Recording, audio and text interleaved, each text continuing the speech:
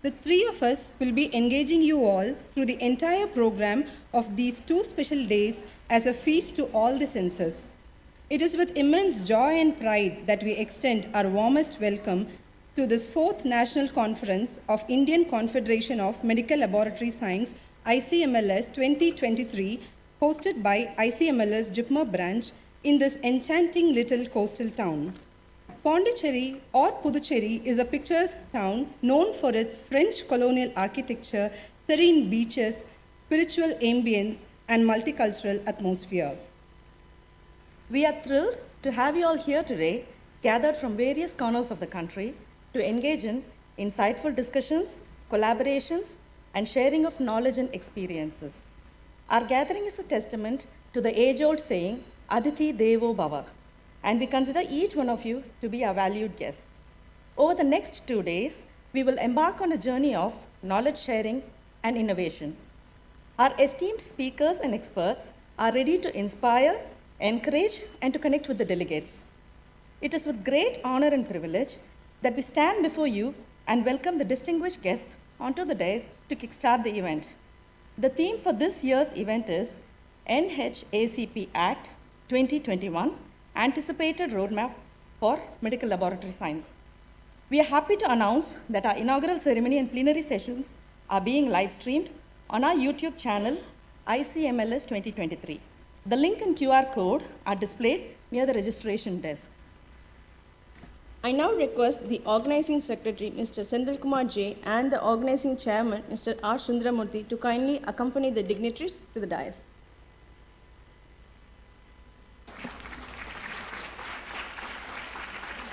Our chief guest for today is Dr. Vikram Kate, the Dean Academic, JIPMER. Our guest of honor is Dr. Krishna Gopal Goyal, Deputy Director, Admin, JIPMER. Accompanying them are the President of ICMLS, Dr. Kaptan Singh Serawat, and the General Secretary of ICMLS, Dr. Pankaj Kaur.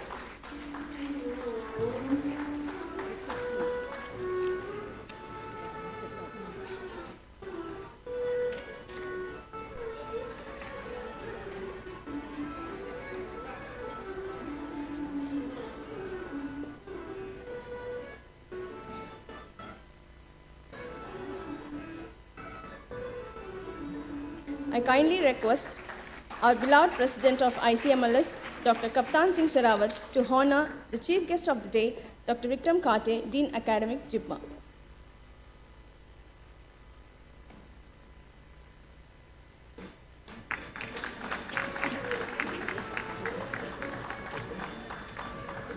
Requesting our respected General Secretary,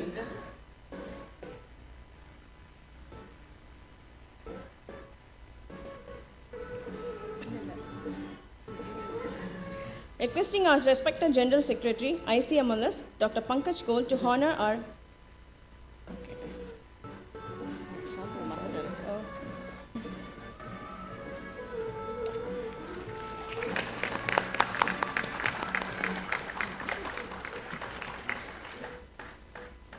Requesting our respected General Secretary, ICMLS, Dr. Pankaj Kaur, to honor our guest of honor, Dr. Krishna Gopal Goyal, Deputy Director, Admin, JIPMER.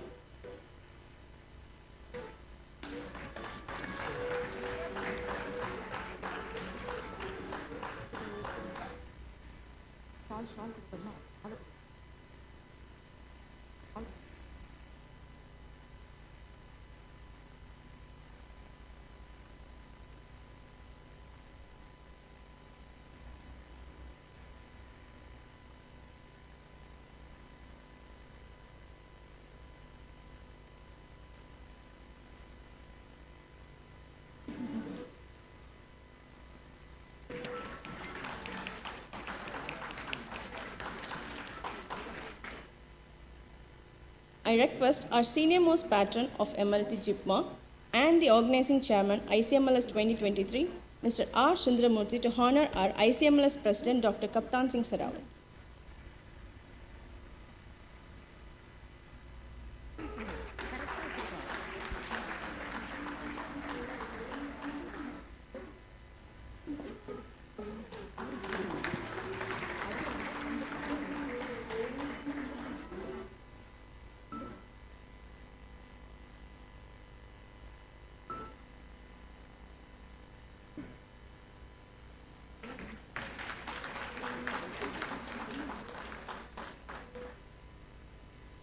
I now request our beloved man of actions and the organizing secretary, ICMLS 2023, Mr. Sendil Kumar J, to honor our ICMLS General Secretary, Dr. Pankaj Kaur.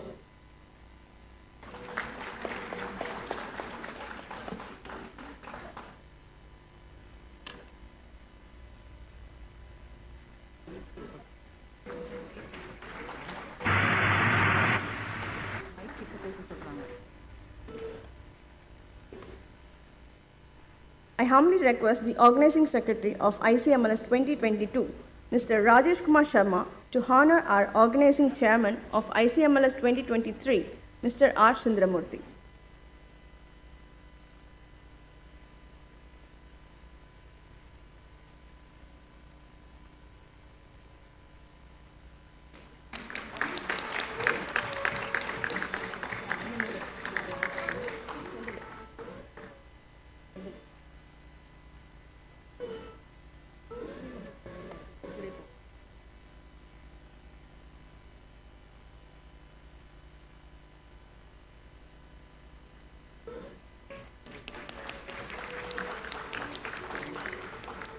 Requesting Mr. Indresh Singh, the Organizing Secretary of the proposed 2024 ICMLS Conference, to honor our Organizing Secretary, ICMLS 2023, Mr. Sendil Kumar J.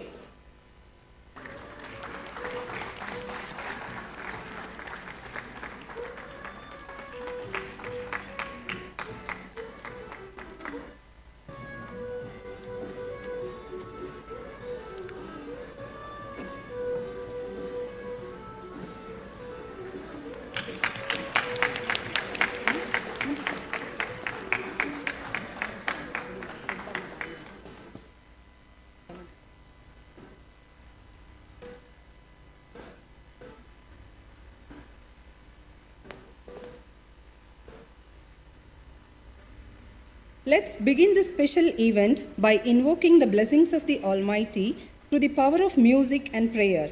Kindly rise for the Dhanvantri hymn. To render this melodious invocation, I call upon our student delegates, Ms. Sushmita, Ms. Amrita, and Ms. Vishnu Priya.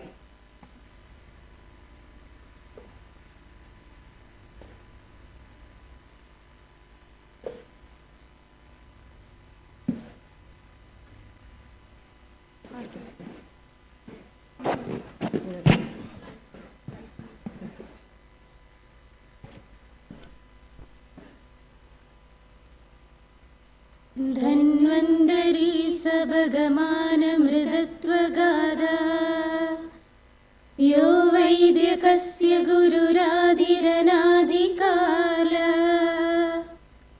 यो हार्ददेहमन आत्मसुगावहस्य नैरोग्यतस्य निधरां च गुणां हृदयस्य तस्यारणास्पदमहर्षिवहस्य शिष्य ये त्रैवयं प्रमुदिताननुभाग्यवन्तः देहप्रदीपिकचरं सुचिरां शुभायु वेदस्य दीपामिह तत्पुरदोतरामः येन प्रभावय विहस्य विदग्ध्यविक्षु ज्योत्स्नामृचादिशमनि प्रभवेमनादम् व्याधिव्यकाद हृदयायै मानवाय नेयं द्विदं भुवि गलाम्बिजल किलैषः नेयं द्विदं भुवि गलाम्बिजल किलैषः देयं द्विदं भुवि गलाम्बिजल किलैषः.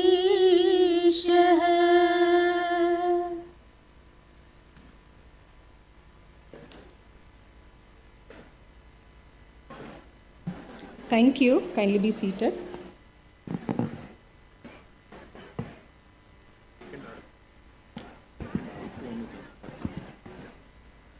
Deep within the heart of India's rich culture, the lighting of the lamp holds a special place. Light symbolizes wisdom. It dispels the darkness and signifies the arrival of knowledge, prosperity, and positivity.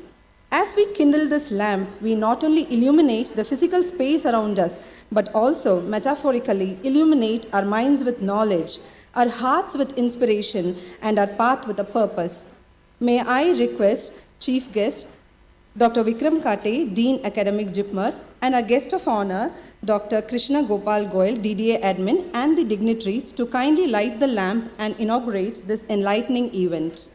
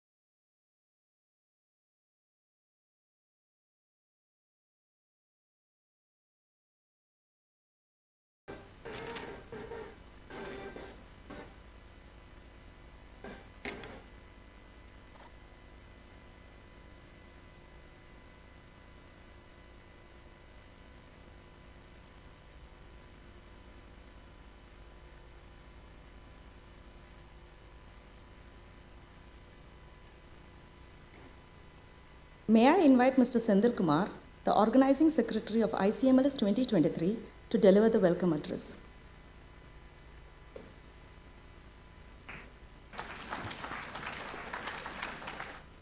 Warm greetings to all of you.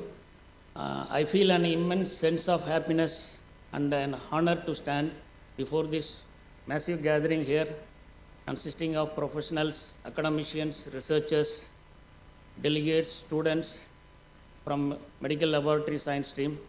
It is really a privilege for me as an organizing secretary of this conference to stand before on behalf of the entire JIPMER laboratories professionals and our Pujiteri team to render my welcome address. So,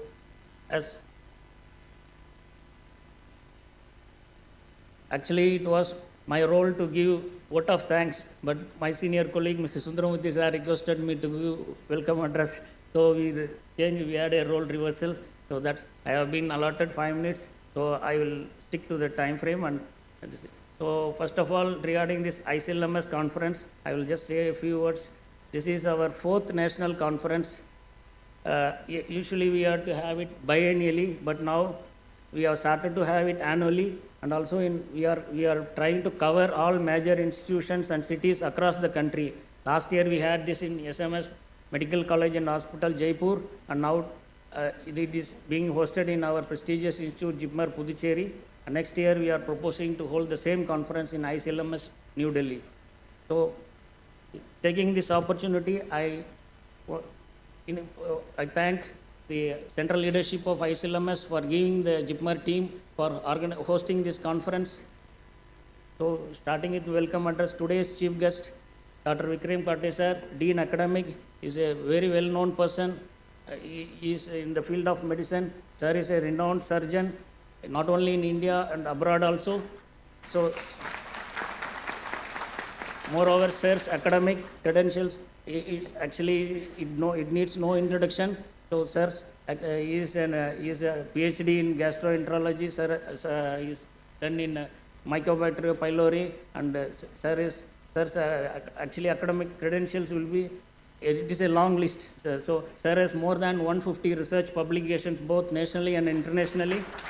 And sir is also author of various chapters in surgery and surgical gastroenterology. Almost 45 chapters is from sir. So, sir, it is my honor to welcome you, sir. Thank you. And our guest of honor, Dr. Krishna Gopal, sir, Goyal, sir, is our Deputy Director Administration. So when he is from administration, but sir, many people don't know, sir is an MBBS graduate, and he is also a postgraduate from nuclear medicine in AIMS New Delhi. Because of his passion for civil service, sir has taken this, and he has served as income tax officer in various parts of our country before coming to our JIPMER as Deputy Director Administration. So, sir, it is our privilege to welcome you, sir. So, both our chief guest and guest of honor, actually we had a very little time. Our director JIPMER is not in station. He is, so when we said that this conference is going to be hosted in JIPMER, so both will be the befitting person to represent us in the absence of our director. They immediately obliged, even though we went in a short duration of time, and also they have given their messages. So that you will shortly see in our messages. So even for that, we are really thankful, sir. And our coming to this main person behind this is Dr. our Kaptan Singh. We call him Captain. So he is the person who is steering this entire ship. He is always supportive, motivational. He is a leader who is saying how it is to be done. He is not a person do this, do that. He will show the way how it is to be done. So always an inspiration for all of us here in JIPMER and all other ICMLS branches in other institutes. So welcoming you, sir. Thank you. And as always, our Dr. Pankaj Kaul, sir, General Secretary of ICMLS, his contribution, his guidance, his seniority is always a boon for us.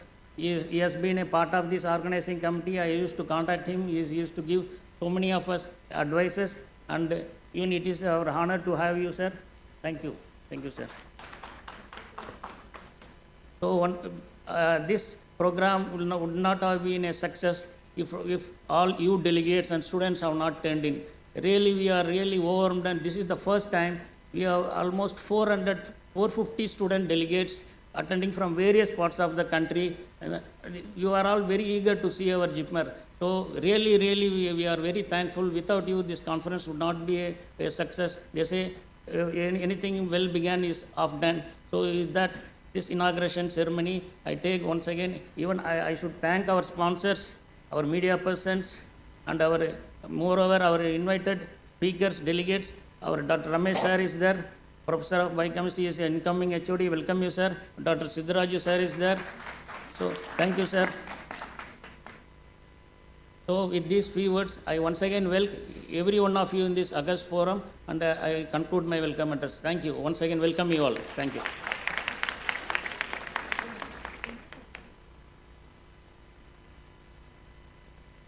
Requesting Dr. Kaptan Singh Sharawat, the President of ICMLS, to deliver the keynote address.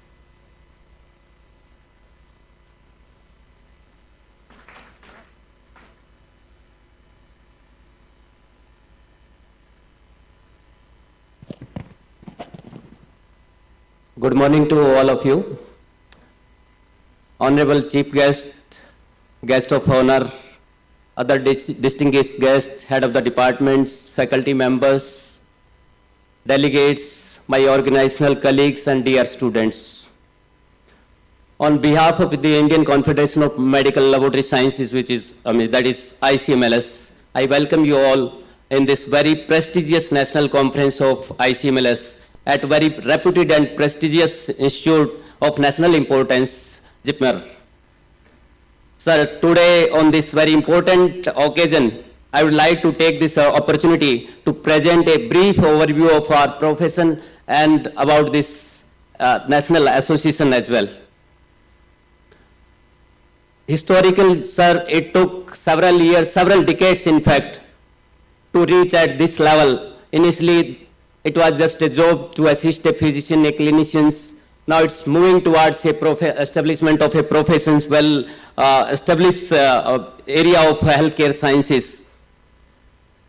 So we still, though we are pursuing hard to become a professional and profession, it's a journey.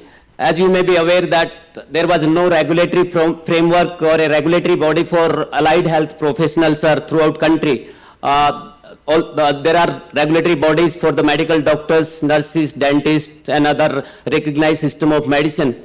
But for the last remaining around more than 50% of health workforce was unregulated. Unfortunately, the bill has been passed now, and NCHP Act is there with us. So we are hoping that that will change, that will revamp the entire allied health sciences, including medical lab professional.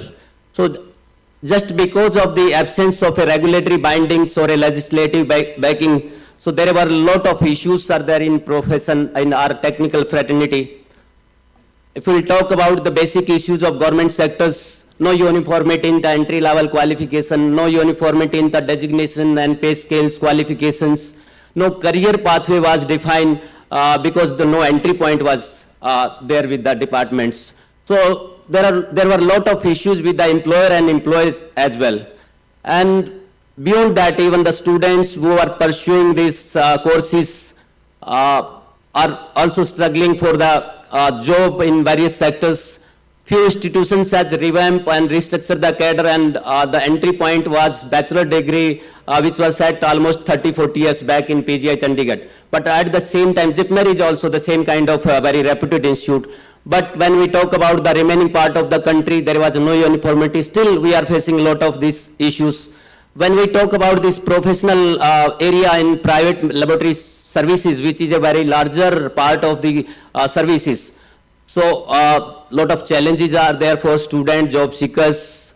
Even for the employers, they are not in a position to say which is the required qualifications.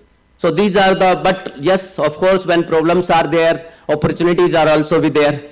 So there is a important quote that coming together is a beginning, keeping together is a progress, and working together is a success.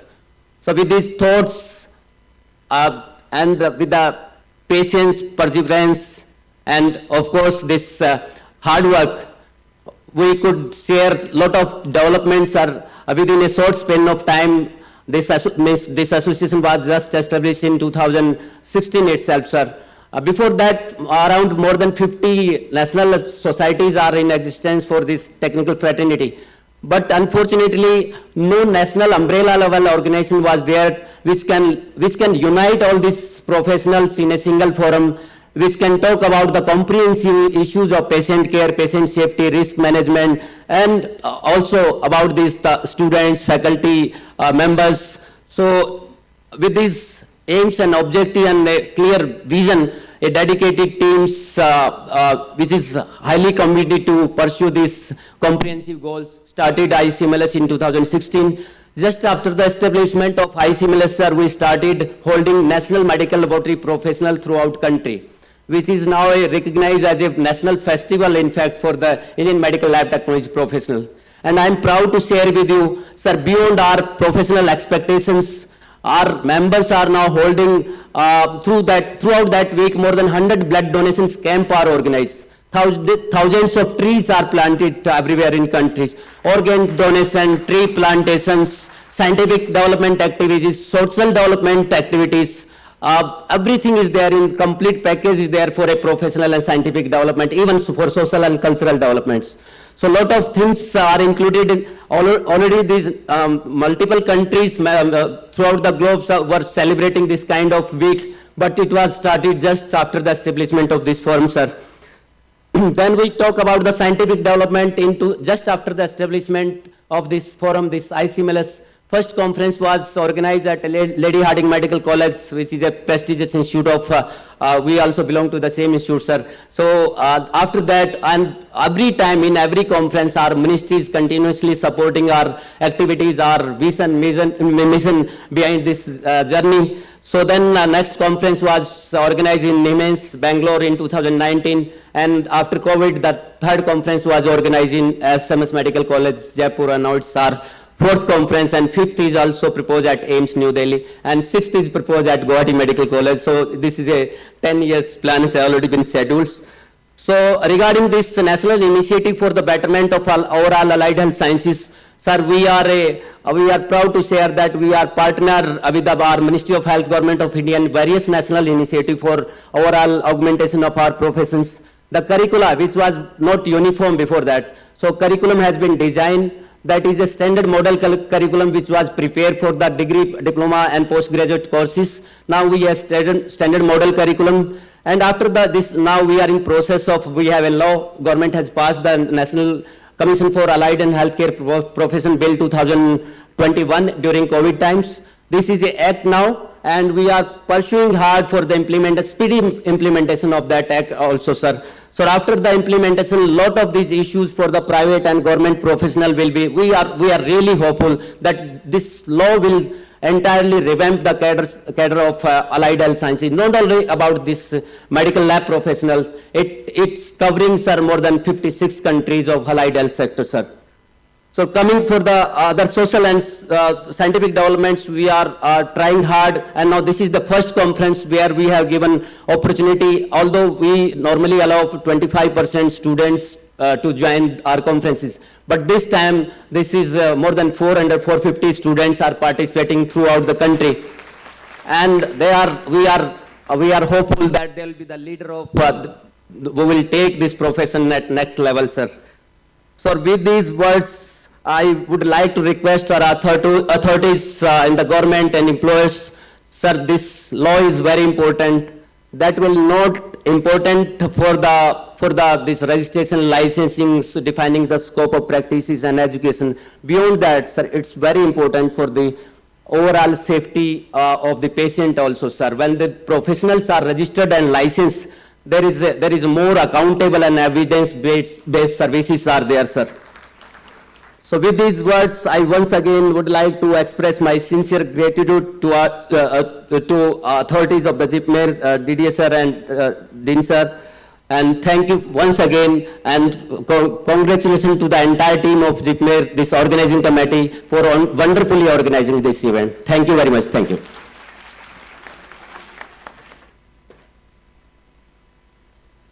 Thank you, sir. Inviting Dr. Pankaj Kaul, the General Secretary of ICMLS, to kindly address the gathering.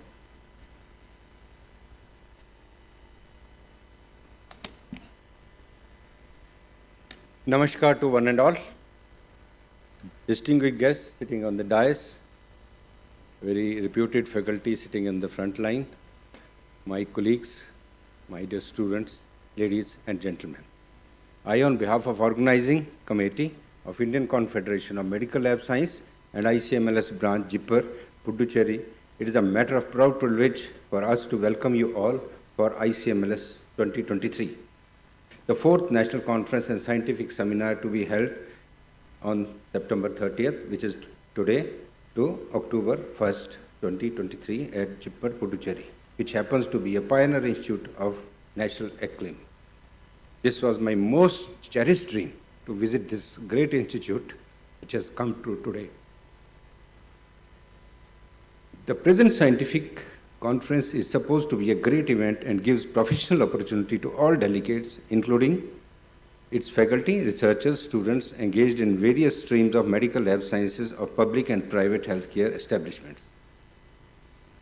It has now become an annual affair of Indian Council of Medical Lab Sciences to exchange the knowledge about their respective profession face to face with various experts of allied health sciences.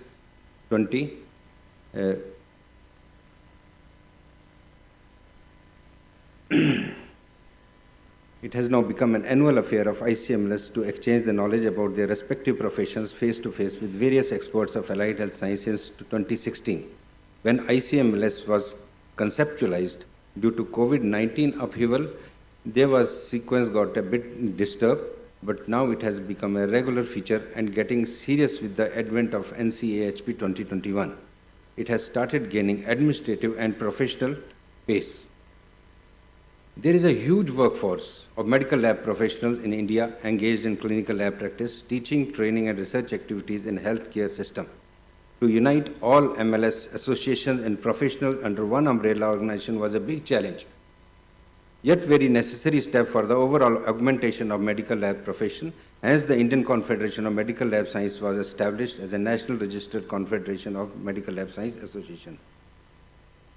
Presently, it is a unifying voice of more than 50,000 Indian medical laboratory professionals through 25 medical lab science associations, working under central government, state government, autonomous and private healthcare establishments across the country. The mission of ICMLS, as has been already cleared by my President, Dr. Kaptan Singh Sehrawat, is to be a pioneer in advancement of the knowledge, study and practice of medical lab science profession and to make aware and produce well-qualified, confident, and vibrant medical lab technology fraternity. Since its inception, the ICMLS has been striving hard for standardization, promotion, overall development and delivery of excellence in medical lab services and revamping curriculum, as has already been said. The head office of this ICMLS is in New Delhi. The dedicated team of ICMLS experts have been very instrumental in designing the handbook of core curriculum, career pathway and job roles in medical lab science in collaboration with Ministry of Health, Government of India. PGI MER Chandigarh was the first to implement the 4-year course followed by the great institute JIPMER. But JIPMER took a step ahead to select the students from NEET. This is a very important point, that the institute need not to work hard again. They have got a standard national entrance examination and the students, I hope, who are studying in JIPMER will be the creamiest of the cream of India. A big salute to JIPMER administration and technical staff who took this all initiative. The leadership of ICMLS has played a key role in revamping cadre structure also. Central government medical lab profession, which has paved the way for setting uniformity in designation, qualification and promotion for medical lab professionals across the country. We celebrate this day as a National Medical Laboratory Professional Week every year, and as has been said by Dr. Kaptanji, we are holding so many social responsibility schemes on this day. The theme of the conference has already had been known to everyone. NCHP Act 2021 anticipated roadmap for medical lab professionals has a great significance in modern era of healthcare, where each and every healthcare service is accountable. Bringing reforms with the introduction of National Council of Allied Health Professions will help regulate laboratory investigations and in turn give professional certification to all AHP and the patients who are treating. This will further help employers to choose the best talented staff having proper education and technical qualification to handle diagnostic and ultimately deliver satisfactory patient care. MCI was initially established for the development of medical education for entire healthcare profession, but was restricted to medicos only, followed by a separate council of nursing and then pharmacy. Allied health profession remained the most ignored profession, maybe due to dominance of pathologists and its multidisciplinary nature. More than 45 disciplines are right now in the allied health profession, but Ministry of Health has taken up only 10 to upgrade, followed by others. At present moment, 4-year syllabus reforms brought about by Ministry of Health, followed by support from University Grant Commission, is helping in upgrading not only the standard of laboratory education, but also in various other allied health science services. ICMLS has filed a PIL also in the Supreme Court to speed up the matter of execution of this act. So many students are being benefited. Earlier they were having 3 years course, now they are having 4 years course. And for students, I got a very clear message that you must all remember 3 Ds. One is desire, second is dedication, and last of all is dexterity. You had a desire to join this allied health profession, so you have joined it. Now it is your job to dedicate your time and devote on this pious and very sacred profession. And then last of all is dexterity. Once you become dexterous in your profession, that is next to yoga. Participation of more than 800 delegates in present scientific and professional conference in JIPMER will not only get insights of their knowledge, but will also get an opportunity to discuss renowned experts who, despite their busy schedule, have joined us about their professional challenges and opportunities available worldwide. Apart from wonderful scientific deliberation, we hope delegates will enjoy the cultural program and discover Puducherry at its helm. I must thank the JIPMER administration and the technical staff and Senthil and co team for making a wonderful arrangement here, which has made a sky heights of standard of this field. Thank you very much, each and every one.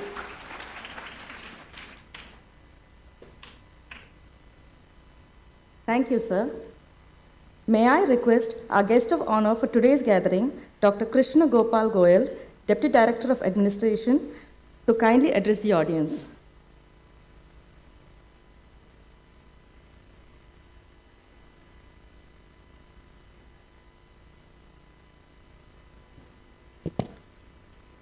Professor Dr. Vikram Kate, Dean Academic JIPMER, and the chief guest for today's function, Dr. Kaptan Singh, President ICMLS, Dr. Pankaj Kaul, General Secretary ICMLS, Sri Sundarmurthy, Organizing President, Sri Senthil Kumar, Organizing Secretary. A very good morning to you all. Before I start my formal address, I should compliment the organizing team for such a beautifully and nicely organized event.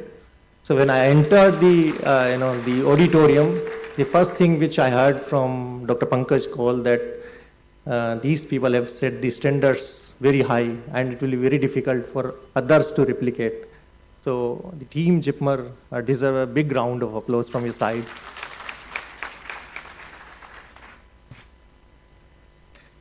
Ladies and gentlemen, and faculty members sitting here, distinguished guests, I am truly honored to be a part of this august gathering today. That is the 4th National Conference of Indian Confederation of Medical Laboratory Science. At the outset, on behalf of the Director JIPMER, who happens to be out of station today, he is in Geneva. That's why he is not here. I welcome all the delegates who have come from a different part of country to JIPMER and Pondicherry.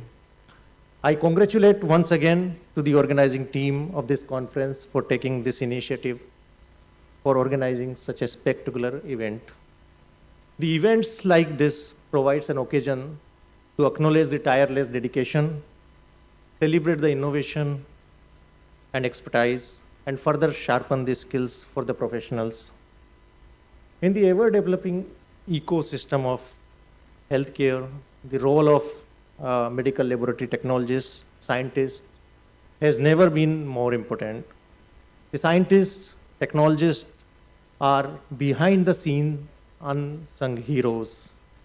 They are working diligently to provide the vital information and data that guides the clinical decisions and patient care. Your commitment to the meticulousness and accuracy ensures that the treating physician can diagnose with confidence and the patient receives the best treatment.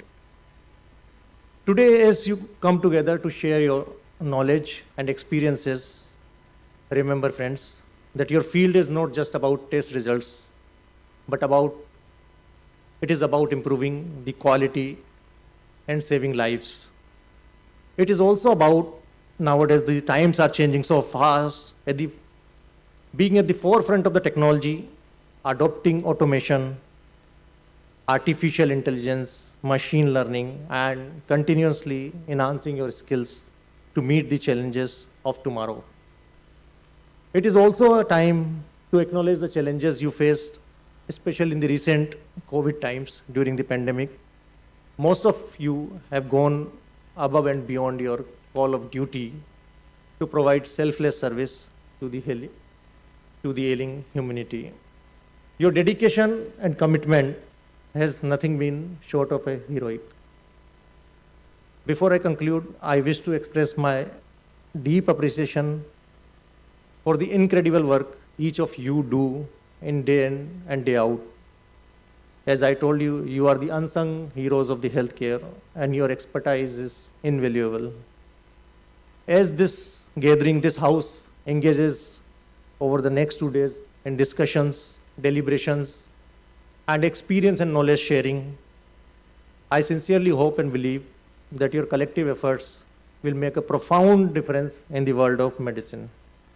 Thank you, friends, for your commitment to the excellence, and wish that you have some of the most inspiring discussions and collaborations in this gathering. Once again, I wish you all the best in your all endeavors to make this world a happier and healthier place.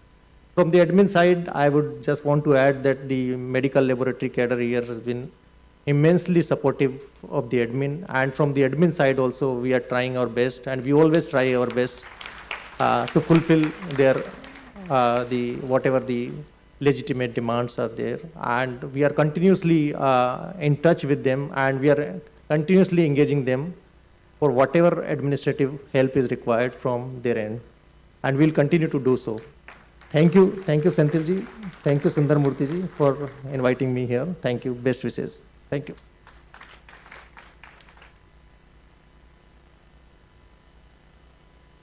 Thank you, sir. May I now request our esteemed chief guest for today, Dr. Vikram Kate, the Dean Academic of JIPMA, to speak a few words.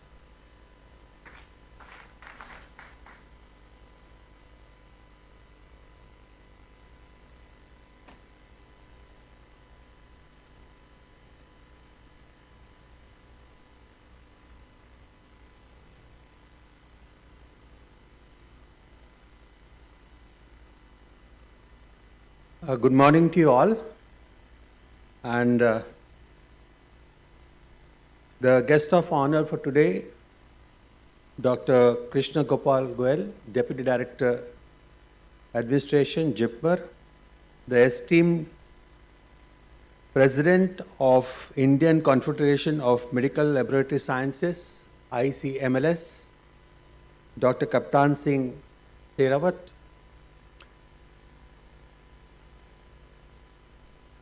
Dr. Pankaj Kaul, General Secretary, ICMLS, Mr. Sundaramurthy, Organizing Chairman of this wonderful conference at JIPMER, Mr. Senthil Kumar, the Organizing Secretary, faculty of JIPMER, faculty and participants and distinguished guests of this conference, ladies and gentlemen. I extend a warm welcome from our respected Director, Professor Rakesh Agrawal. As has been told, he is away right now, and the whole of admin and the JIPMER family to you all at the 4th National Conference of the Indian Confederation of Medical Laboratory Sciences, what we have heard earlier, abridged very well as ICMLS, which is being held at this prestigious institute, JIPMER Pondicherry.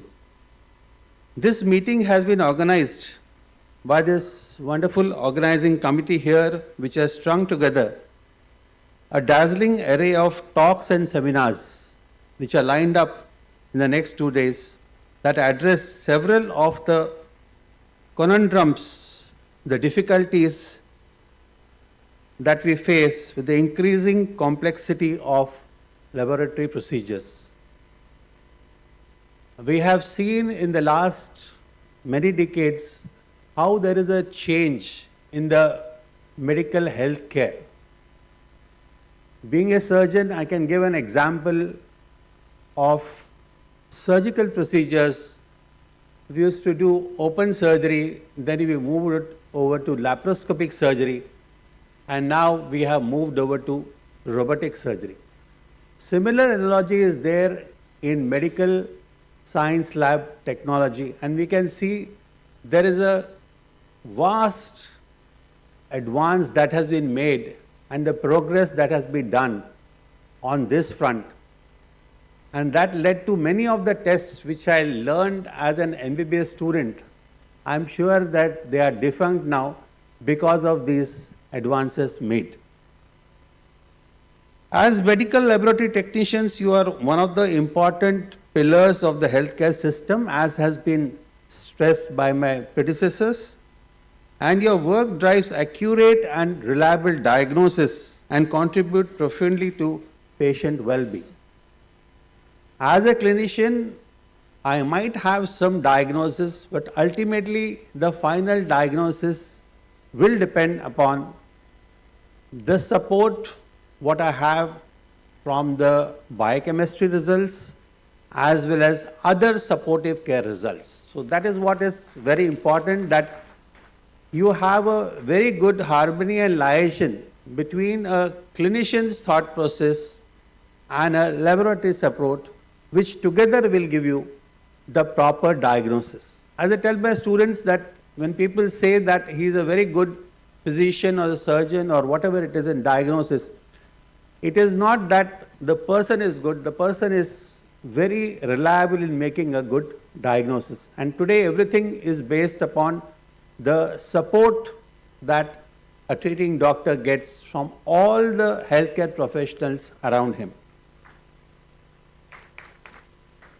The current healthcare landscape is faced with the integration of ever-advancing technologies, where medical science and technology are in a constant flux. So you have to today, nowadays, learn, relearn and learn. That has become a tradition in all fields of science and medicine.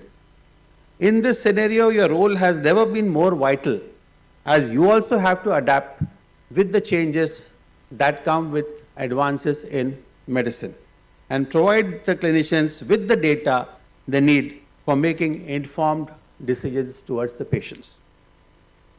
Now coming to this conference, as I said, I too was stunned when I came inside, like this, what has been done on the stage is truly, truly phenomenal. And I would like to say that what has been told by your captain, he's really the captain of the ship, Dr. Kaptan Singh, that with the number of people here, I've seen many conferences here, and I can see that people are standing here. They have put some additional chairs upstairs in the balcony, and really this is what actually it speaks volumes about when we have a scientific meeting.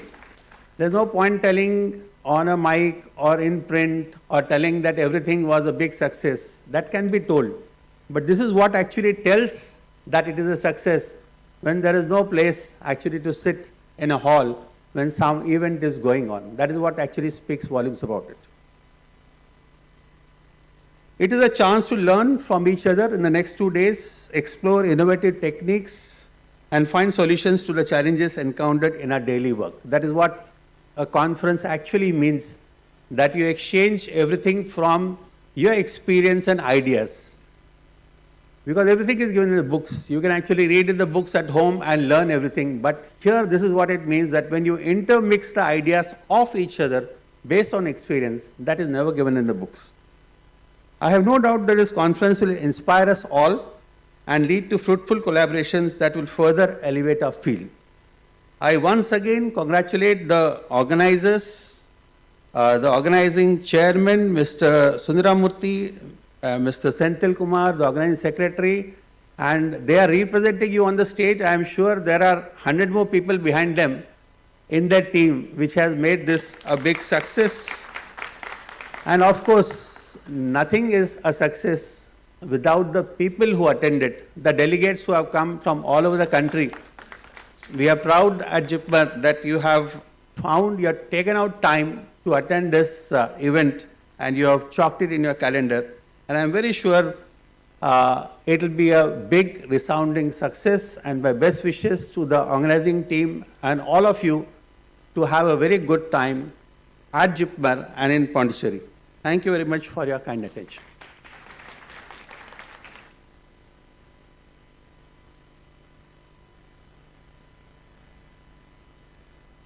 Thank you, sir, for your accurate observations and your appreciative words. Souvenirs serve as a physical representation of the memories and the valuable insights gained here. To commemorate this occasion of ICMLS 2023, we take pride in requesting our chief guest and guest of honor to kindly release the souvenir.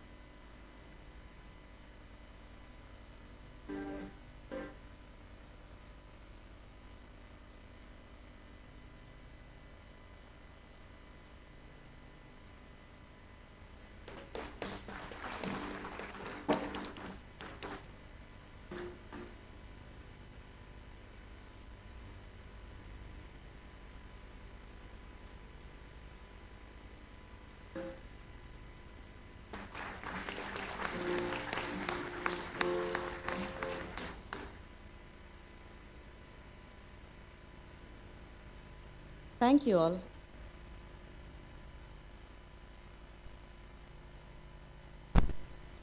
This event provides us an opportunity to recognize and celebrate exceptional achievements, dedication, and outstanding contributions.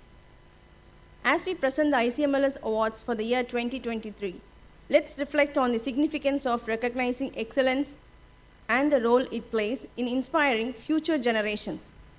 May their story serve as a beacon of hope and motivation for all who strive to make a difference to do the honors. May I request the dignitaries to the dais? Without further ado, I am delighted to announce the winners. He is presently the Director, Quality Management and Research at Alliance Formulations.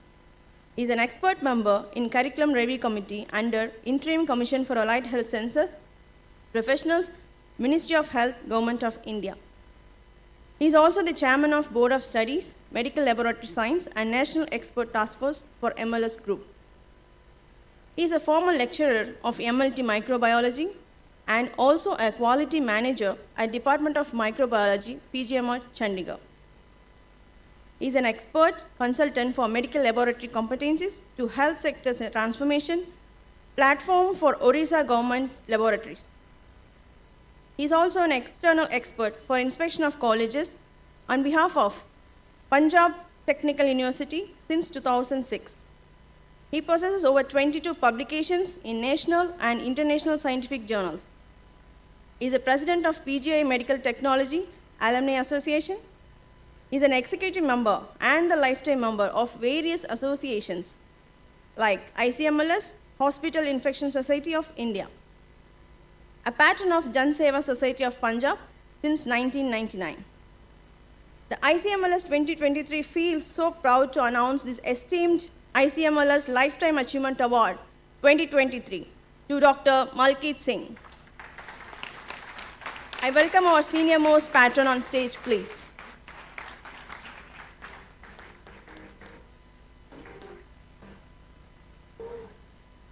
I request Dr. Krishna Gopal Goyal, Deputy Director, Administration, JIPMA, to kindly present the award.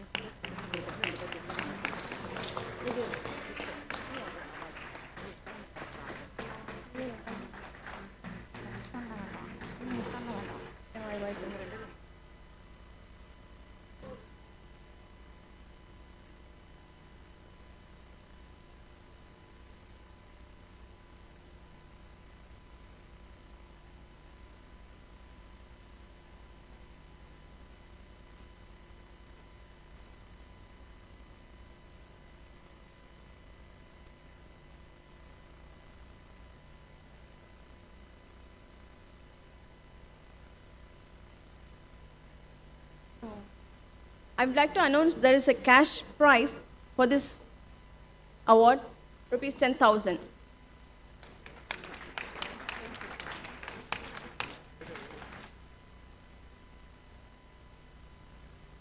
ICMLS also encourages and supports young minds. He is one of the kind.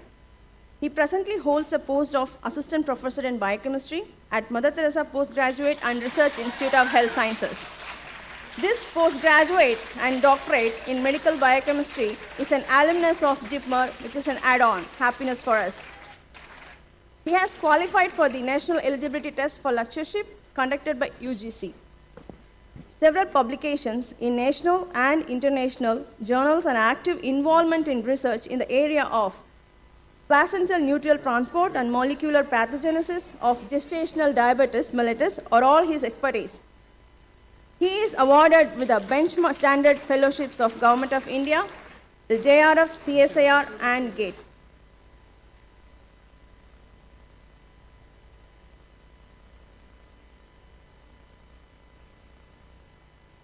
He has also bagged the Best Researcher Award from Acharya Group of Education. He is none other than Dr. Balachandran M., our ICMLS Young Scientist Awardee.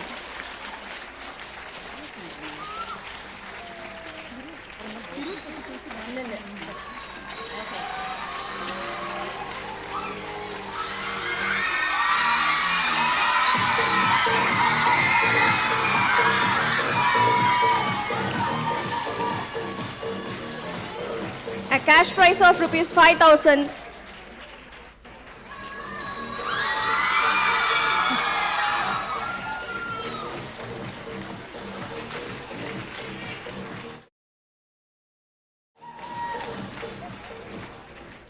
The next category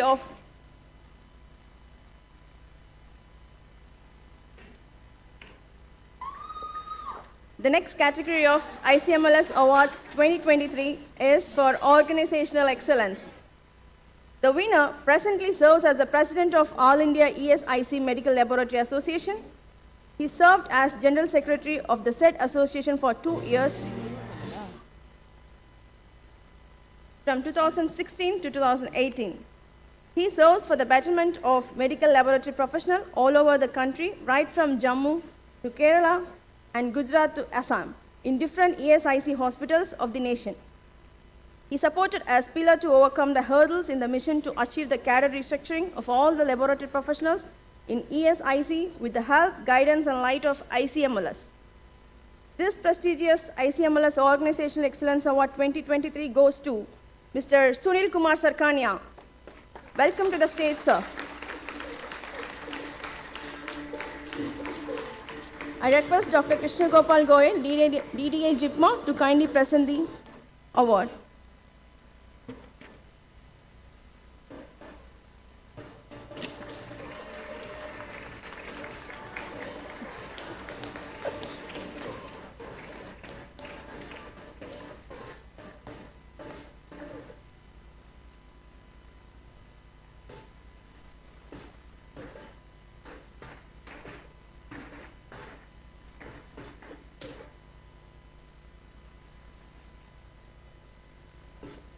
The most awaited award in the row is now presented to someone who patiently and passionately serves in the field of academics.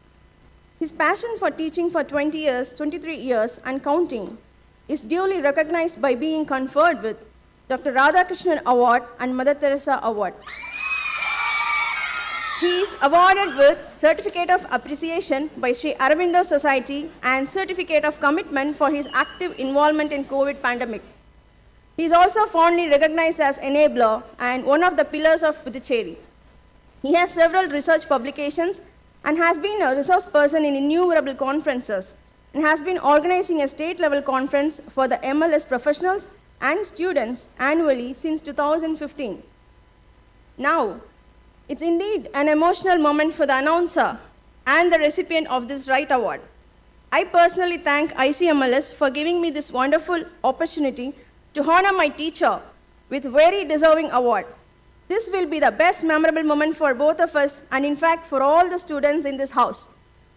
I fondly request our teacher, the principal in charge, College of MLT, Mother Teresa Postgraduate Institute of Health Sciences, Government of Puducherry, Dr. P. Tirumurugan alias Murali onto the dais. Vanga sir.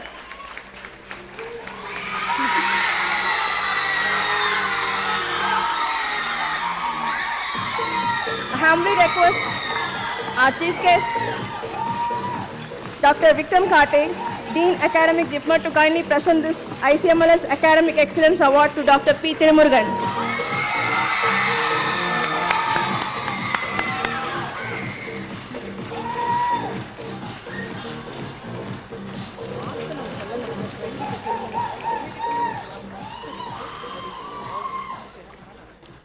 Thank you, sir.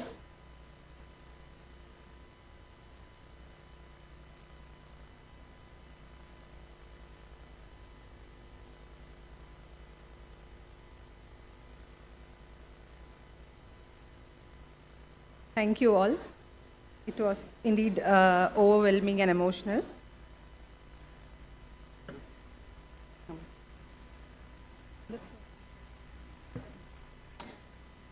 May I now request the organizing chairperson, Mr. R. Sundaramurthy, to kindly present a memento as a token of respect and appreciation to the dignitaries on the dais.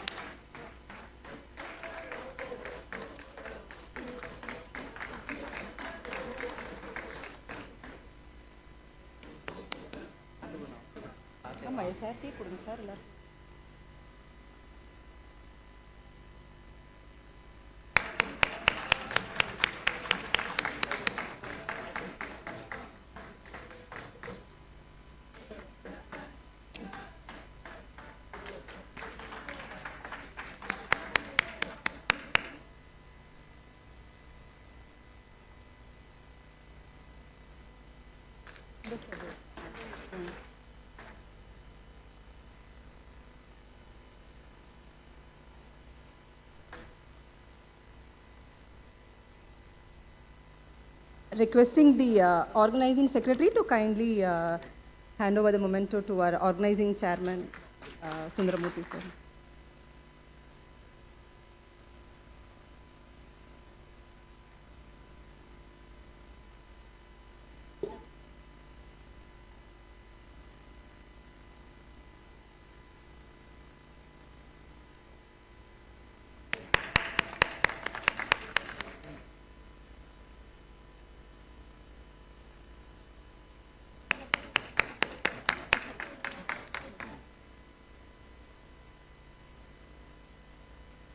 Requesting Mr. Rajesh to hand over the token of appreciation to our organizing secretary, Mr. J. Sendil Kumar.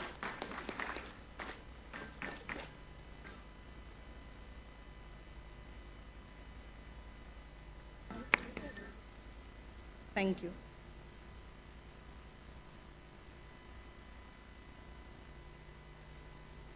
Last but not the least, it's time to express our gratitude. For this, I would like to call upon Mr. Sundaramurthy, the organizing chairperson of this ICMLS 2023, to propose the vote of thanks.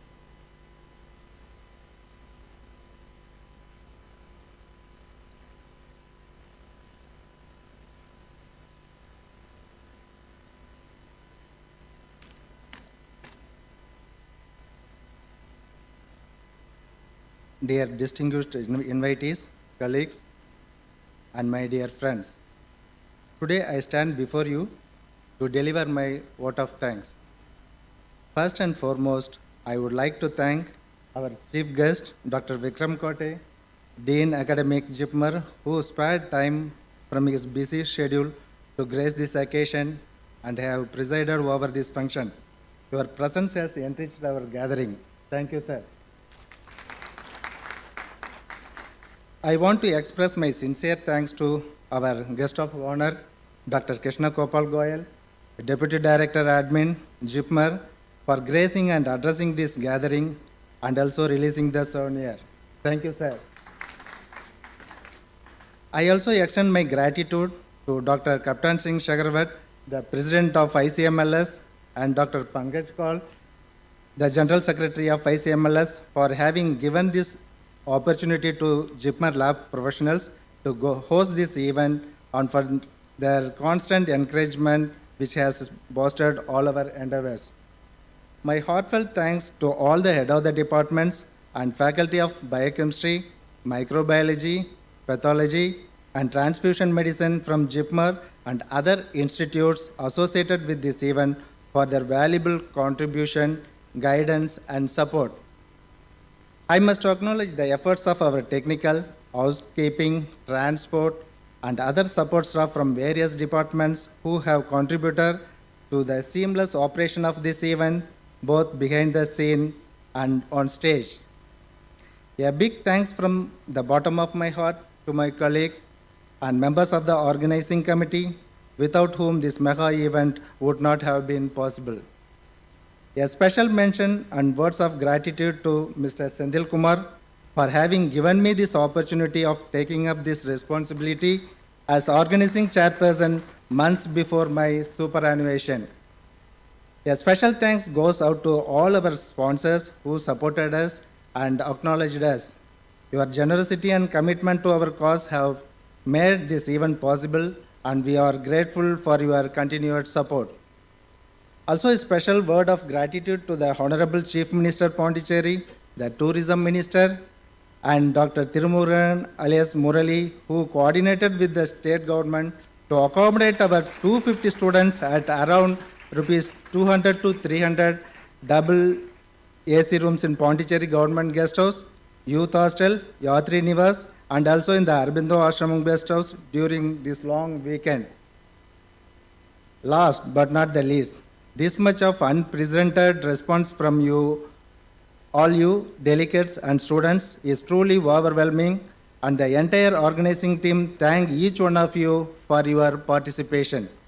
Thank you all. Enjoy the technical feast as well as the food delicacies for today and tomorrow.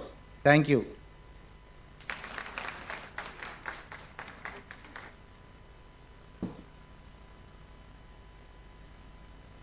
Thank you, sir.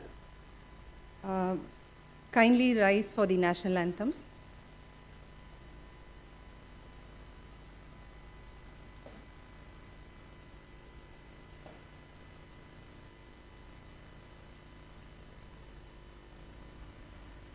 जनगण मन अधिनायक जय हे भारत भाग्य विधाता पंजाब सिंध गुजरात मराठा द्राविड उत्कल बंगा विंध्य हिमाचल यमुना गंगा उच्चल जलधि तरंगा तव शुभ नामे जागे तव शुभ आशीष मांगे गाहे तव जय गाथा जन गण मंगलदायक जय हे भारत भाग्य विधाता जय हे जय हे जय हे जय जय जय जय हे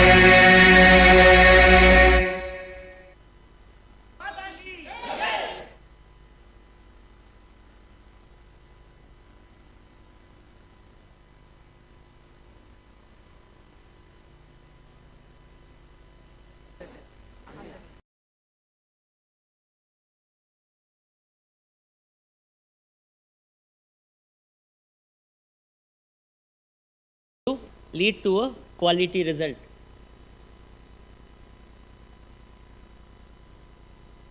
Tool is the kits or the equipment. These are the tools with which we work. The kit should be of good quality, they should be validated, and very importantly, the laboratory should have a good inventory management regarding the kits. I'll be discussing about this inventory management in the subsequent part. Next is the equipment. The quality of equipment should be good. It should be maintained. That is, it should be under a maintenance contract depending upon what sort of contract is required, whether an annual or a comprehensive, but it should be in contract and it should be calibrated. Next comes the operator. Now, operator could be a supervisor or could be the technical staff. The operator should be competent, proficient, and updated. We can't just put any person in the lab and ask them to do a test. You need to give them a training, you need to check whether they have learned, and then he should also have a provision that they update their training. It could be just a continuous updation, or could be a retraining, or could be a fresh training. Next comes the technique, that is the processes which we follow in the lab. Now, this involves a whole long series of documents which decides how the samples are taken, how they are stored, what procedures are followed, what are the validation criteria. So, a whole lot of things comes under the techniques or the processes which we do. All the SOPs and the IQC and EQA. So, this we will be deliberating a bit in detail. So, first coming to the tools. Now, tools, we will look at equipment first. So, what are the equipment which we use in the lab? This is all the instruments or softwares which are used in the process of laboratory testing and reporting are a part of your equipment. These must be operational to their specifications. So, whatever the instrument says it is capable of doing, it should be doing. Now, when we look at equipment, first thing is requirement. The laboratory individuals, the technical staff need to be involved in identifying and selecting the equipment. This is important because they are the ones who are working with equipment. Now, when we buy high-end equipments like automated analyzers or flow cytometers, the people who are going to work should be a part of the team which decides what is required, because they are the ones who are going to tell you what issue they face with the previous equipment, or when they are going to do, how it has to be. So, it starts from the requirement. Then when the equipment comes, there has to be a specific acceptance procedure of IQ, OQ and PQ, that is installation qualification, operational qualification and performance qualification. Now, most of the things which I am dealing in this lecture are from the documents which are there for accreditation, because quality is dealt with in detail when it comes to accreditation. So, these all things come there. So, once the equipment comes, we have to make sure that the equipment is functional, it is doing what it has to do. And then in the lab, you should have an instruction manual for the equipment to use. In our setup and in many setups, we have people who come as a stopgap arrangement for running of the labs. Now, when such arrangements are made, these arrangements should be those who are actually trained on those equipment. You can't just place anybody who comes and runs the equipment. So, apart from that, there has to be a instruction manual. Then the equipment, as I emphasized earlier, there has to be a maintenance, AMC, CMC, calibration. This is very, very important. The lab should maintain logs for all the equipment. Next comes the kits. Now, many of us feel if they buy a good quality kit or from a reputed manufacturer, the kit is going to work. When we are using kits in a laboratory which is trying to maintain good quality, then just the name, just the brand doesn't matter. You have to do a verification, in-house verification of the kit. The verification involves just retesting or rechecking the parameters which the kit claims what it does. If it says it has a sensitivity of 96%, then you can use an array of samples and ensure at least it is not less than that. Or if it says that its coefficient of variance is so and so, we have to run a panel of samples and confirm that it is same or better than that. Similarly, LOD also has to be determined. I'll be talking about these in the subsequent slides. So this is verification. Verification is done when you use a commercial kit, which is either IVD, FDA or CE. FDA and CE are right now, as per government rules, are not to be emphasized when we are using kits, but IVD is something which we have to do. These are kits which have been validated for in vitro diagnostics. Next, I had told you about lab developed tests.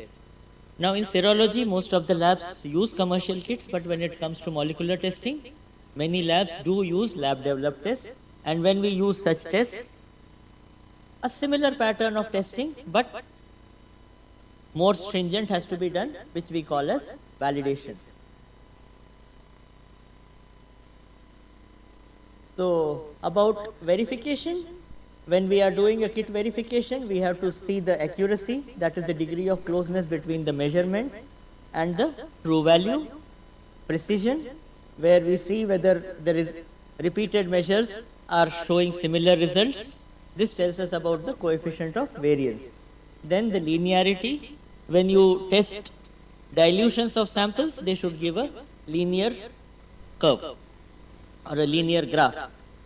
Then reportable range and LOD. So this is about verification. Everything is mentioned in the kit, but you need to re-verify it before you put to use in your laboratory, and this has to be documented. Validation is a more stringent process where it starts with assay optimization, where we standardize what sample type is to be used, what should be the source of sample, storage, how it should be stored, how it has to be extracted, what reagents are to be used, and which instrument will be used. If you look at the IFE or the kit insert which comes, they will usually mention you should work with plasma or serum. This has been validated on so and so equipment. So all that what a kit company has done, you have to do it for your lab when you are planning to work on a lab developed test, or in simple words, a molecular test where you have synthesized primers and intend to use them for patient diagnosis. So this is assay optimization. Then comes assay validation, where you will ascertain what is the accuracy and precision of the test. We have dealt with these terms in the earlier slide. Then the linearity, where we again see whether a linear graph is there, where when we are using the dilutions of samples. Now this can be done either with standard samples which have been tested with a validated kit, or you can buy commercial controls which can be used. Analytical sensitivity and LOD is again trying to see what is the minimum which the kit can detect. And about the LOD, we have to test a couple of samples in a range of plus minus 20% and see whether the LOD, what is the LOD which is coming. Then the analytical specificity, where we look for cross-reactivity, which can come from the sample components, which can come from taxonomically related organisms. So that, and then the reference range. So when we want to use the LDT, it is a much more stringent procedure. Next comes the process. Now process is something which we usually put it down in form of a SOP, which involves the processes right from sample collection, what type of sample is required, how it should be stored, how the labeling should be, how the lab is going to take it. What are the receiving criteria? Then the transport, which should be quick, we should avoid delays. When it comes to molecular testing, cold chain is important. Packing when it comes to biohazardous material. I think we all had an experience of COVID in last couple of years, and we did understand what is the importance of a biohazardous sample and how it has to be transported and how it has to be stored. Next is acceptance and rejection criteria. The laboratory should have a clear written down criteria for the staff at reception or in the receiving laboratory. Even the collection centers have to be given this, so that when they collect a sample from the patient, they know what is going to be accepted and what is not going to be accepted. Next, the storage. How many aliquots have to be made? How it has to be stored? Then the testing. Testing, we usually, again, if it is a commercial test, then we follow the kit instructions, and we have to have EQA and IQC. Then there have to be procedures for validation of the test. How it will be validated, this is important because that will decide how you are interpreting and how you are deciding on your results. Then the process of reporting. When the results are declared, what are the critical alerts, how it is going to be sent, what level of confidentiality has to be there, how it is going to be maintained. So all that comes in the reporting SOPs. And next, the archival, how the samples are going to be archived, what freezer, what labeling, all that. So this whole thing is the process which we had seen in the previous slide. EQA is an externally provided sample which is sent periodically. This and IQC is something which the laboratories use. These are usually previously tested standardized samples, or sometimes labs can also buy external quality controls which can be used. EQA will tell us about the LOD and LOQ, that is the lower limit of detection and lower limit of quantification, reportable range and sensitivity specificity of your assay. IQC on the other hand tells us about the accuracy and precision.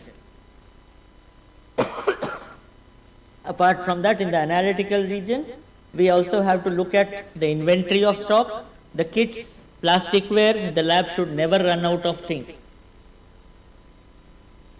For reagents which have an expiry date, we should maintain an inventory in the form that the first expiry item goes out first, FIFO.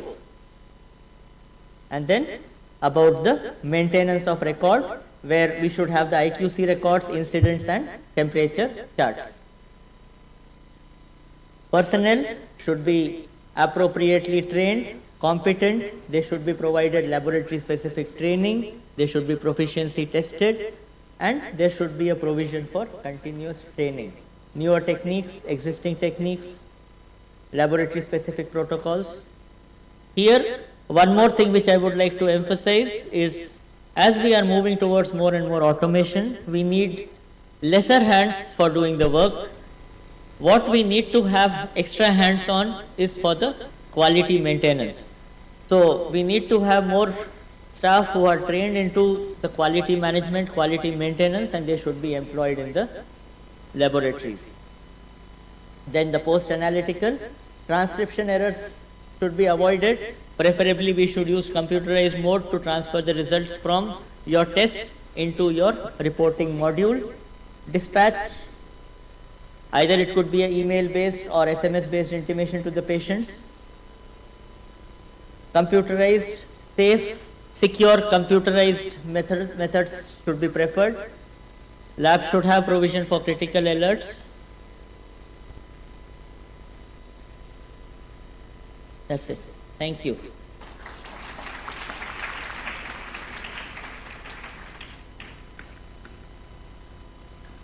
Thank you very much. It is a very detailed presentation regarding the quality aspects, only to the virology but to the all aspects of diagnostic microbiology of 7 diagnostic laboratories. Right. So before going that one, we will ask for certain If there is any query, doubt, suggestions, although we are running late, but we can take up one or two questions from the audience. Anyone?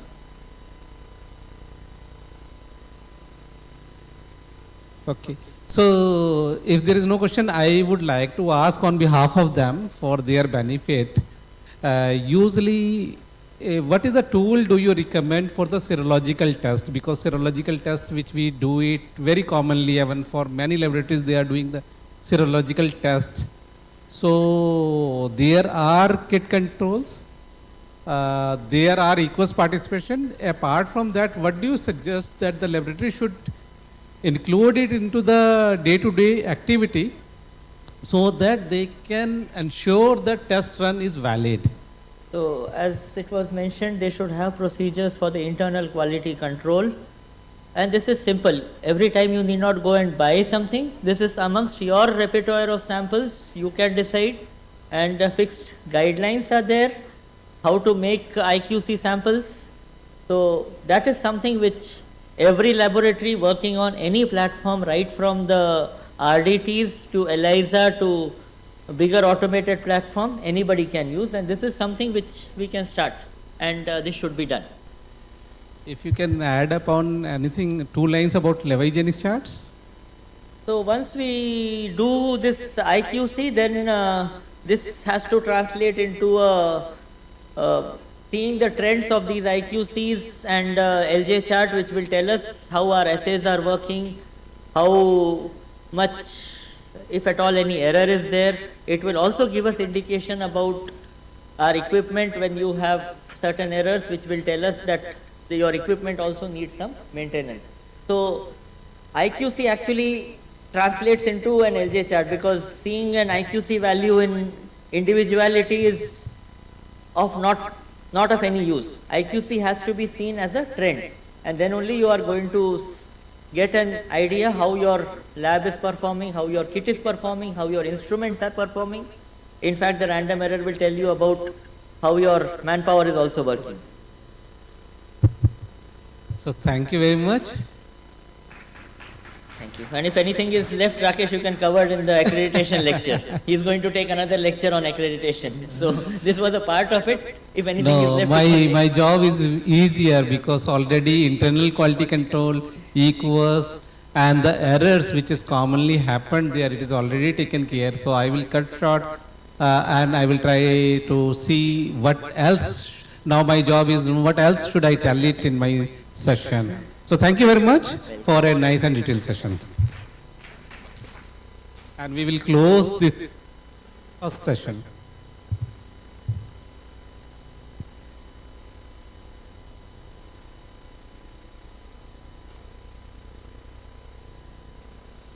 Requesting Mr. K.S. Rana to give the certificate and memento to the chairperson and speaker.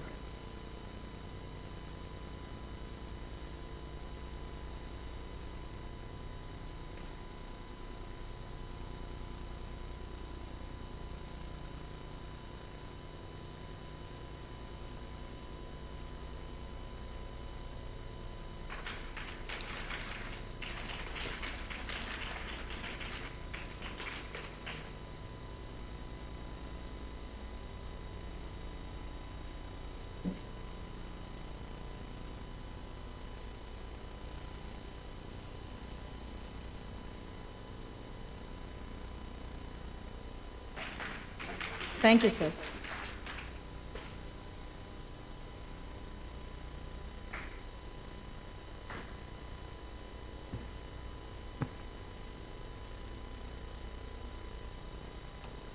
The next topic is on Science of SOP Writing for Laboratory Management and its Significance, presented by Dr. Ramesh R., Professor, Department of Biochemistry, JIPMA, Puducherry. The session will be chaired by Dr. Zakaria Bobby, Professor, Department of Biochemistry, JIPMA, Puducherry, and Dr. Preeti Chavan, Professor, Department of Biochemistry, LHMC, Delhi. May I request them on stage, please?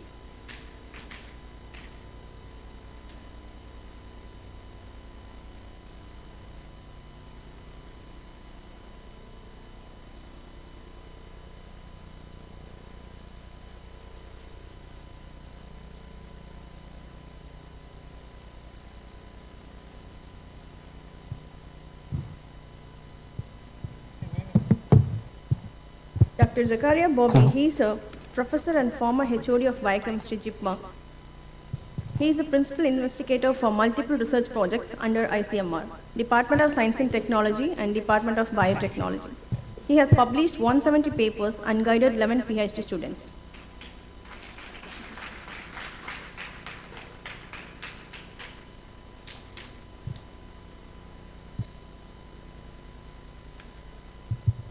Before Ramesh starts, I would like to introduce. Dr. Ramesh is at present the professor of biochemistry in our department, Department of Biochemistry, JIPMA. And he did his MBBS and MD from our JIPMA. And ever since he joined our department, we find a lot of changes in our laboratory management. His keen interest in is developing and improving the performance of the laboratories. I'm also very keen to listen to him. He's a advocate of accreditation and auditing, and presented many scientific papers and the holder of several awards. He has to his credit several publications. He was in fact my student. I am today waiting to hear from him. All the best. It's over to Ramesh. Thank you, sir, for the nice introduction. And it is one of the opportunities for me to present before my teacher.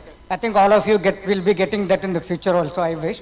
Okay, what I'm going to talk is a standard operating procedure. The topic is like science of this thing, but it's very difficult to go and talk about everything, how to write an SOP, because it's a workshop topic, that one day workshop. I'll just tell you what is SOP, what is its importance, and how it is day-to-day use in day-to-day practice. Okay, this is one of the incidents I'll tell you. Inside the lab, where are you posted? Centrifuge. This I asked, actually there's a group of people standing before the centrifugation table. I asked them, so where are you posted? They told centrifuge. What are you supposed to do? Centrifuge. How many are you posted? 3 people for centrifuge. What they are supposed to do? Centrifuge. Okay, look, okay. So what will you do while centrifuging? Again it is centrifuge. So what is the problem here? Where is the mistake? Who are responsible? What is lacking? And how to rectify it? So it is a SOP, standard operating procedure. Okay, and where is the mistake? It's with us. What I'm referring is BSc MLT students were standing. But they're standing, but they don't know what to do in the centrifuge because there's no SOPs written for them. How to do it, what to do it, how to follow it up, nothing. So we have to rectify it. We have to train them properly and write the SOP and keep it there. Okay, let's get our story straight and start into the work. Okay. So, writing SOP. Good morning, sir. The new technologist has just assigned to the job recently. He does not know what is task are. This is a commonly occurring thing because many times technologists get transferred from other department and so on.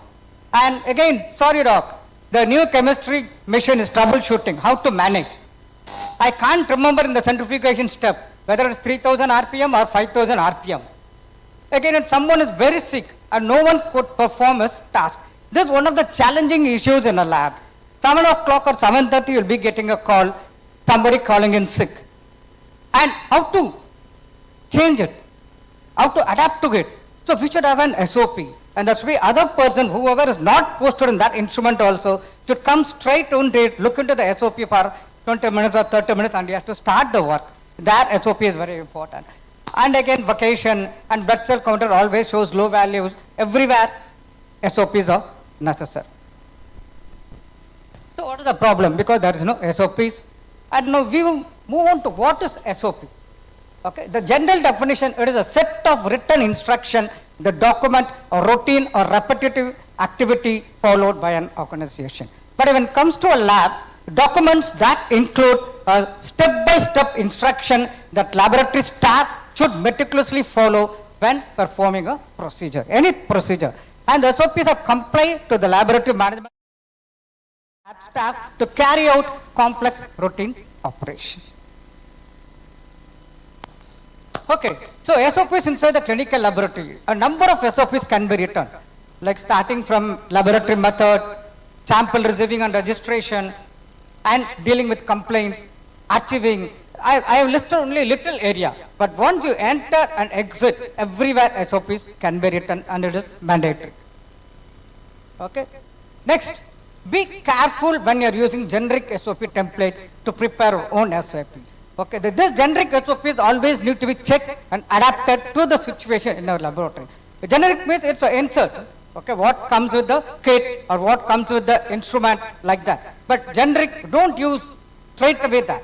Okay, don't use that. People are there. They will sell our linearity is up to 500 or 600 by a kit. But we have done for many things where the linearity was not 600.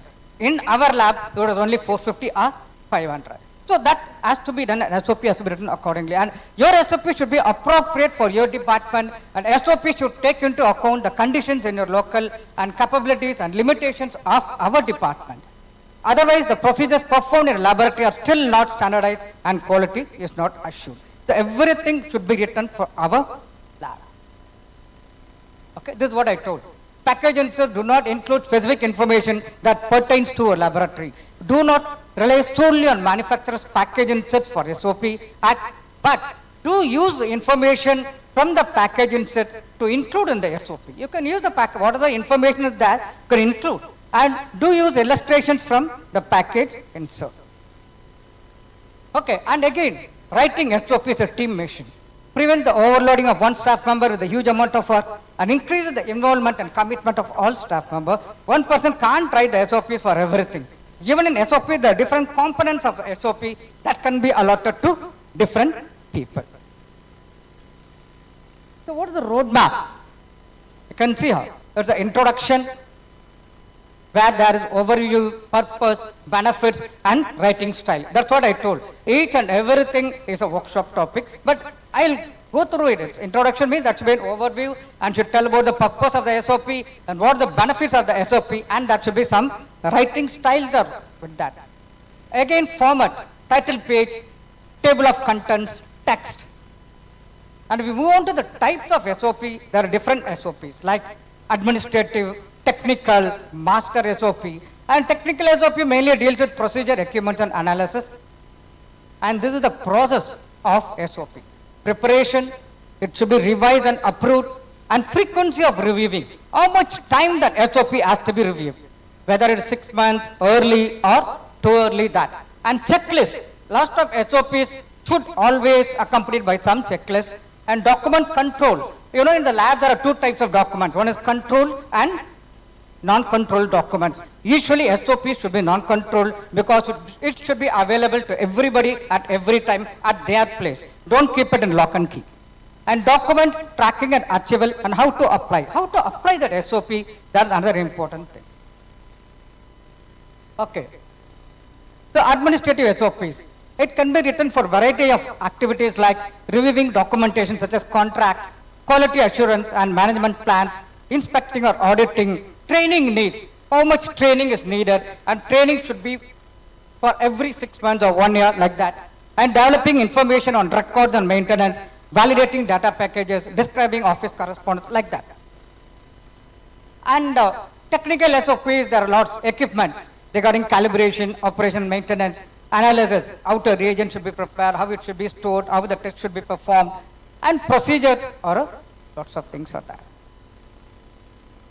Then, that comes master SOP. It used to explain how an SOP should be written and how an SOP should be used. Make sure that all the SOPs in the laboratory are written the same way, written compliant. So, master SOP is like an index that's kept in the library or something. It shows everything. Okay, in addition to the various SOPs that are required, the company has to first make an SOP that defines how the various SOPs will be made, what kind of information will be stored in them. And it should also contain a time frame for revision of SOP, and it should identify the persons authorized for each activity. This is some of the difference between technical SOP and administrative. Technical SOP is for instructing for the user and how to perform a specific analytical method, like how to collect a sample, how to preserve it, and how to process and evaluate. And again, administrative generated for administrative tasks like writing contracts, reviewing documents such as quality control projects and plans, and also include how to coordinate the activity and record the results as well as coordinating the team effort. So ideally a system owner. The system owner means here in a lab, it requires who will be coordinating or who would be supervising all the SOPs. Okay? It eliminates, what is the advantage of that? It eliminates absolute SOPs. Okay, SOPs has to be updated and should be deleted sometimes. Ensures that SOPs meet their quality requirements, are user friendly, manages SOP changes and control, distributes SOP, ensure the SOPs are current, ensure that new or changed SOPs are valid only after training has occurred. This is very important. It's not only you write some instruction and leave it to the people. You have to have that SOP, train the people on that SOP, and you can even validate your SOP by conducting some kind of exams for them, all those things, and then only it has to be put into practice. Okay? And measures test performance and periodically reports results to management, and that's how it's continuously manage the system. The title page. The title should be clearly identified the active or the, what is the activity that is that. An SOP identification number should always be there, an issue, date of issue and when it has to be revised, that also should be there in the title page. And signatures and signature date of those individuals who prepared and approved the SOP should be the who prepared it and who approved it, and when it has been done and when it will expire. And table of contents, like to locate the information, denote changes or revision made only to certain section of SOP. It's a quick reference, that's all. And text, well-written SOP should first briefly describe the purpose of the work, the scope of the work, responsibilities. Who's responsible? That is one of the important things that is lacking. Who's responsible for doing the work? Okay, again I can tell that as an example. When you go into a lab, there will be some technologists will be working. And in our lab, we got 3 grades, okay? Technologist, technical officer, and senior technical officer. So what is the responsibility of the technologist? What is the responsibility of a technical officer? And what is the responsibility of the senior technical officer? So that's not clearly written. As far as I know, technologists work on the instrument and do the night duty. Technical officer work in the instrument and don't know the night duty. And technical officer not work in the instrument and not now to the night duty, and they work before the computers. This is what I know that is happening. So what is the responsible? So who is going to write that responsibility? Okay, that should be there in the SOP. That is the first thing. Responsibility of each. I can't find fault with others because we are at fault because we are not writing our own SOPs and training them. This is the thing. SOP preparation, SOP review and approval, frequency of revision and reviews, implementing SOP and management of SOP.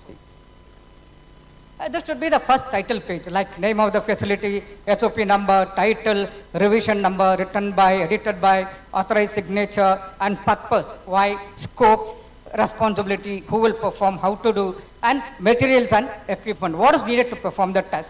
This is a title page. You can always improvise on it. And following a well-written SOP would ensure consistency and accuracy. Will ensure. Without fail, it will ensure consistency and accuracy. And consistency plus accuracy is quality. And a good SOP should be concise, detailed, easily understood, reviewed and approved, and updated on regular basis. That is important. And regarding that quality assurance, quality control, where does this SOP? It lies in between quality assurance and quality control. It's a bridge. It's a bridge, and it is necessary to achieve quality control. Okay. SOP to avoid mistakes. And again, it comes to the question: who should create your SOPs? Okay. You should create your own SOP. If somebody is working on an instrument, they are the first person to write the SOP. They have to write the SOP, what I am going to do in this instrument as soon as I enter. Okay? People who will perform the job. As a technologist, you are the first person who are responsible to write a SOP for the work. And people work together in a job, and people who supervise. After that, it can go to the supervisors, safety and health officer and technical writer. So the first person responsible is the person who is working in the instrument. And SOP should be available at the place where the work is performed. The original should be kept at a secure place, while working copy should be authenticated with stamps and signatures of the authorized person. And again, checklist. I'm not going to go detail into it. Each SOPs will have a checklist and they have to tick the checklist. Okay. Now we need SOPs for 7 reasons. SOP facilitate communications. Well-written SOPs clearly communicate the responsibility of laboratory staff. They don't have to rely on their memories. And again, I told how it helps in quality system and productivity. So it improves the productivity. And again, thereby it reduces the lab economics. That's another important. SOPs can be directly related to lab economics, like so more likely to achieve peak performance, increase manager productivity, like not have to retrain lab staff, not have to remind them of what needs to be done. And again, to fill and complete tasks when people are not there, that is cross-training. And final, this is a very important part. How can you hold laboratory staff responsible for tasks and process that aren't documented? If somebody doesn't know what they have to do, it has not been documented, how we can keep them responsible? Okay, again that happened. So one of our centrifuge, there was a problem, and whenever lift the centrifuge, it will fall down.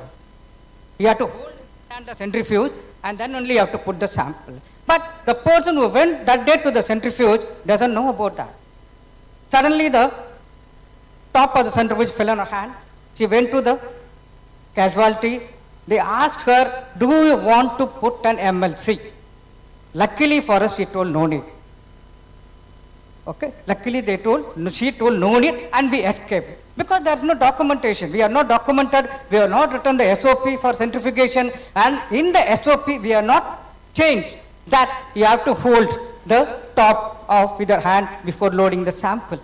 They can easily take us to task. Okay. And performance evaluation.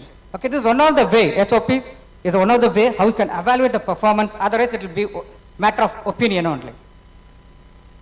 And clearly identify success, communicate deficiencies, and disciplinary action and termination. You will have a strong evidence to take disciplinary action.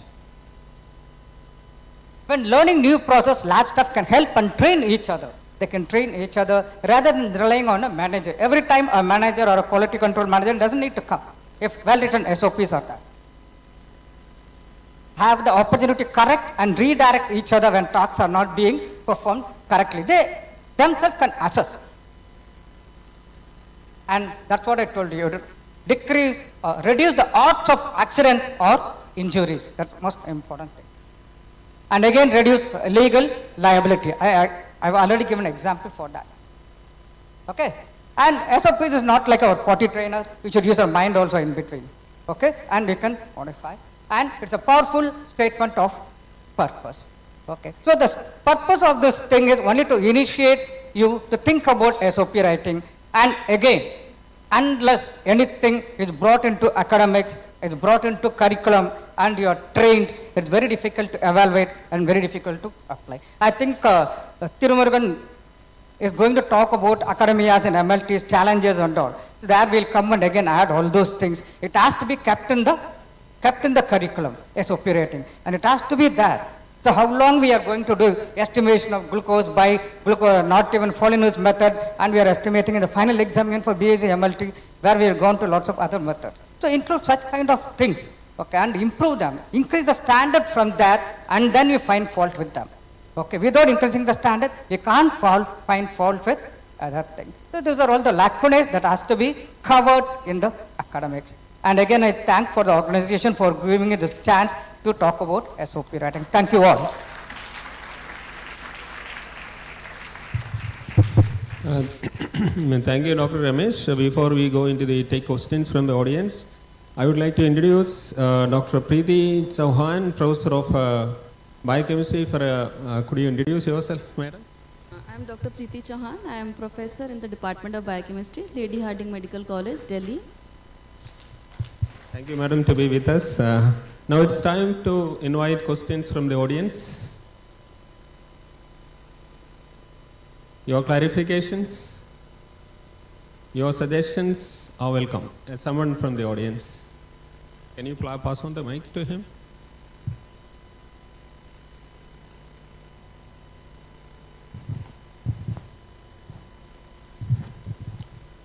Sir, thank you very much for a nice presentation on SOPs. I wanted just a very simple thing that in technical, there are two types of major SOPs. One are SOPs for procedures and other SOPs for equipment. And I wish to know what are the different components which should be covered under SOPs of equipment operations.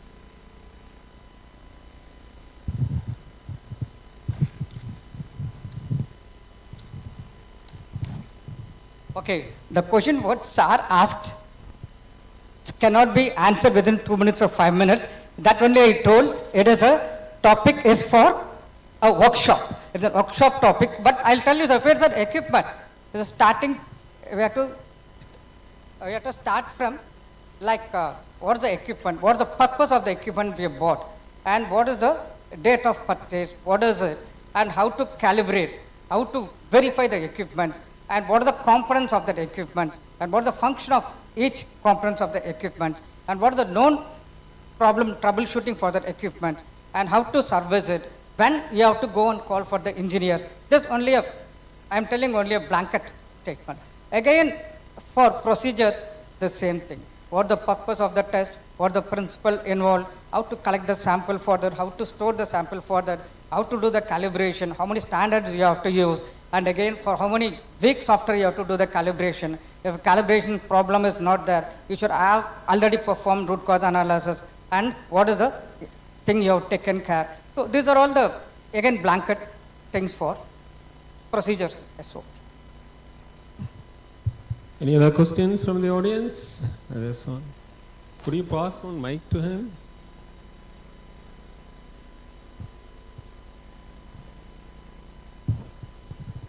Good afternoon, Dr. Ramesh. Thank you so much for your presentation on SOP. Do you have any tips that you can share with us on how to inculcate the culture to read the SOPs? Because in a lot of places we see the SOPs are there, but they are not the first document that the person is going to identify a problem or to understand what to do. Either they try to use their previous knowledge, or there is this mindset that I know it, I don't have to read it, I may not learn anything from it, I can save my time. And in the process, we end up creating more trouble. So any tips that you can share with us? Again, all those procedures should be developed at your working place, at your convenience, and according to your needs. We can't generalize that. What is needed for you? Where all you need SOPs and what is needed for you, and that has to be put in your master SOPs so that it will be easy for that. That is the thing, because it is not any standard. It's standard operating procedure, but it's not standard. It varies from place to place and how you're going to use. Any other questions? There's one question from there. Somebody could pass the mic to her.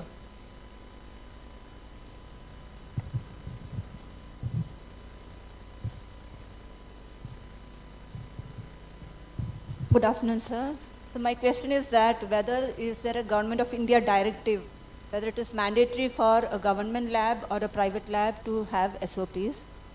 And because normally if some accidents happen, some laboratories don't have SOPs. So if some accidents happen, who will be liable? Pull that mic. Okay, regarding mandatory of this thing, if your labs are going for accreditation, then SOPs are mandatory. Without SOPs, you can't get accreditation, and it's best always to develop SOPs. Now we are even training our residents to develop. They prepared SOP how to use acids in the lab. Okay. Like that, whatever you think, and there's nothing called mandatory. Only if you're going for accreditation, it becomes mandatory. So otherwise, it's your need. If you want to work in a proper thing to reduce risk, you can have. Any more questions? I am sure there will be more questions, but I understand we are running out of time. We are running short of time. There's one more question we can take. Yeah.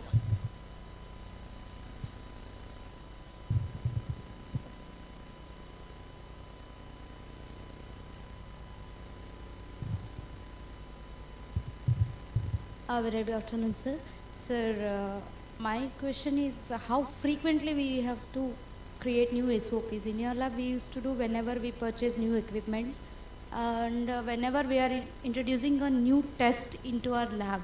So is there any guidelines like how frequently we have to renew or create the SOPs? Frequently? SOP. Modify. Okay, that's how frequently you have to modify SOPs. Again, that depends the SOPs what you are preparing. Okay, if it is for some procedure, okay, if it is for some procedure, whenever you are changing a kit and whenever you are doing for some other thing, so you have to modify. Again, it's determined by your own place and your own test. I hope that can be the last question because we are running out of time. And I thank Dr. Ramesh for the wonderful presentation. In fact, I also learned several points from him. Before summarizing a few points, he mentioned you need to be adapting the SOPs to your own lab. You cannot borrow the general SOPs and apply it. It's a team effort.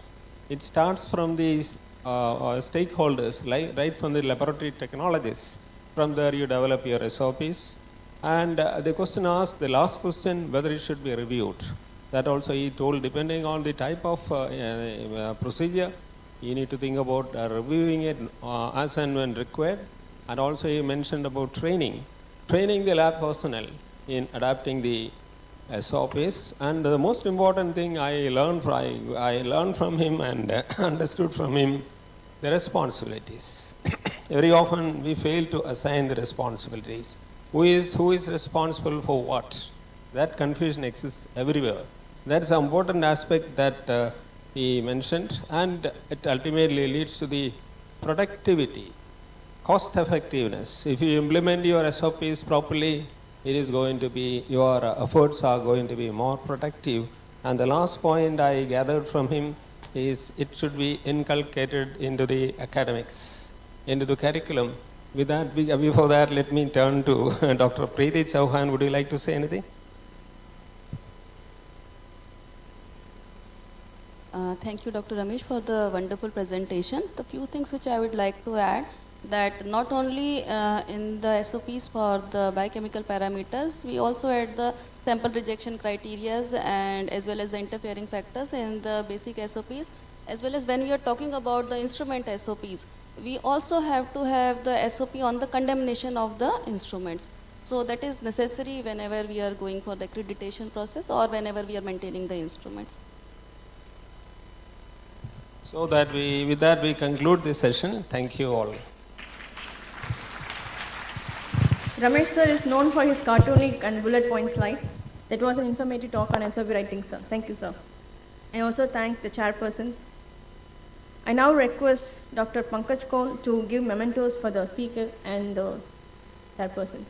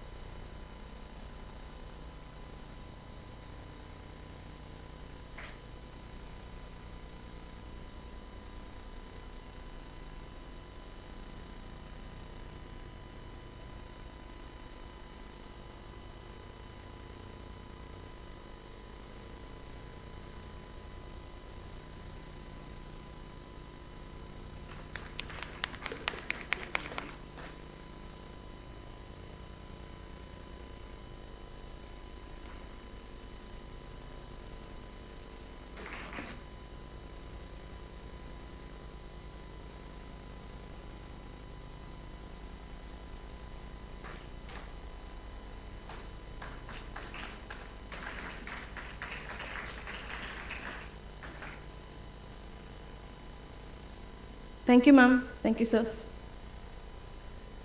The coming session is going to be a sponsor talk on recent advances in laboratory automation.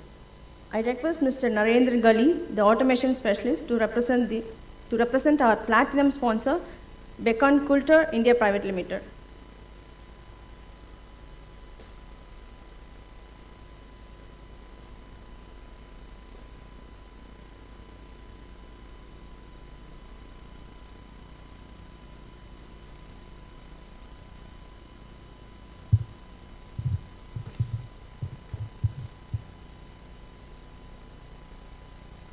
So good afternoon to all. So next 20 minutes. It's okay.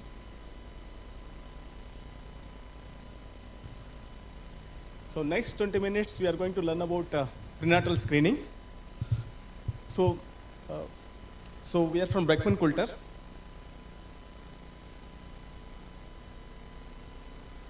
So this is the agenda. So we will be having some introduction about the prenatal screening and what are the different kinds of screenings and what is the time frame we are doing it and what are the recent advances in screening techniques. And finally, we are going to talk about the Beckman Coulter software, which is known as Benetech. So if you look into the stages of pregnancy, so it is divided into 3 parts: first trimester, second trimester, and third trimester. So we have the screenings for first trimester, which will be done in 11 to 13 weeks. And we have the one more screening at second trimester, which will be done in 14 weeks to 22 weeks plus 6 days. So what is a screening? Screening means basically we are doing a statistical analysis about the fetus health, and it doesn't mean that it doesn't have any diagnostic value. So once the screening comes as a positive, then we need to go for the confirmative testing. What are the different factors that will be influencing on the screening technique? Number 1 is the age of the mother at the time of delivery and population prevalence, on which population you are using. So it might be for India different kinds of medians, for other countries different medians. Of course, we can develop the medians based on your specific region also. And some of the chemical tests which we are doing from the mother blood. Say example like PA-PPA, HCG, and alpha-fetoprotein, inhibin A, unconjugated ECL. Different kinds of tests will be done. And specific measurements of the ultrasound. And some of the factors, most important, like insulin-dependent diabetes mellitus, smoking habit, and IVF condition, and usage of some of the drugs, and usage of folic acid. So all these things will be corrected. By using of all these components, we will be generating the report for the fetus of the specific risk. So why we have to do? Basically, to confirm for this fetus health status, we need to go for the genetic testing. So genetic testing is a time-consuming process and also risk involved in this. So we will be doing the screening. Once the screening comes positive, then we will go for the confirmative testing. So it will also help to avoid the potential of the fetal loss and identifies the fetus at the risk. It can be used for single as well as twin pregnancies. And none of the screening programs can be used for more than twin pregnancies. So what are the things we will screen? Basically, we will screen for the Down syndrome, any of the software that is available. So Edwards syndrome, which is known as trisomy 18, and Pato syndrome, which is trisomy 13/18, and of course the OSB, open neural tube. And we have this SLOS measurement also, but it is not that much of popular in India. So if you look into the scenario of the India, so we have every year 25.6 millions of births are happening, and out of that we are identifying as 32,000 Down syndrome cases, which are actually confirmed by the confirmative testing. So mortality rate also 44% with congenital heart disease, and average lifespan is observed as 60 years. So they cannot be self-dependent, always it will be dependent other people for all the activities. So what are the markers we are using? If you look into this first trimester, which will be starting from 10 weeks 3 days to 12 weeks 6 days, plus it can extend to 1 more week, which is the end of 13 weeks plus 6 days, which will be done as double marker screening. And second trimester, which will be starting from 15 weeks to 22 weeks plus 6 days, and triple marker. And then second trimester, we have the quadruple marker screening also, which is also done in 15 weeks to 22 weeks plus 6 days. Ideally, for double marker, it will be in the first trimester screening, and triple and quadruple marker, you can use it for the second trimester screening.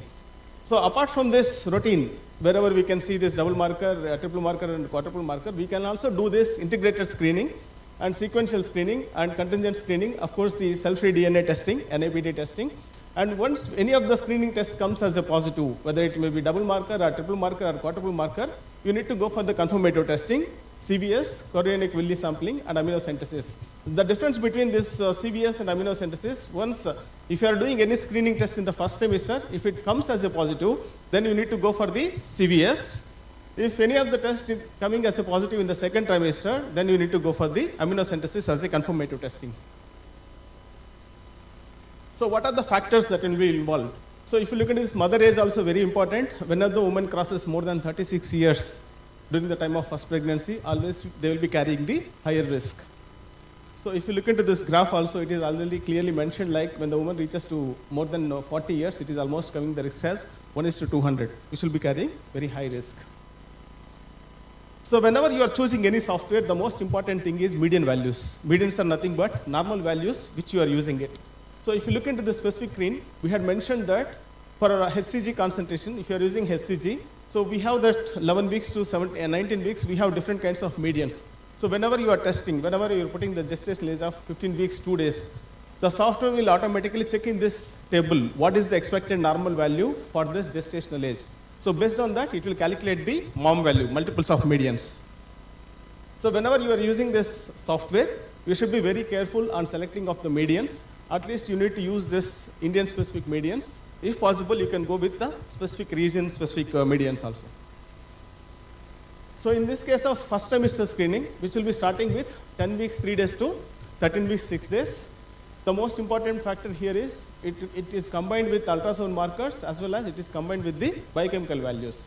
So nuchal translucency is the most important factor here, which will be contributing 60% of the detection rate. You should be very careful in selecting or entering this NT value, and you need to be very specific what is the value you are entering into the software. So because if you are changing this 0.1 nanometer also, it will affect the screening efficiency of the report. So you have to make sure that entering of the values. And here the first trimester, if you are combining with fetal NT, nuchal translucency, and beta HCG and PA-PPA, it can have the detection rate of 82 to 87%, and false positive rate will be always having the 5%. In trisomy 21 pregnancies, if you look into this, how the clinical picture, so your nuchal thickness will be very high, and beta HCG will be very high, and PA-PPA will be almost half of the expected value. So if the three conditions are expected, means observed in your report, then you can confidently release that report. And performance of the Down syndrome, if you look into this, there are so many markers. This PA-PPA will be contributing more than 35% in the detection rate.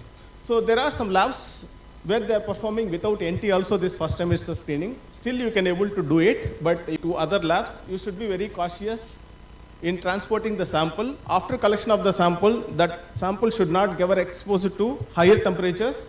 If it is exposed to higher temperatures, there is a chances of getting the value double. As you know, if your free beta HCG or HCG values are coming very high, it will lead to false positive cases for the Downs.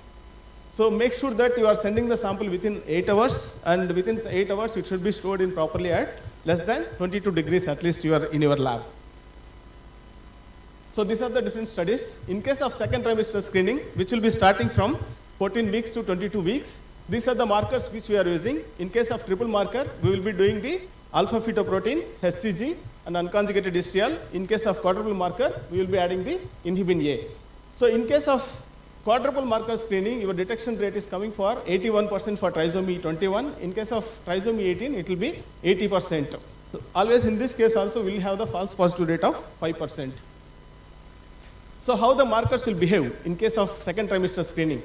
Number one, if you look into this, so normally, normal pregnancy, your alpha fetoprotein values will be keep on increasing, and E3 values also it will be keep on increasing, whereas HCG value will be keep on decreasing, and inhibin A value will be always in a constant mode.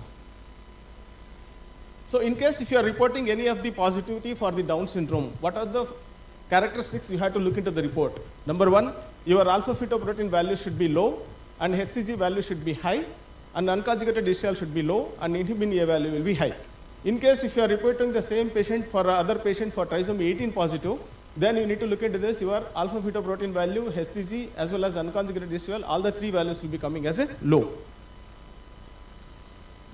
So what are the key aspects when you are deciding this accuracy in the risk assessment? Number one is the assay performance. Whatever the technology you are using, it should be more robust technology, and detection technology should be more sensitive. and assay should be done at right time. So whenever you are doing any screening test, you have to make sure that the gestational is falling between this first trimester or second trimester, 11 weeks to 13 weeks, or 14 weeks to 22 weeks. And always you need to use the software which will be incorporated with latest algorithms. So latest algorithm in the sense like it should be used this, especially at least Surya's algorithms. And the medians what we have been developed should be region specific, at least for Indian specific moms. And the software should be able to intake all the correction factors, as I mentioned like earlier, like diabetes related, as well as folic acid consumption and smoking habit and anti-epileptic drugs usage. And of course the RH group, RH positive status also. All these medians need to be able to enter into our software. And what are the operational costs? How much will be the cost it will be coming for us? And turnaround time, it should not be like a batch analyzer. You can able to process at any point of time as like other thyroid tests you are performing in your lab. And it can able to take the quality audits, and patient counseling also possible. And you are definitely taking care of this pre-analytics of the collection of the data, test requisition form, as well as ultrasound reports. So assay performance, if you look at this, we have this three kinds of modalities where we can able to perform this, all the double and triple and quadruple marker screening tests. We have 100 tests per hour system, 200 tests per hour system, and 400 tests per hour system. All the three are going to use the same reagents, same calibrators, and there is no change in this thing, and linearity also remains same. So these are the different kinds of markers we can able to do, and we had already mentioned the specific markers, especially if you look into this access fertility markers. We have, apart from this double, triple, and quadruple markers, we are also having a lot of other fertility parameters which we will be using in our system. So we have more than 70 different assay panels. So this is the linearity. So the advantages with our system, we have the highest linearity where it will reduce. If you know that any of the pregnant are get the result as well as calibration stability with the pack size of 50 tests per pack. So detection technology, we are having the highest sensitive technology, chemiluminescence assay, where you can able to see because of this limit where we can able to pick up the sample concentration of up to 270,000 for HCG. So we are far better than the existing other technologies. And the performance, if you look into this CAP report, CAP is already used in some of the labs as external quality control. So we have the maximum number of users that are using our Beckman-Coulter assay AFP system, AFP test, and HCG test. So this is one more proven experience of our quality and accuracy. So whenever you are selecting the medians, that's why we are very specific about the medians. We have the medians related to that. We have taken one example for this inhibin A. So the medians, when we had observed it, the medians are not same for north population of the India and west population of India or northeast population of the India. So once you had installed in your software, make sure that you are developing your own medians after a certain period of time. At least minimum 100 screenings is expected for each week, so that you can able to develop your own medians, which will be more robust. So what are the factors that will influence? Whenever you are using any of the software, these are the information which you have to make sure that you are entering correctly, like maternal date of birth of the mother. So you have to make sure that you are entering the correct date of birth, and gestational age and estimation of the method. So the gestational age can be calculated by different ways, like you can use the LMP, or you can use the EDD provided by the gynecologist, or EDD provided by the sonologist, or you can use the head circumference, or you can use the BPD. So there are so many parameters which can be used for calculation of your gestational age. You have to make sure that you are using the correct method for calculation of your gestational age. If your gestational age is wrong, then you can automatically leads to false positive or false negative. To correct the report, to increase the accuracy in the reporting. So inaccurate gestational age will lead to long erroneous screening results. You have to make sure that you are using the correct gestational age. Small changes in the gestation age also, we can see that if you are selecting as a 15 weeks 2 days, it will be coming as a negative. The same report, if you are selecting as 14 weeks 5 days, then it may be coming as a positive. So you have to make sure that you are actually entering the information of correct gestational age and correct method you are using is. So recommended method is like always you go with the sonology parameters for the calculation of the gestational age when you are comparing with the physical examination parameters. So what are the advances that are happening? So far you are listening that double marker, triple marker and quadruple markers. There are some advanced techniques also come in the screening process. So if you look into this, if you are using only this NT as a neutral thickness, it will have the detection rate of 65%. If you are using triple marker screening, then you will have the detection rate of 69%. If you are using quadruple marker, you will have the detection rate of 81%.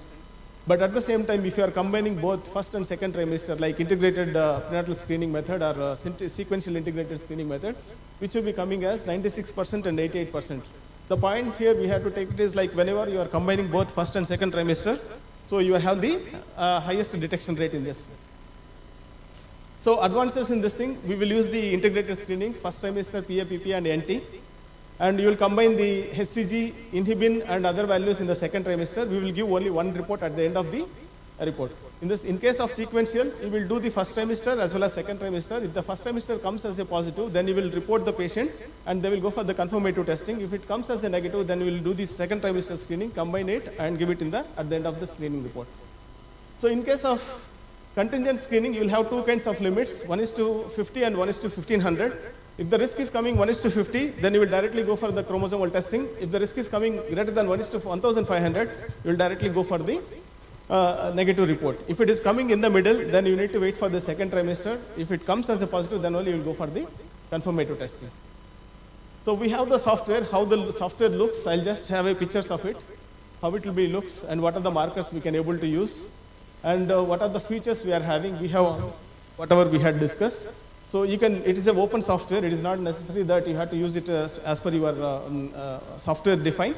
You can define your protocols as per your requirement in the lab. This is the screens, different screens, how you will able to enter the software in the values. And how the report looks, this is how it reports. It will reports for 2 graphs and it can able to report 3 graphs. It is a second trimester report, which will be combining with both first as well as second trimester integrated report. So we have different kinds of protocols or algorithms and multi-level of thing. This is the one more integrated report where we will be combining for both first as well as second trimester. So that's all from my side. So if you are having any questions, then.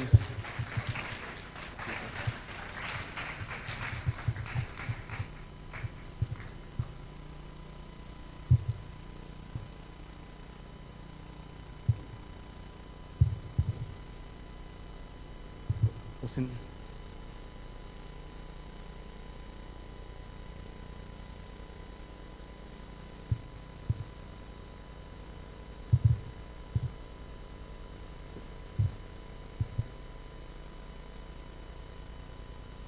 Oh, I may not record. I can use.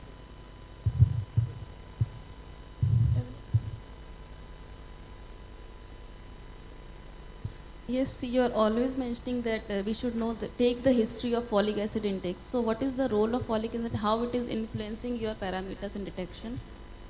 In case of folic acid usage, it will be affecting the HCG concentrations, ma'am. Is it affecting the HCG concentration? Yeah. Okay. As folic acid has the role in the neural tube defects, yes. but it is affecting the HCG concentration, so it has the interfering factors yes. with it.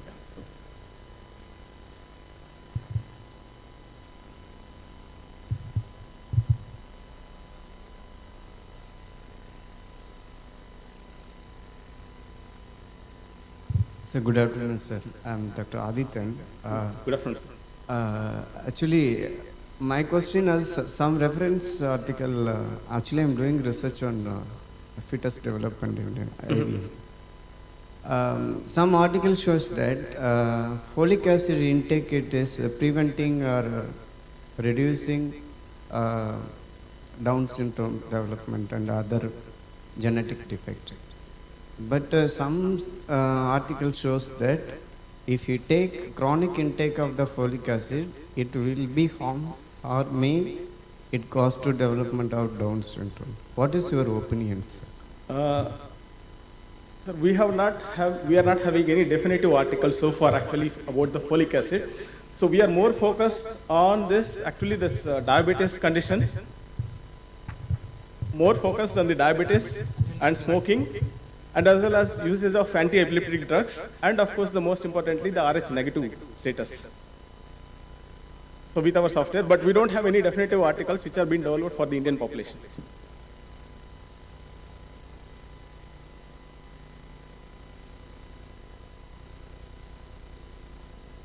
Folic acid is water soluble, so toxicity is actually rare. So I don't think so that it is going to cause. It is water soluble. Still, it is water soluble. So all these water soluble, the toxicity is very, very rare.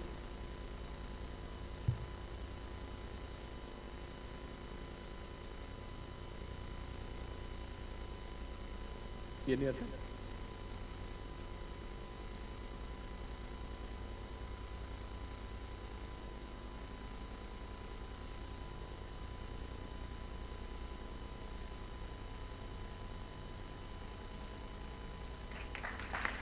Thank you, sir. I request the ICMLS President, Dr. Kaptan Singh Sarawat, to kindly honor our platinum sponsor, Beckman Coulter India Private Limited. I also request our organizing secretaries to join with the ICMLS President. On the dais. I request Dr. Tirumurugan and Mr. Sundaramurthy also. The entire team, I would request the entire organizing team on the stage, please. May the whole Beckman team also to present on the stage.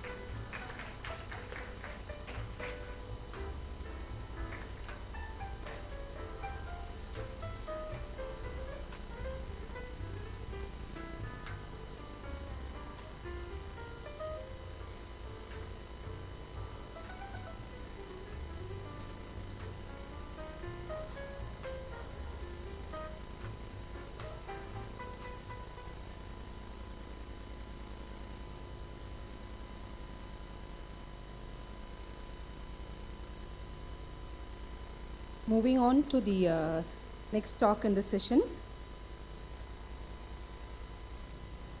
The topic is Update on Technological Advances in Immunohematology, presented by Dr. Dibya Jyoti Sahu. He is Assistant Professor, Department of Transfusion Medicine, JIPMER, Puducherry. Sir is here. The chairpersons for this session are Dr. N.G. Rajesh, Professor, Department of Pathology, JIPMER, Puducherry, and Dr. Prabhu Manivannan, Additional Professor, Department of Pathology, JIPMER.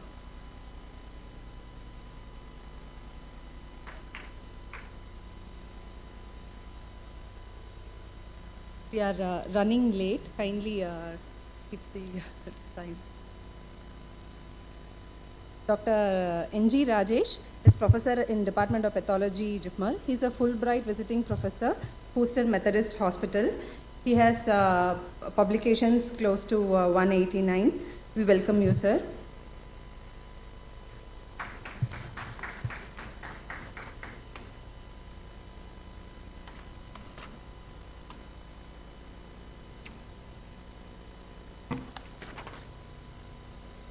The next chairperson is Dr. Prabhu Manivannan. He is Associate Professor of Pathology, JIPMER. He is a lifetime member of ISHBT and the Cytometry Society. He is a sponsored trainee of American Society of Hematology. Welcome you, sir.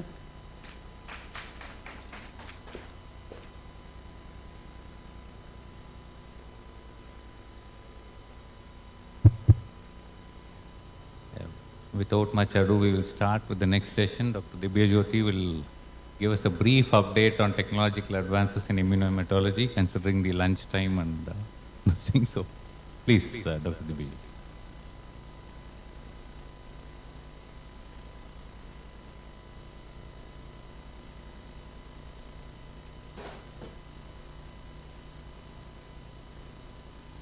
Good afternoon, all.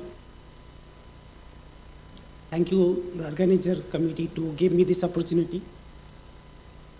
So in next 15 to 20 minutes, I will be speaking briefly on immunohematology and its recent advances.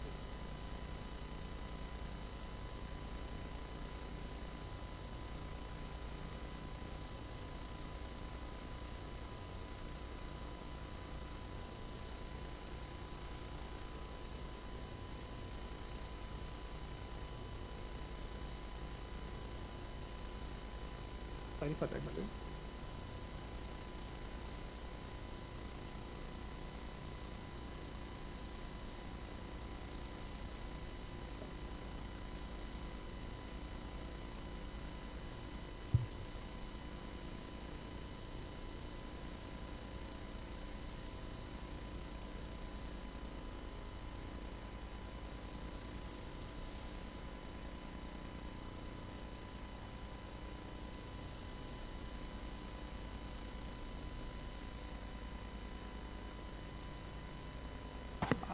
Sorry for that technical problem. Okay, my contents will be like standard practices in immunohematology, then technical advances, automation, and little about molecular biology. So all of you are well versed with blood grouping. So blood grouping means most of the places it is done with slide group. So what are the problems with slide group or where it is recommended? Even if how advanced we may be, always basic and fundamentals we need to remember. So slide grouping is almost not recommended by any of the federation. Only indication for slide grouping is in emergency, or if blood group is known, you need to reconfirm it. Then only you should do a slide grouping. The most accepted one in standard practice is tube grouping. And always remember, whenever you do a blood grouping in tube, reverse grouping is must. So you can see here anti-A, anti-B, anti-AB with that A cell, B cell, O cell. So reverse grouping is must to confirm any blood group. There are some pitfalls. There are some pitfalls in blood grouping, like whenever any O blood group is detected. Thank you. So whenever any O blood group is detected, you need to confirm whether it is Bombay or it is not a Bombay blood group, it is O only. So for that, anti-H is must. Similarly, when you detect any AB blood group, whenever you detect any AB blood group, you need to confirm with control cells, that is NS or bovine albumin, that is, it is not a autoagglutination. In our standard practice, many times we see AB blood group can be detected due to autoagglutination. As a result, persons with O blood group or A or B blood group may get a transfusion with AB blood group. So pitfalls are with O and AB blood group.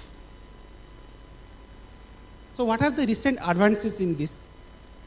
Gel card method, almost 2 decades back it came. So this is how a gel card looks like. So irrespective of whatever groups we see, with gel card, the picture is very clear, whether what is the blood group. Even some subgroups can be detected with gel card. Again, a decade back, SPRCA, that is solid phase technology, came into the whole world. And the latest technique is paper-based technique. So neo-smart paper-based techniques look like this. You can see here, it looks like this. With this, with very minimum sample, we can do a blood grouping. Very small amount of sample is required. It can be done very rapidly at bedside. These are very user-friendly. Cost is also not high. Even with these small cards, extended phenotype also can be done. And these cards are stable at room temperature also. So here is the picture how this cards looks like. Just like your malaria test or HIV hepatitis C. Like this only this cards looks like. Just you put 1 drop of cell, immediately within few minutes the result will come whether it is blood group is A, B, AB or O. The next one is your solid phase technology. So in solid phase technology, we can detect group, blood group, forward, reverse with microplates. So chances of error will be less with this solid phase technology. Recent advances on this immunohematology is EMT, that is erythrocyte magnetized technology. What happens? Here they bead, few magnets they bead with the RBCs. So once RBCs are bead with magnets, so even if when antibodies are attached to the RBCs, they can be distinguished whether RBCs are sensitized or not sensitized. We have moved from tubes to gel card, and in this decade microarray has come. With microarray technology again, plenty of blood grouping, minor phenotyping, in a large scale it can be done. After blood grouping, the next most important thing what a immunohematologist do are ICT, DCT. and I hope in most of the places the standard practice is tube test. The fundamental behind that, with this ICT DCT, we could able to detect incomplete antibodies. So when whoever practices blood banking, they know we have mostly IgM and IgG type of antibodies. These IgM are complete antibodies. Usually we don't face any problem to detect them. But when it is a IgG antibody to the RBCs, they will get attached, they will cause hemolysis, but agglutination won't be visible. For that reason, you need to incubate and you need to put another reagent, that is AHG, anti-human globulin, so that these antibodies will be detected. Based on this principle, we have indirect Coombs test and direct Coombs test. Although the standard or the gold standard is tube testing, but advances have reached in this ICT DCT also with gel cards, with SPRCA, and the latest technology is flow, where DCT negative autoimmune hemolytic anemias, which is a headache for most of the hematologists also, can be detected. So before going to the further sections on antibody screening and antibody identification, where we face this problem, usually the scenarios will be transfusion, some person who have taken regular transfusion, or any transplantation or pregnancy. These are the cases where immunohematologically antibodies can be formed. For example, suppose a mother who is Rh negative carries a fetus Rh positive, or a mother who is KL negative carries a fetus who is KL positive. We are well versed with Rh, so I will give this example of Rh blood group, Rh negative mother carrying a Rh positive fetus. So there happens some hemorrhage, pituitary hemorrhage. So due to hemorrhage, some of these RBCs who are D positive, they can pass through the placenta, goes to the maternal circulation. Initially there will be a primary response. So in primary response, the type of antibody will be IgM type. We don't have much problem with IgM type of antibodies. But when there is a secondary assault, may happen during that pregnancy, may happen in the future pregnancy. So even if small volume of RBCs goes to maternal circulation, there will be secondary immune response. So with secondary immune response, the antibody will be IgG. So those are incomplete antibodies. They are not detected at room temperature. They are not detected with simple media. You need to have a Coombs test to detect these IgG antibodies. However, clinically they are significant. They cause fetal loss. They cause drop in hemoglobin.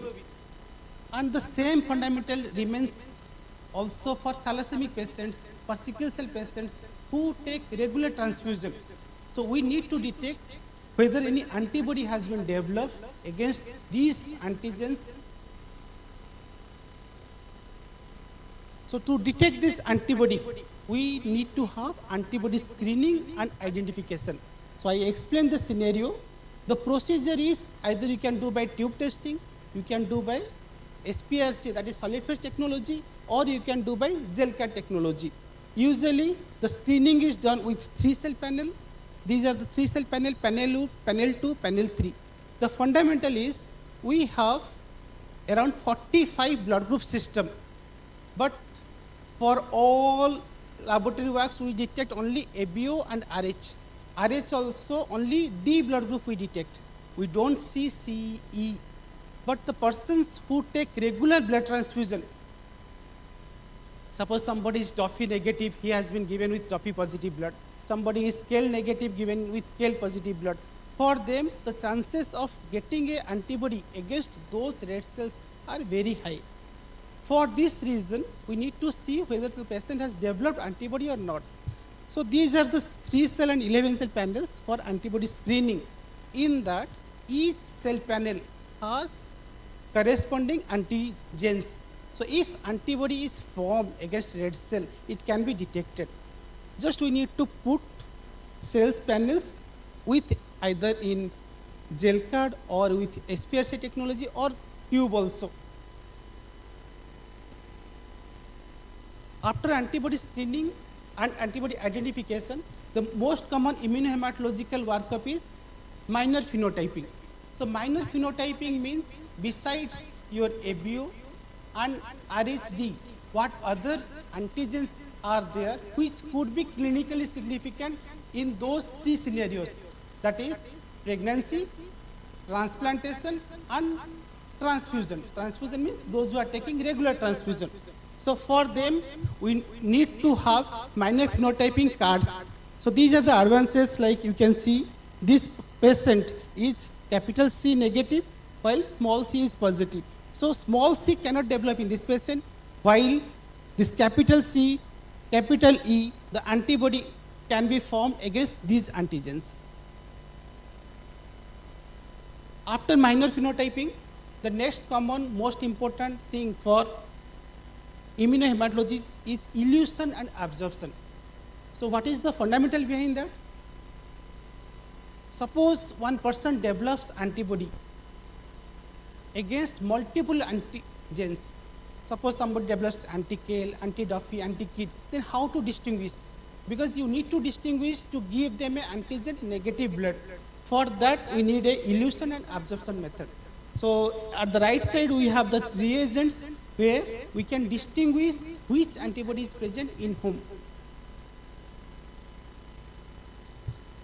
Advances in immunohematology, the next most reason is bone marrow transplant and kidney transplant cases. In bone marrow transplant, we need to have a ABO titers for donor to patient transplantation. For example, the transplant can be major, minor or bidirectional. Usually in most of the places of the world, tube technique is recommended. So we can do a double dilution technology to know the titer. However, gel techniques also is used in some centers. So there is nothing which is good or bad. You can have titers in gel card also, in solid phase technology also. Just we need to see repeatability, whether the same titer whatever you are getting, whether it is repeated or not, and its correlation, clinical correlation. For example, for ABO incompatible transplants, kidney transplants, the 1:8 we take with tube. Now same thing some other centers they are doing with gel card. They are getting 1:16 is effective. So that for that center, we can have a SOP with gel card. We can have a titer of anti-A titer 1:16, which is safe to go for ABO incompatible transplant. Next field is your approach to blood group discrepancy. Again, this is a pitfall where most of the technical persons face a problem. So grouping is not able to resolve. So what are the scenarios? Most common scenario is technical error. So going ahead to resolve anything, we can first you need to rule out any technical error. Then most important is history. Suppose some patient is in the bimodal age, maybe very less, age is less than 6 months, infant, or more than 80. So some antigen loss may be there. Another scenario is post bone marrow transplant case. So what happens? In post transplant, sometimes blood group also changes. So you need to take that history also. Again, sometimes we say some patients or some persons come, sir, my blood group is A, but your lab is detecting O. So in those cases, we need to resolve grouping discrepancy. So most important is history. Next, if history-wise it is resolved, you can go for increased cell serum ratio. Sometimes suppose you do a grouping from PRBC bag, maybe the serum concentration or plasma concentration is less. So you need to increase the cell serum concentration to resolve the grouping. If it is also not resolved, maybe increase the incubation time. These antibodies are IgM type of antibodies. Usually they are very good at room temperature. So increase the incubation time in room temperature, maybe 30 minutes, 20 minutes to 30 minutes. So it will be resolved. If still it is not resolved, maybe you may be dealing with a subgroup. So for that, maybe a reference labs you can send. And nowadays, the more concept of genotyping is coming. with genotyping, we can resolve almost all type of blood group discrepancies. This is the situation is approach to incompatibility. You did a cross matching and your result came as incompatible. How to approach in that? So which are the cases? What are the problem you may face in compatibility? Usually when we do a cross matching, we have a cell, we have serum, and we have a media. So problem may lie with any one of them. Suppose you have a problem with cell. Cell means red cells. So what you need to do a DCT test. If DCT is positive, then whatever cross match you do with that PRBC bag, everything will be incompatible. Next is serum. So in serum or in plasma, the problem may be with autoantibody or maybe with allo antibodies. So you need to do a 3-cell panel, 11-cell panel to resolve whether it is autoantibody or allo antibody. If it is autoantibody, we can go for autoabsorption. Followed by autoabsorption, we can go for best match blood. Similarly, if it is a allo antibody, what we are going to do, we have to find out which is the culprit, that antigen negative blood to be transfused. So coming to the newer blood group, as we know, we are doing only ABO and RSD. So these are two blood group systems. Besides that, we have almost 45 blood group system. This is data from the last month. 45 blood group system has been discovered. Only ABO and RH, these two. RH also, out of 57 antigen, we do only D.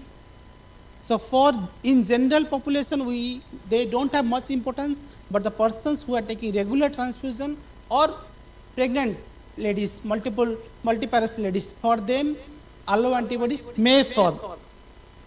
So update says 45 blood group systems have been detected till date. There are 360 red cell antigen which are responsible for blood group antigens. So what is new? New is the nanotechnology. Many a time we say this much sample is not enough. Go back, return the sample. Sample has been clotted, return the sample. And the patient or the person who has given blood may be a neonate.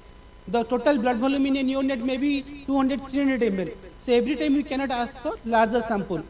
So with nanotechnology, with very less volume also, all immunohematological tests may be done. Other is red cell genotyping. So red cell genotyping I will speak in my further slides. Once you do a genotyping, most of the problems will be resolved.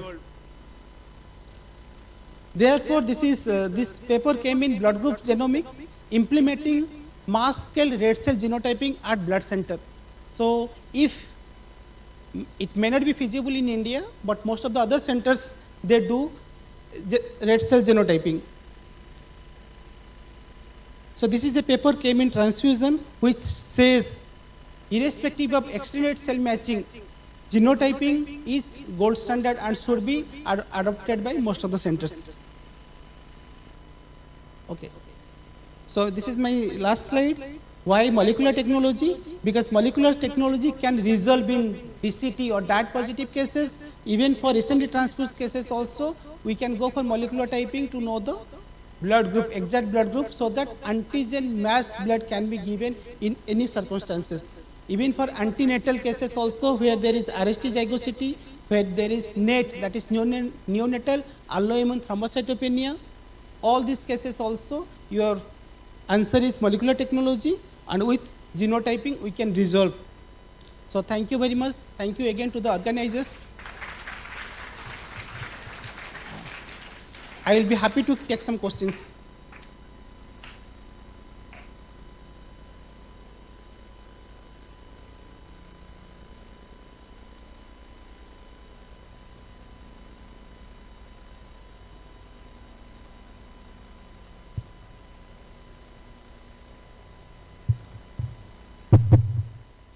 Nicely presented, Dr. Dibya Jyoti. If there are any questions from the audience, I know it's a lunch time. If you have any questions, we can wind up with 1 or 2 questions from the audience. There are no questions. I would like to ask one. How will you differentiate the autoantibodies from the alloantibodies? Usually one panel is there, 3-cell panel and 11-cell panel. Suppose you are dealing with autoantibody, then the strength of reaction in all panel will be equal. If it is a alloantibody, in that panel some will be negative, some will be positive. From that we can suspect whether it is alloantibody or autoantibody. Thank you. I think if there are no more questions for want of time, we will close the session. Thank you, Doctor.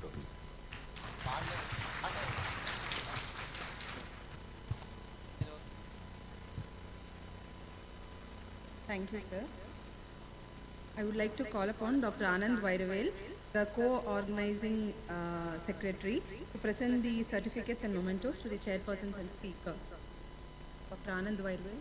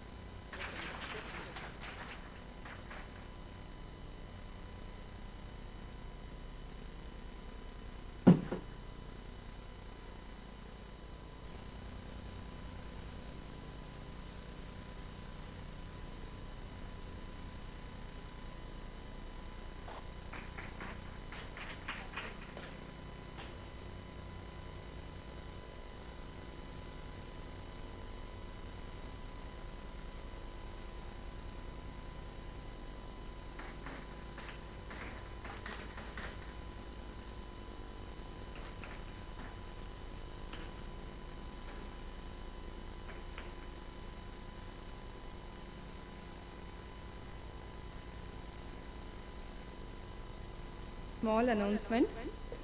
After 2:30, the poster presenters can go pin your posters in the community hall. And the symposium 2, which will start at 4:15, is in the first floor of this auditorium.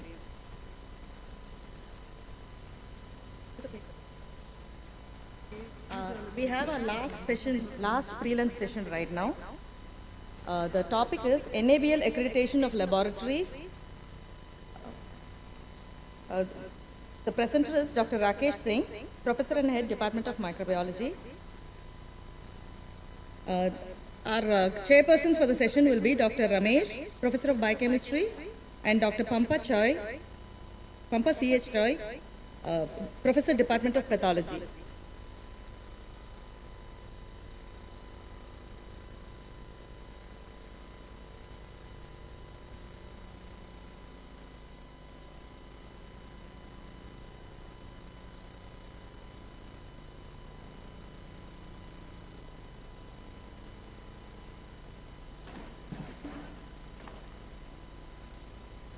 Dr. Ramesh is the Professor of Biochemistry in JIPMA, and he is a specialist in obtaining NABL accreditation for clinical chemistry lab. He has presented many scientific papers and is the holder of various awards. He has more than 35 publications in various national and international journals. Dr. Pampa Choi is the Professor of Pathology in JIPMA. She has a special area of interest, which is breast pathology, female genital tract, lung pathology, and gastrointestinal tract and molecular diagnostics. She holds many publications and awards to her credit. She is the Chief Course Coordinator of BSc Allied Health Sciences and is a member of the Academic Advisory Committee, JIPMA. She is a member of the Institute Ethics Committee and is the chairman of the Legal Service Clinic for the students of Northeastern states in JIPMA, established by UTPLSA. Students, the session is in progress. Kindly maintain. Good afternoon, everybody. It's an honor for me to introduce Professor Rakesh Singh.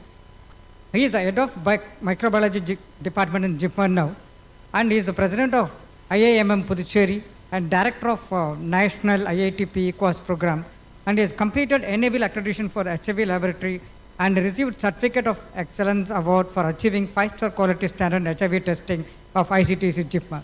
Welcome him, sir. You can start your talk. Thank you. Very good afternoon to the respected chairpersons and the audience. I know I have come in between your lunch, and this is one session which is going in the middle of the lunch. Right. So I try, because the session which is given to me for the Enable accreditation, we know that Enable accreditation we can't complete it within 20-minute session. So I try to be brief, tell you what is the importance of this thing. So is it working there? Yeah. Right. So Enable accreditation, we have already a beautiful or important session which goes in the morning. One is regarding the quality assurance and SOP. These are the two important sessions, which is whether SOP is mandatory or not. Even accreditation is also not mandatory. It is not a mandatory accreditation. SOP is one of the mandatory criteria. Right. So accreditation, for simple layman term, it is similar to the quality in laboratory testing. Right. What is the meaning of the quality? Everyone, all of us, we have certain understanding about the quality. We also practice quality in day-to-day activity. We'll start with one simple example. Suppose if a person, Mr. X, wants to purchase one shirt which is of a certain size. One option could be that he can surveys various shops and pick up one and compare different shirts and pick up one shirt which he feels that it is a quality shirt. That is one option. Another could be he can also tag around one friend who can give him advice. So therefore, he can pick up the shirt based on this advice.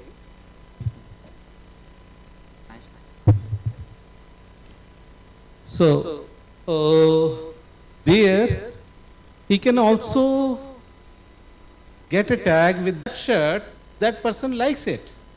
If the person likes that shirt, he wants to purchase the same shirts. So here time will be saved. So it is because of the, he is aware that particular brand, as for example, brand Y shirts is of a good quality shirt. So therefore, it saves time. The person can go to the Y branded shirt and choose a shirt. Right. So here, because of the brand, it gives certain sort of reliability. And it also, again, here if you see that it depends on the one person experience, because it has his personal experience, maybe he might have the experience from his friend. Now suppose there is another situation where there is a third party which uses certain criteria, and based on the criteria they put the mark, just like mark Z. If they mark Z, irrespective of the branded shirt, if they mark Z, and the mark Z, because it is based on certain standard or criteria, it gives a impression or to the confidence to the person that it is good quality.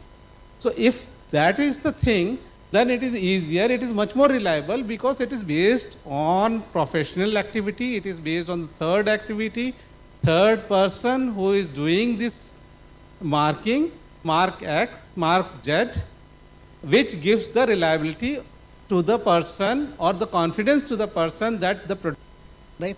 So what happens here, it saves a time and it also a reliable thing. So there are two things which is very crucial in any quality report is accuracy and reliability, and that is what is needed in the accreditation. So accreditation is nothing, but it is the same thing. A third party based on certain standard gives assurance that the work or procedure which is done in that particular laboratory is a good quality report or good quality results. There could be many possibilities. See, we turns it into the laboratory setting also. Before going to that one, we just see that one. What are the certain marks? You must have come across certain marks, certain symbols, ISI mark if it is there, or the hallmark which is there in the gold thing, what does it indicate? It does not indicate anything. It is not a brand or it is not a branded item, but it gives assurance that the product is having, because it is passed through certain standards, certain criteria, then only hallmark is put onto the gold items, and it gives a satisfaction or some sort of quality to the customer. So that is what is certain symbols which we are already following it. Similar to that one, what is available in the hospital or for the laboratory? It is NABL, similar to that one. If any testing report contains this symbol or this mark, even layman can understand the testing done in this laboratory is as per accurate, reliable, and the result what is produced is accurate. Right? So it is useful for the layman. It is also gives confidence to the person. It also gives confidence to the clinician, because if the report is NABL accredited laboratory, generated from the NABL accredited laboratory, and how it is identified? With one mark, one brand, NABL mark, NABL thing there. Right. We have also come across certain situations when we get the report from one laboratory, and when it is shown to certain, say for AIMS, they will say that one, okay, this test result may not be reliable, we need to retest it, right? But this situation may be avoided if the test is performed in an NABL accredited laboratory. Ever, not only in India, but the most crucial thing is it is also acceptable worldwide. So if the report contains the one mark, NABL mark, it is the report is acceptable worldwide. That is the importance of NABL accreditation. So there are two words there. One is certification and one is accreditation. Right? Certification is a process by which a third party, here again a third party, gives a written assurance that a product, process, system, or a person, here also it can be given to a person, conforms to specified requirement.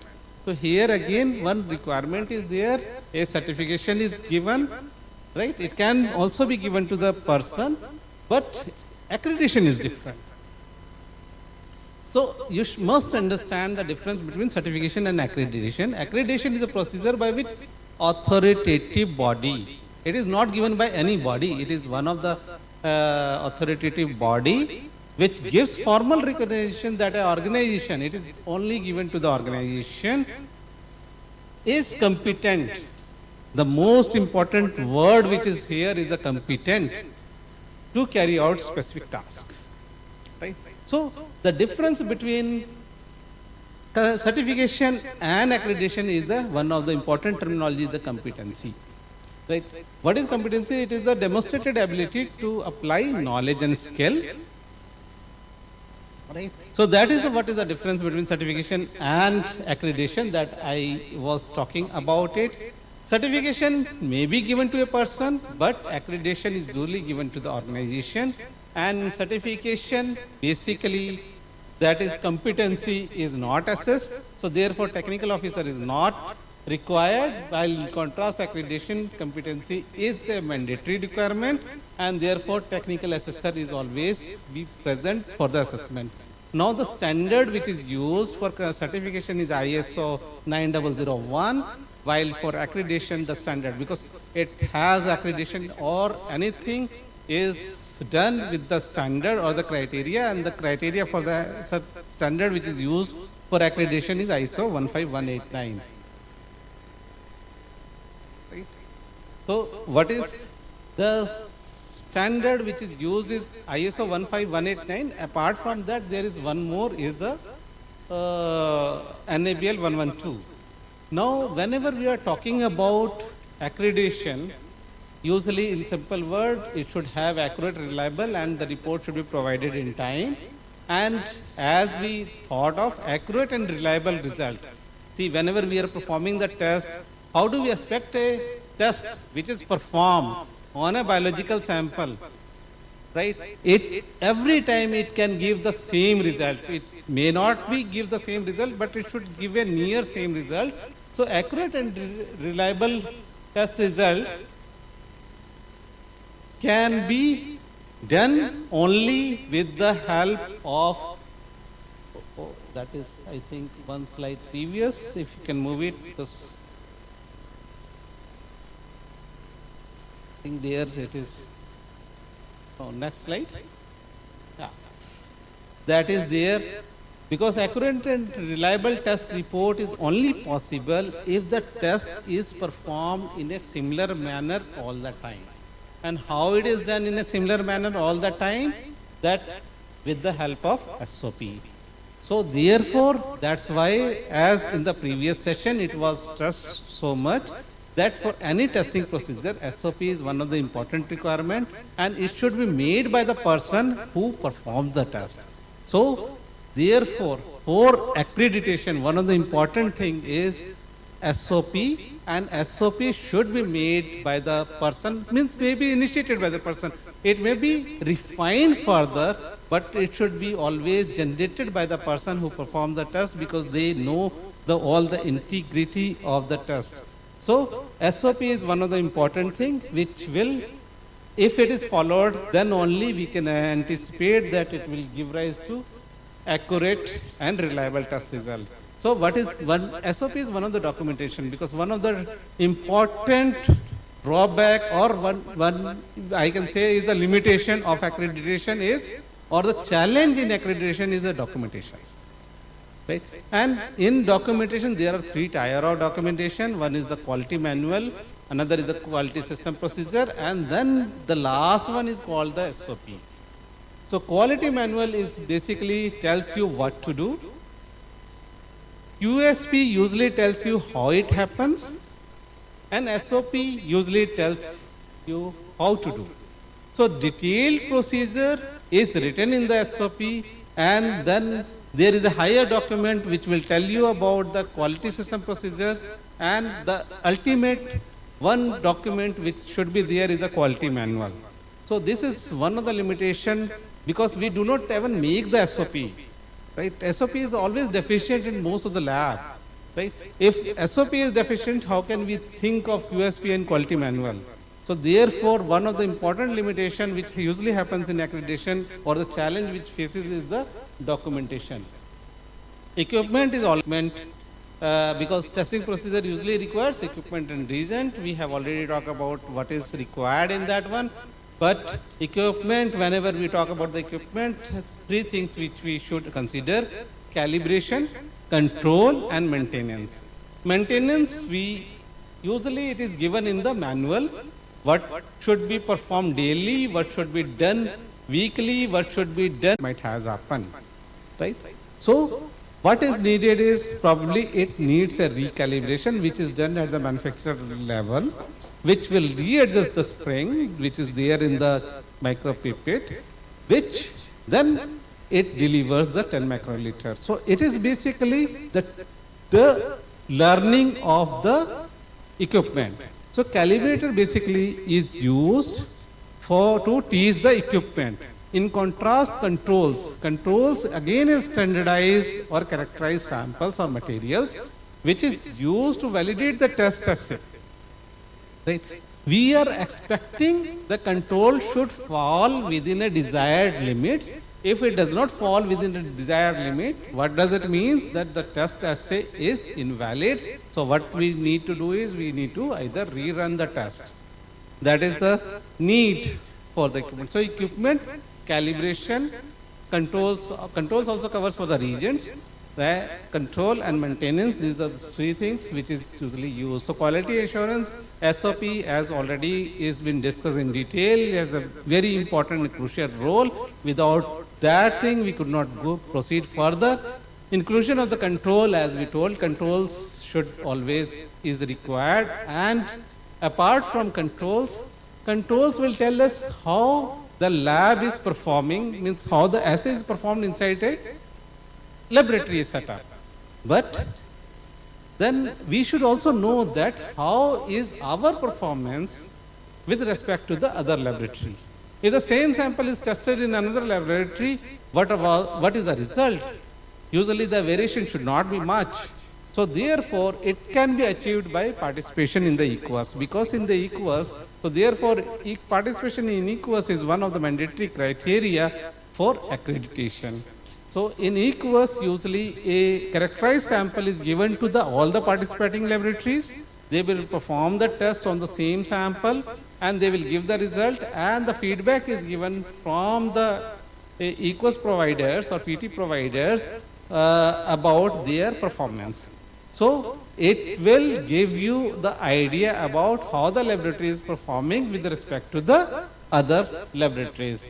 Apart from analytical is usually now renamed as pre-examination, and post-analytical is post-examination. So most of the errors, as it was described in the morning itself, that most of the error happens in the pre-analytical area, right? So what is happening is sample is going through all the three phases, means all the phases, to give, ultimately comes in the form of a report. Right? So quality indicators act as a checks in between, right? In the form of, suppose for the pre-analytical, you can have the sample rejection rate or hemolyzed samples. In the analytical area, you might have the QC or EQUAS. Post-analytical, the transcription error rate. So these are the things in the form of quality indicators which the laboratory can monitor it. This is used for the improvement of the laboratory, because if they can get to know about the various quality indicators, they find out that okay, that there are very high transcriptional error rate. So therefore they need to control on the transcription error rate, so they need to take action to minimize the errors in the transcriptions. Right? So this is how, this is the importance of the quality indicator. Quality indicators, the presence of the quality indicators will help in improving the performance of a laboratory. So another way of improvement is the audit. So audit is in the form of internal audit. Internal audit, basically the word which we call it internal audit, where a auditor which is not associated with the laboratory, but the auditor must be trained in those documents, ISO 15189 and 112. Right? So the person should be trained on those documents, can visit, assess the laboratory, and can give the feedback based on the test which is performed in the laboratory. Right? So the question is, NABL accreditation at the moment is not a mandatory requirement, or even SOP writing is also not the mandatory requirement. But why we should do it? Right? It gives a formal recognition. Number one is formal recognition as a competency, because it is a competency test. Everyone, we can say that our lab is best. The test performed in our lab is always best. But if it is assessed by a third party and they give that recognition, that has a much more value rather than, because everyone can say our lab is doing a best. Right? So the another important thing is it enhances customer confidence. Right? So patient, they are confident about the reports which they receive it. Clinician, they are confident about the reports which they receive it. So based on that, they can usually treat the patients. And importantly also, it has international recognition.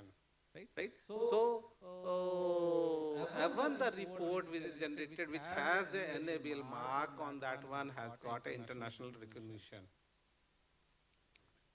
It saves time and money, because what is the most common thing which we do it? If we want to confirm our test, we want to keep on repeating the test. Right? This is avoided if the technician is confident, SOP is followed, they are confident in the result, that whatever is performed, it is giving a correct test result. So we do not have to repeat or spend time and money on retesting. So therefore, it saves time and money of the laboratory. It saves time and money of the patient, because patient also certain times, if they get the report and they want to confirm it, how they confirm it? They will give another sample to the another laboratory. Suppose a person gets a report and the person is told that this report is HIV positive report. Right. So the person will rethink over it and how does it confirm the report? He will give another sample to another laboratory. So again, laboratory is doing the same thing, retesting it to confirm it. Customer or the patient is also doing it, clinician is also doing it. So with the help of enable accreditation, it saves all this thing because retesting is not required. All of them are confident about the test report. The test procedure which is followed in enable accredited lab is up to date and the result which is reliable and accurate. Right. Even the projects, the funding agencies look for the accreditation. They will prefer the financial support to those laboratories which is having enable accreditation. And one of the important thing is it protects from the litigation. Now a lot of things are coming up for the litigation. If there is an enable accredited lab and the person has performed the test as per SOP, that person or the lab or the doctor in charge of the lab are protected from the litigations. So this is one of the again important benefit of this this thing. Sir has already told about that one because if SOP is not there, so there is a worry about the litigation. So that happens. So therefore SOPs or accreditation is required. If it is followed, it will save you against from the litigation charges. So whenever if audit is done, after the audit there is a management review meeting. Once management review meeting is done, the lab is ready for the application. So they can apply it. Usually the quality manual is to be submitted. The quality manual along with the management review meeting. Then the enable usually looks for the document. Basically, first they assess the document. So that is called the adequacy audit. So after the adequacy audit, they will appoint a lead assessor. Lead assessor will check for the pre-assessment, will assess with the help of pre-assessment, and then the lead assessor says that whether the lab is ready for enable accreditation. Once the lead assessor gives a green signal, then the final assessment is done along with the lead assessor and the technical assessor. So both a whole team, if the lab scope is more than the whole team, one team is created and team is visit the lab and look for the accreditation, and if they find that there is no NCs, they are non-conformity, which is called the non-compliance, then the lab gets the accreditation. Usually the accreditation is given for 2 years. So basically, it is not impossible. It is nothing, although in most of the lab which we are not doing the accreditation, but it is not impossible thing. During the COVID time, one of the important things which was kept is the lab should be enable accredited. So because it is kept as one of the mandatory criteria, so therefore we saw that many labs went for the enable accreditation and they got it. So it is a matter of commitment. The first and foremost commitment should come from the administration, right? And it also involves budget and financial support. So therefore, that commitment should be there from the administration side. Then first thing what we need is the document. Because these are the standards which is followed. ISO 15189 and NABL 112. NABL 112 is freely available. You can download it. And because it is not there in the curriculum, we are not aware of this document. We have not taught about this document. If documentation is done, then rest of the part is more or less smooth. Because that is more or less is followed. Right? Participation in EQUAS, or if EQUAS is not there, inter-laboratory comparison IL, it should be followed. Equipment, we know EMC and calibration should be there.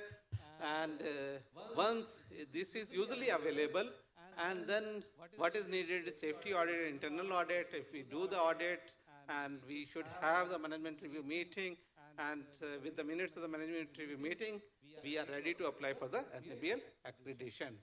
So we can apply it. So in that one, we also did for the HIV testing, as was mentioned in there. So we are given the certificate for outstanding performance. This is, you can see that CDC NACO and Government of India, they have usually provided. So we also get the recognition, but it requires the first and foremost also the administrative involvement is one of the important thing, because that is one of the thing which is required. Finances is required, then only it is feasible. So we could able to do for the HIV tests for the enable accreditation. So with that one, this is all about enable accreditation. Thank you very much.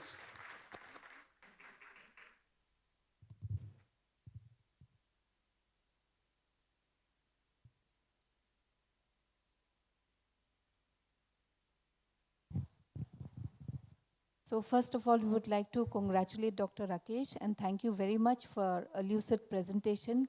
You've made it very simple, and I don't think I need to say much because it was really simple. So if anybody has question, you can ask him.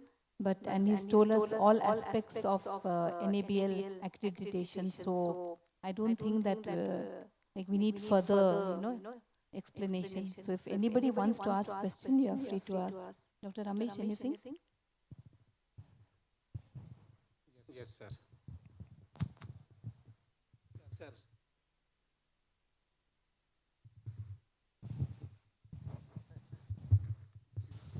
Thank you, Professor Rakesh. Thank you. It's so nice you have elaborated the subject in a nice way. Thank you.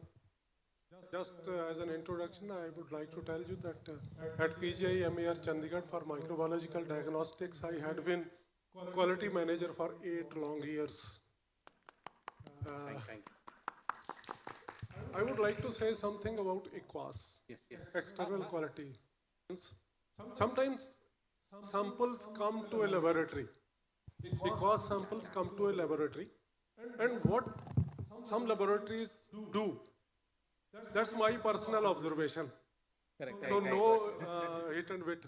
It's my personal observation. What is being done, that the authorities receive the sample, and they now have, suppose there are 10 persons who are doing that particular test, they will already have an identified person who is competent enough to perform a good work. Exactly. So they will give the sample to him only. It should never be done. The sample should be, it should never be told to the person that it is a EQUAS sample. The sample should be processed in such a way as we are processing the routine samples of all the patients. There are a lot of things to talk, but time does not allow us. Thank you very much. Thank you very much, sir, for the details about EQUAS thing. You are very true. Usually it happens, EQUAS samples whenever comes to the lab. I am also usually looking after the EQUAS activity of the parasitology laboratory. So under the IATP banner, we started actually EQUAS thing in 2013. And right now usually there are more than 50 laboratories which is participating under this section. So I am also fully aware about this thing. Usually EQUAS sample is usually considered as a VIP sample, just like VIP sample. So it is usually performed by the best of the technicians, and it has given special care, and usually it is usually performed in a multiple times. But the purpose of the EQUAS is basically it should be usually taken as one of the routine sample. It should be performed and undergo the same process as any other sample comes into the laboratory. This is the only way by which we can get to know what could be usually the error in the laboratory, and then we can get to know that unless we know the error, then only we can improve upon the errors. So it will help us to know about the errors, and we can improve upon these errors. So this is what is required, and thank you very much for bringing this part of EQUAS in enable accreditation. Thank you, sir. Okay. Since wanting of time, we will close the session, and I'll once again thank Dr. Rakesh Singh for a wonderful talk and telling it what is the need for enable accreditation. Thank you. Thank you.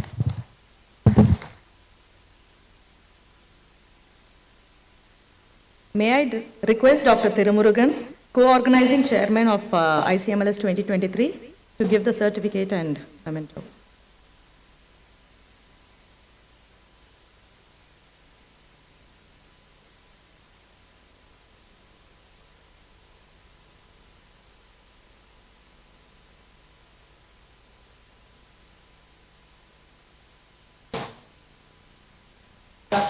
Certificate and memento to both the speakers and the chairpersons.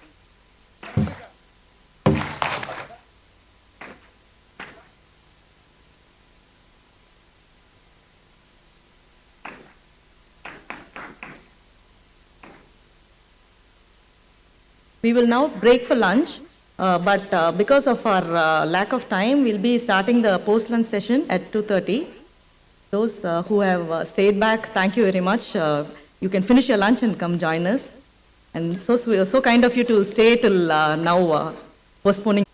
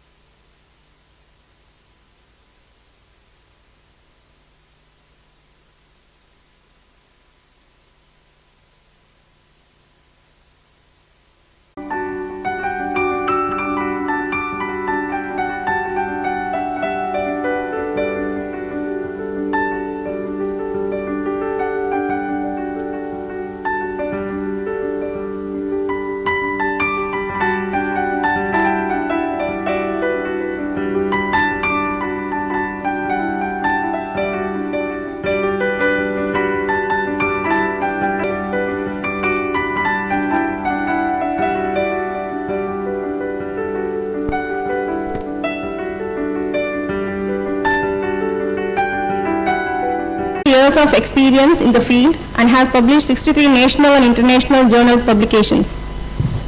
She is one of the board of governors for IISER and the member of governing body of JIPMA. She also holds many national and international awards, medals and prizes. Yeah, please.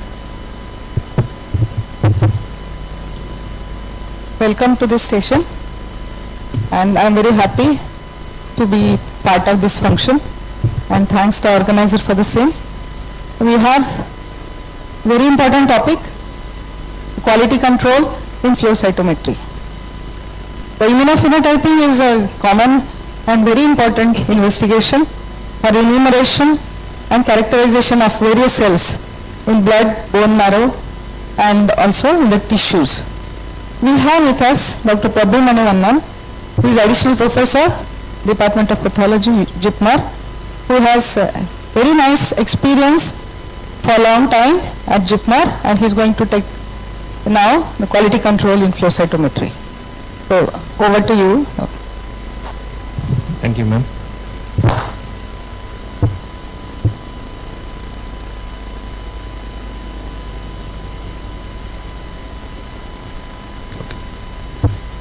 Okay, very good afternoon everyone. Very good afternoon my teachers as well as chairpersons. I hope you had a very heavy lunch. It becomes difficult to concentrate, but I make it very simple today, just giving the concepts and the overview about simple QC norms in flow cytometry. Right? So at the outset I would like to thank the organizing secretary as well as the entire team for organizing such a wonderful event, and without wasting much time we will get into the topic proper. This quality control in flow cytometry. This is our standard disclaimer. For the next 20 minutes I will take you to this initially about how to what is basically about the flow cytometry is all about, and then I will discuss what are the three major components involved in the flow cytometry, and then I will give you we cannot cover the entire scope of QC in 20 minutes, so I will be just discussing three salient aspects related to the quality control in flow cytometry. Now we will see one by one. What do you mean by this flow cytometry? The term flow cytometry comprises of three technical terms, that is flow, which means the motion of fluid stream. Whereas a cyto means it's a cell, metry means it's a measure. So put all these three entities together, you will get measuring the properties of a cell while it is in the fluid stream. That's called as a flow cytometry, right? So now we need to understand how the cell passes into this instrument to complete its journey and how it produces a signal. So basically any flow cytometry instrument, if you take, it will have the three basic components, namely the fluidic system, the second one is optical system, the third one is electronic system. So all the physics laws which are related to these fluidics, optics as well as electronics will be applied in each and every component here, right? So it's a combination of fluidics, optics and the electronics. So we will see one by one. In the fluidics, what happens is that the sample most often we use is in blood and the bone marrow, which is most likely to be in a fluid state or otherwise in a cell suspension state. So most of the samples we run here, I think it's, oh, okay.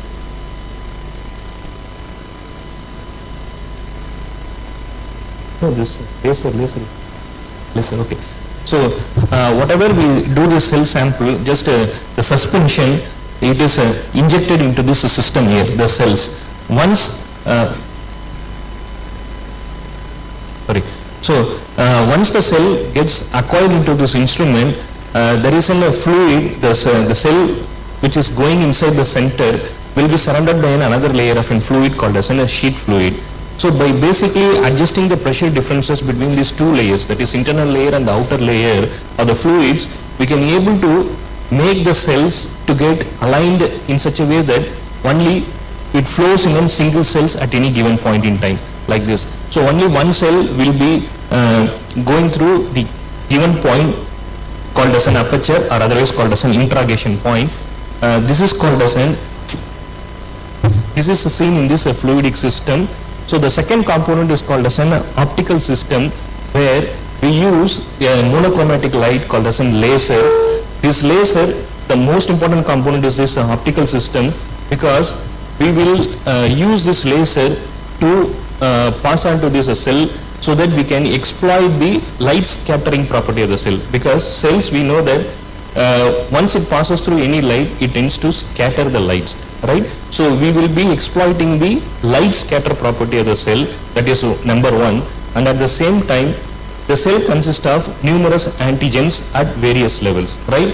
So we use some reagents, particularly antibodies, to allow the antibodies to bind it to these antigens. So basically we are creating an antigen and antibody reaction at this place. These antibodies are essentially a fluorescent conjugated dyes, which this laser will produce an excitation as well as an emission wavelengths. So these are all the basic physics that we will be dealing with. So this is the laser beam which we use. So it will go and interact these cells. This point is called as an introgation point. So we are exploiting the light scatter property of the cell as well as the antigen and antibody properties of the cell. These two important things we will be using here, and the light, whatever it is scattered, will be captured by the detectors so far, which will be kept at different places. This is what is happening in the optical system, and subsequently all these light signals should get converted into an electrical signal, which is what happening in this electronic system, and which will be eventually read in the softwares. There are numerous softwares which are available, so we will analyze through these softwares. This is what is happening in the electronic system. This is in nutshell about what is happening within this flow cytometry machine is, right? So if you broadly look into that, the quality control should be ensured at this instrument level. That is number one. The number two is at the reagent level, because I said most of the reagents are antibodies. So at the antibody level, we need to make sure that quality control is kept in place, and at the same time, the procedure is being performed or the process is being performed, that you need to make sure that the quality control is in place. So there are three important categories that I am going to talk. One is related to this instrument QC, another one related to this reagent QC, another one related to the process QC. This we will be seeing one by one. These are all the two instruments what we use. Basically, we use three different lasers in both this instrument, namely a red laser, violet laser, as well as a blue laser, which forms the most important component of any flow cytometer for that matter, right? So QC, we have been discussing this from the morning. It's nothing but a continuous system that monitors and operational techniques as well as activities during different phases of testing. The ultimate goal is to make sure that the test results are accurate as well as reliable. So as I discussed, I will be discussing one by one. First one related to an instrument QC, the second one related to the reagent QC, the third one is the process QC. For any of the flow cytometer to be working properly, it should be kept in an ambient environment. So we need to make sure that every day, every morning, once any technician comes in, you need to make a log of what is the temperature recording there, what is the ambient humidity is there. So 15 to 25 degrees Celsius and 30 to 80% relative humidity is required for this instrument to function properly. Then I told about the fluidics. Fluidics is all about the pressure. Once you keep the sample, it should suck it properly so that a pressure has to be generated. The pressure has to be monitored very properly every day by analyzing the pressure gauges there. These are all the pressure gauges that you need to monitor and then make it documented in every day logbook. So these are all the pressure check you have to do it. This is related to an ambient environment as well as the pressure check, which is related to the fluidic compartment that I spoke. Then the most important component is related to an optical system, because the laser is the most important thing. So first and foremost is the optical alignment to be ensured very, very properly. Otherwise, the slightest deviation in the optical alignment will also lead to an erroneous results. That should be avoided. So what we do is we use a commercially available bead component called as a Flow Check Pro, which is nothing but a fluorospheres available in different dimensions. Basically 10 microns, 6 microns and 3 microns, which is correspondingly should be used for a different type of lasers. As I already said, we use these 3 different type of laser. So 10 micron fluorospheres for this blue laser, 6 for red laser and 3 micron for violet laser to be used. So once we use these fluorospheres, the chart will be generated like this. For each and every channel that it is getting detected, it will produce a very sharp peak like this. Once any sharp peak is produced, and we will calculate the coefficient of variation at the off of the peak level. What you call it as an HPCV, that is off-peak coefficient of variation. This has to be measured for each of these detectors separately, and whatever we measure, it should fall within this desired established range. Most often it will be between 2 to 4 for the different detectors. It will be entered into the logbook manually, or otherwise it will get captured automatically into the system using the software. Most often it will get automatically plotted onto this LJ chart. So, and then you need to apply whether the Westgard rules are getting satisfied or not for the acceptance criteria or not. If acceptance criteria are not getting satisfied, you need to check whether any warning signals are generated or any violation of these rules are getting there or not, so that you need to reject the runs. This is the first and foremost thing. You need to do it before running the patient sample. So this is how we plotted the LJ chart for the entire month of August. If you see, most of the plots, it is very well within the normal range between a plus standard deviation and a -2 standard deviation. If you see, there is only one red dot which is there at the top, which is indicating an out of range. So what we did is, we just closed down the machine and then again restarted the machine. The next subsequent point, if you notice, it is lying within the acceptable range, which indicates that the error which has happened there, it's by chance. What you call it as a random error. So random error, we cannot control it, which will happens usually by chance. There are no systematic error for the last few months. So the machine is in place. So this is what we need to ensure. Apply the Westgard rules whenever possible. So the second important component, it's related to this optical system as well as the electronic system, is that make sure that voltage is being set properly or not. This is the axis where we will look at the cells. Whatever it is labeled as in pink color is a negative population. Whatever it is in the green color is a positive population. The voltage is nothing but Where exactly our desired positive and negative population should fall is determined by the voltage. Once the voltage is set properly means there should be a clear separation between the positive and the negative signals. That is called as an voltage adjustment. The PMT is the one which is an photo multiplier tube. Initially, the voltage generated from the cells will be very weak. Once the signals pass into these tubes, they will get multiplied exponentially. So this is what is happening there. So voltage adjustment should be done very, very properly. And then these are some of the examples. If you see here, the cells are clustered together towards one particular axis, whereas this is on a low voltage and this is properly set voltage towards your right side, which indicates that there is a proper data spread is there, and you can able to identify the different populations, that is a blue color, red color as well as a green color separately. That is a properly set voltage. Once you perform this is another example where even though it's a positive population for this axis, it is getting crushed against the axis, which you should not have that for interpretation.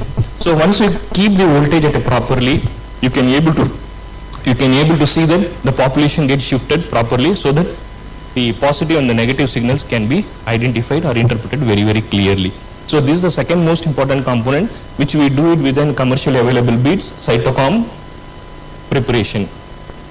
And the third important component is related to this fluorescent dyes what we are using. What happens is that we use 10 different combination of an antibodies which are fluorescently tagged.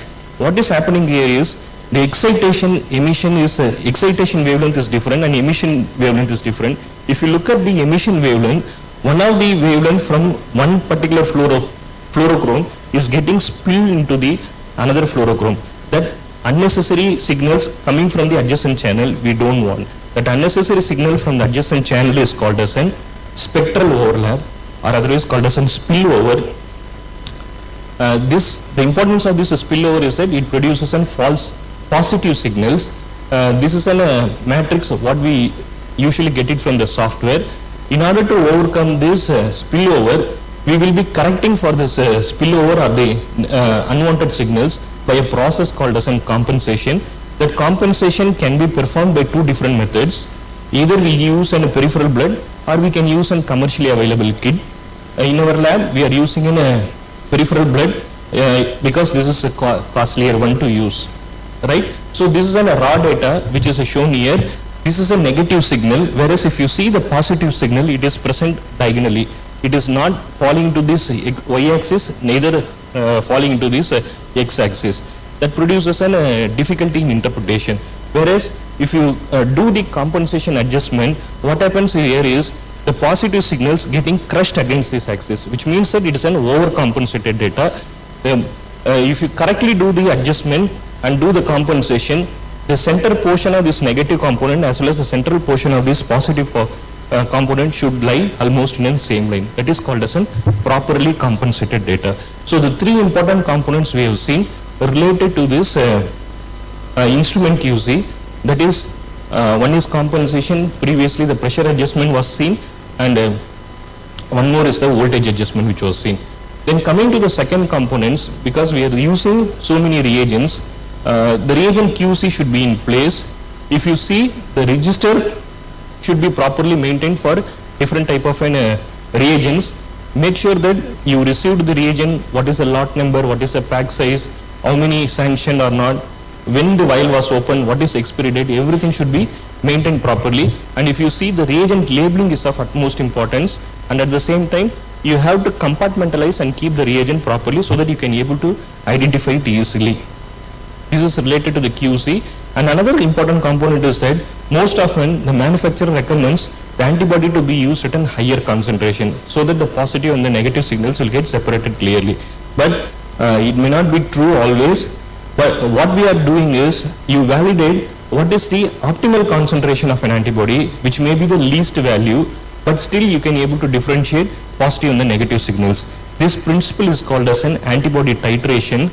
And if you see, this is how the antibody, most often the manufacturer recommend either 20 or 10 microliter, but ultimately if you do a titration, we end up either using less than 2.5 microliter, which means that you can able to perform 10 or 20 more tests with the same volume of antibody. So this is called as an antibody titration that you have performed. These are some of these mathematical formula that you need to use to identify the correct or optimal concentration. Once you prepare the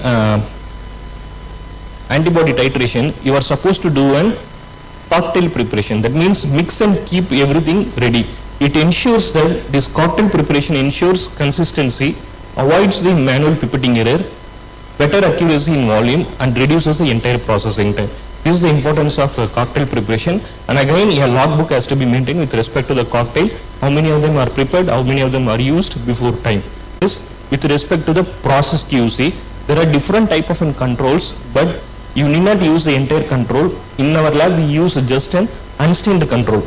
Just to do the entire process, but don't add the antibodies. Don't do the staining. What is called as an unstained tube. So we expect the cells should be lying in this negative region, whereas that is the stained tube where there is a clear separation of these negative to the positive signals. This is called as an unstained control. Then another commonly used control is an internal control. Use the available cells within your sample itself. We most often use the lymphocytes as well as the granulocytes as an internal control. So these are all related to the process QC. Then the last and most important is proficiency testing. In our country, the interlaboratory comparison program, Tata Memorial Hospital Bombay is the nodal hospital for providing this equation flow cytometry. And then worldwide, the CAP accreditation programs are there, or Australasian programs are there for running up this equation flow cytometry.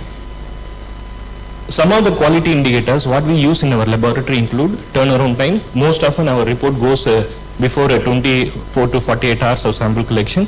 Error report register is very, very important. We had made sure that mandatory that at least 2% will check before releasing the report. So we could be able to drastically reduce our error report to less than 1 in 500. And then daily IQC deviation, 3 random error in the last 6 months, no major systematic errors. And then rejection criteria should also be strictly in place. And then a wrong samples in the wrong anticoagulant tube. In the last 6 months it's 2. Major and minor instrument breakdown. Fortunately there are no major breakdown. And then this is the only drawback with us. It's we yet to participate with TMH for EQUAS guidelines. So these are some of the quality guidelines. So to sum up, it's an quality assurance program is to involve all the 3 phases. I have just touched about the instrument related QC and the reagent related QC, and in the process QC I have just touched about, as well as this post analytical phase is also very important to keep in mind, to know that each and every steps should be taken care of. So these are all the major procedures that we need to do for ensuring the quality in our lab. These are some of our references, and we would like to thank our entire team as well as our teachers for getting the Center of Excellence in flow cytometry. Thank you.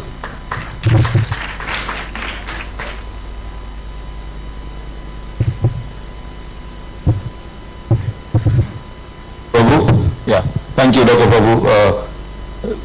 A short but a very useful presentation on maintaining quality in the flow lab. Of course, there are, as you said, there are many other areas where quality has to be maintained.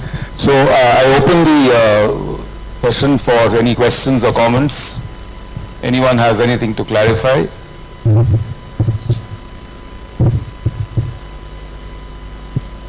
Okay, then Dr. Prabhu, just a few words on, just because I see a whole lot of students with us, who are budding technicians and who will manage.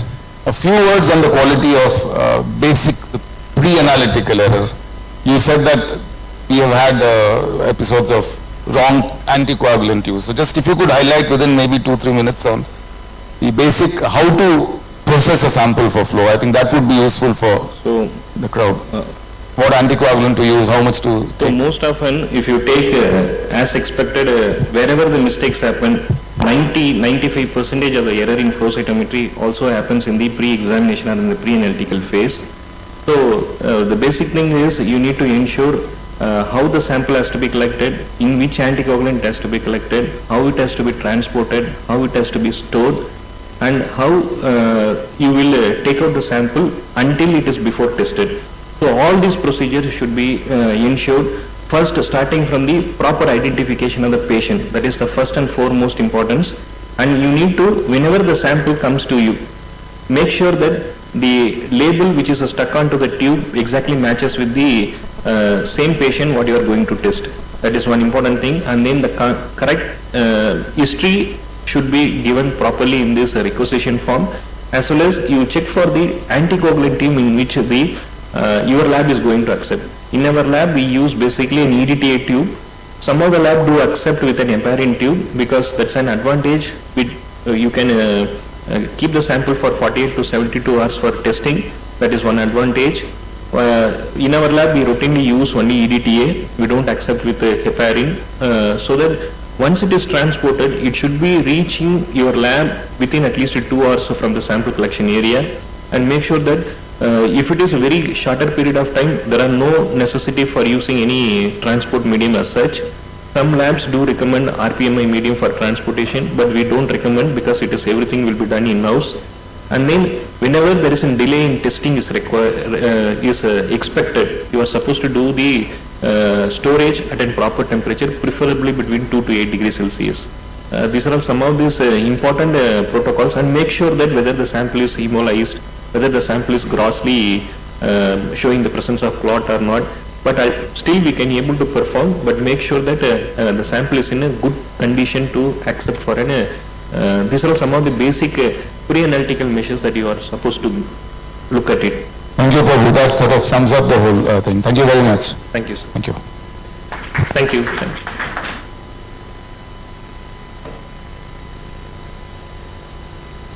Despite being in post-lunch drowsiness, Prabhu sir gave an awakening talk on flow cytometry, which is an interesting topic. Thank you, sir. I also thank our chairpersons, ma'am and sir. I now request our co-organizing chairman, Dr. C. Anand Vairve, to kindly honor the chairperson and the speaker.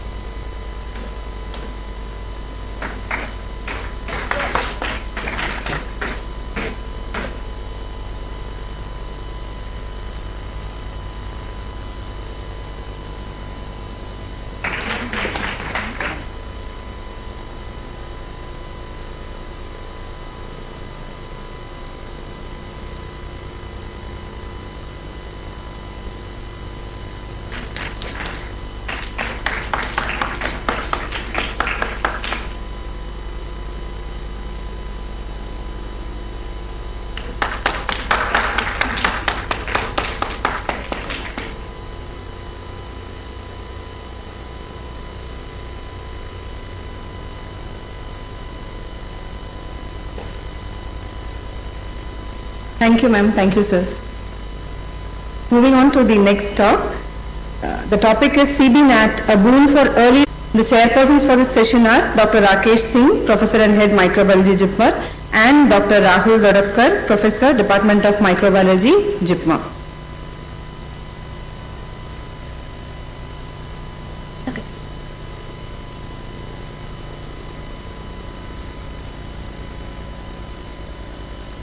Professor Rakesh Singh was with us since morning. He is the head of the microbiology JIPMER. Dr. Rahul sir is here, sir.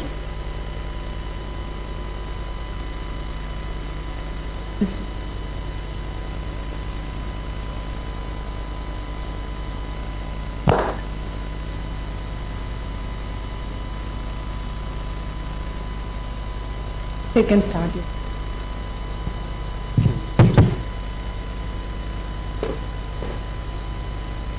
So, for this session, I invite Dr. Noel. He is additional professor in microbiology department, and he will be talking on very important public health problem, which is tuberculosis, and one of the investigations is the CB-NAT, which is a boon for the early diagnosis of tuberculosis. So, he is also in charge of tuberculosis laboratory in microbiology department. So, over to you, Dr. Noel. Good afternoon, everyone.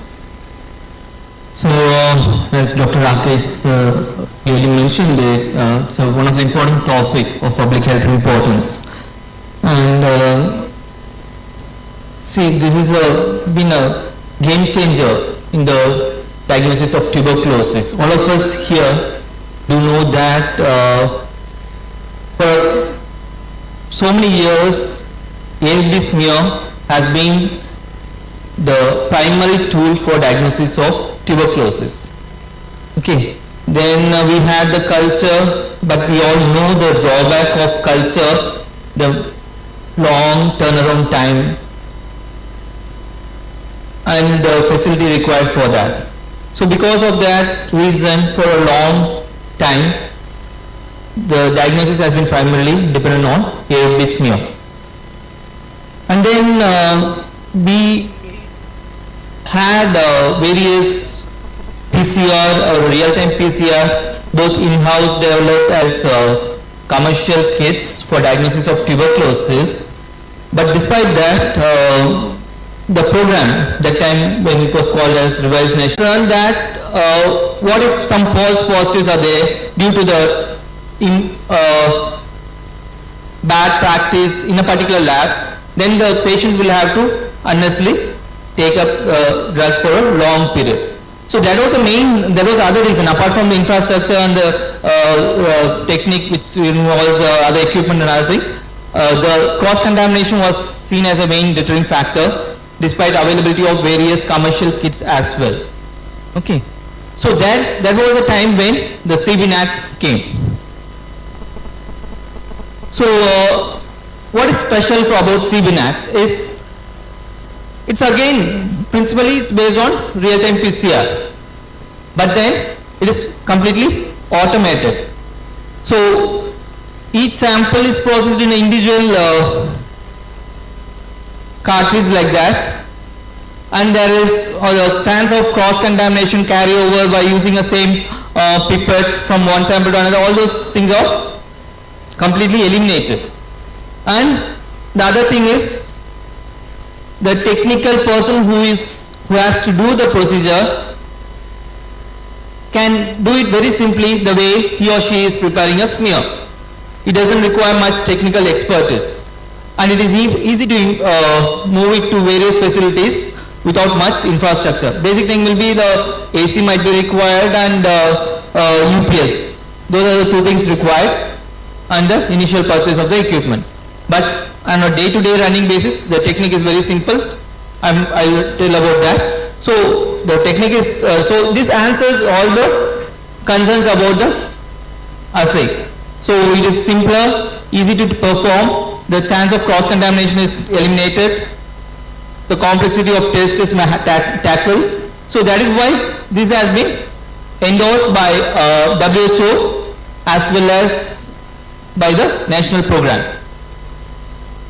So this does have an internal quality control, and as mentioned in the last point here, this is a completely automated thing in the sense that right from extraction, amplification and detection, everything is done in a single go. There is no human intervention in between. You don't have to take the DNA extract and add it to for PCR and then post PCR. There is no detection method separately. So everything is done in a single go, that too with detection of rifampicin susceptibility as well. So now let's look into the principle behind this test. All those of you who have been doing real-time PCR because of the COVID, you must be knowing there are various probes involved in real-time PCR, and the probe that is being used here is molecular beacon. You must be most other PCRs routinely we use TACMAN probe, but here we are in this particular assay, what is used is a molecular beacon. So this is a picture of a molecular beacon that has been bend-like structure with a loop on the top. So in that you can see a green color round thing, that is a dye. The next to that you can see a black one, that is a quencher. So normally this probe molecular beacon will not emit any fluorescence because it is quenched, the fluorescence of the dye is quenched by the quencher. Okay, and these probes are you can see the probe A, B, C, D and E. Those are the molecular beacons. See, when they go and bind with the target, they will stretch out, and when it stretches out, you can see the quencher goes far away from the dye, and the dye is able to emit the fluorescence. So that is the principle in this assay. And as you can see here, there are 5 probes for targeting the same region, that RPOB gene. And one more point you need to remember in this thing is, RPOB region is used to determine the drug susceptibility, as well as this region is specific for M tuberculosis. So it is used for detecting the MTB as well as for predicting resistance to rifampicin. Okay, so there is no different region for detecting and drug resistance and the detection of MTB. It's the same. Okay, these 5 probes does the function. At least 2 probes should be positive for the instrument to label it as MTB, and if 1 or more probes are missing, that means there is resistance, or if the highest CT value and lowest CT value is more than difference between the highest and lowest CT value is more than 4, then again it is interpreted as resistance. Okay, let me just have a quick explanation about the resistance. How is it interpreted is like, see, these are molecular beacons. Say let's take the probe A region. If there is a mutation in MTB, the mechanism of resistance, for all of you to be aware of that, is basically it's a mutation. It is not due to acquisition of any new gene. It is due to mutation in the drug resistance determining region. So let's take the probe A region. If, let's presume there is a mutation in that region. Then what would happen is that particular probe will not bind in that region. So you will not get the signal. So in that case, one probe might be totally absent. But that is provided all the genes from various bacteria, like for instance, TB patient will have, let's presume there are 100 bacilli in that particular TB patient sample. If and the mutation may not be there in all the 100 at the same time. Mutation will randomly occur, even in a single patient, it will be randomly occurring in a proportion of the isolate. So let's say there is 100 bacilli and around 20-30 of them are having mutation.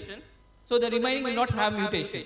So in that case, if you again come back to probe A, the 80 number of bacilli which do not have the mutation they will amplify they will get amplified, the probe A region will be amplified in them, and the probe A signal will be seen. But the remaining 20 which have the mutation will not emit the signal. So that is why we are looking at the second point, the difference in the CT value. While all the other 4 probes, there is no mutation, they are amplified at a normal sequence, like they are having a CT value of 25, but the probe A, where there are 20% of the isolates, so 20% of the strains are having a mutation, then that particular region, the CT value will be little delayed, let's say 34 or 35. So when the difference between the one probe and the highest probe and the lowest probe is more than 4, then it is interpreted as resistance. Okay. So now looking at the procedure, I already mentioned that it's a very simple procedure, nothing much for the technician to do. The sample has to be added to the buffer in a ratio of sample buffer is 2 and the sample will be 1. So this 2:1 ratio. It's added and then allow to stand, it's mixed and allowed to stand for 10 minutes. And then again further, at the end of 10 minutes, it's mixed up even further and allowed to stand for 5 minutes. At the end of it, 2 ml is transferred to the cartridge using again you see here they are using a single-use disposable pasture pipette. So there is no chance of carryover. So with this, the technician's role is ending, and after that he or she has to load it into the instrument, and the instrument will take care of the extraction as well as amplification. And this entire process can be done in an instrument like this with 16 modules, or even as a simple module with two module unit. You just have to, the technician after adding the sample to the cartridge has to load it into the instrument, and the result will be available. And the result will be available within 90 minutes. So on the same day you can have the result, whether the patient sample is having MTB and whether or not it is rifampicin resistant. So the limit of detection is 131 CFU per ml. This is definitely far less than compared to the smear. All of you know for positive smear, we need at least 10 to the power of 4 bacilli in 1 ml. So compared to 10,000, 131 is far less. Culture sensitivity detection limit is 10 to 100 bacilli. So it is almost comparable with that of culture. At the same time, it has advantage of giving a quick results, unlike culture which might take a few weeks.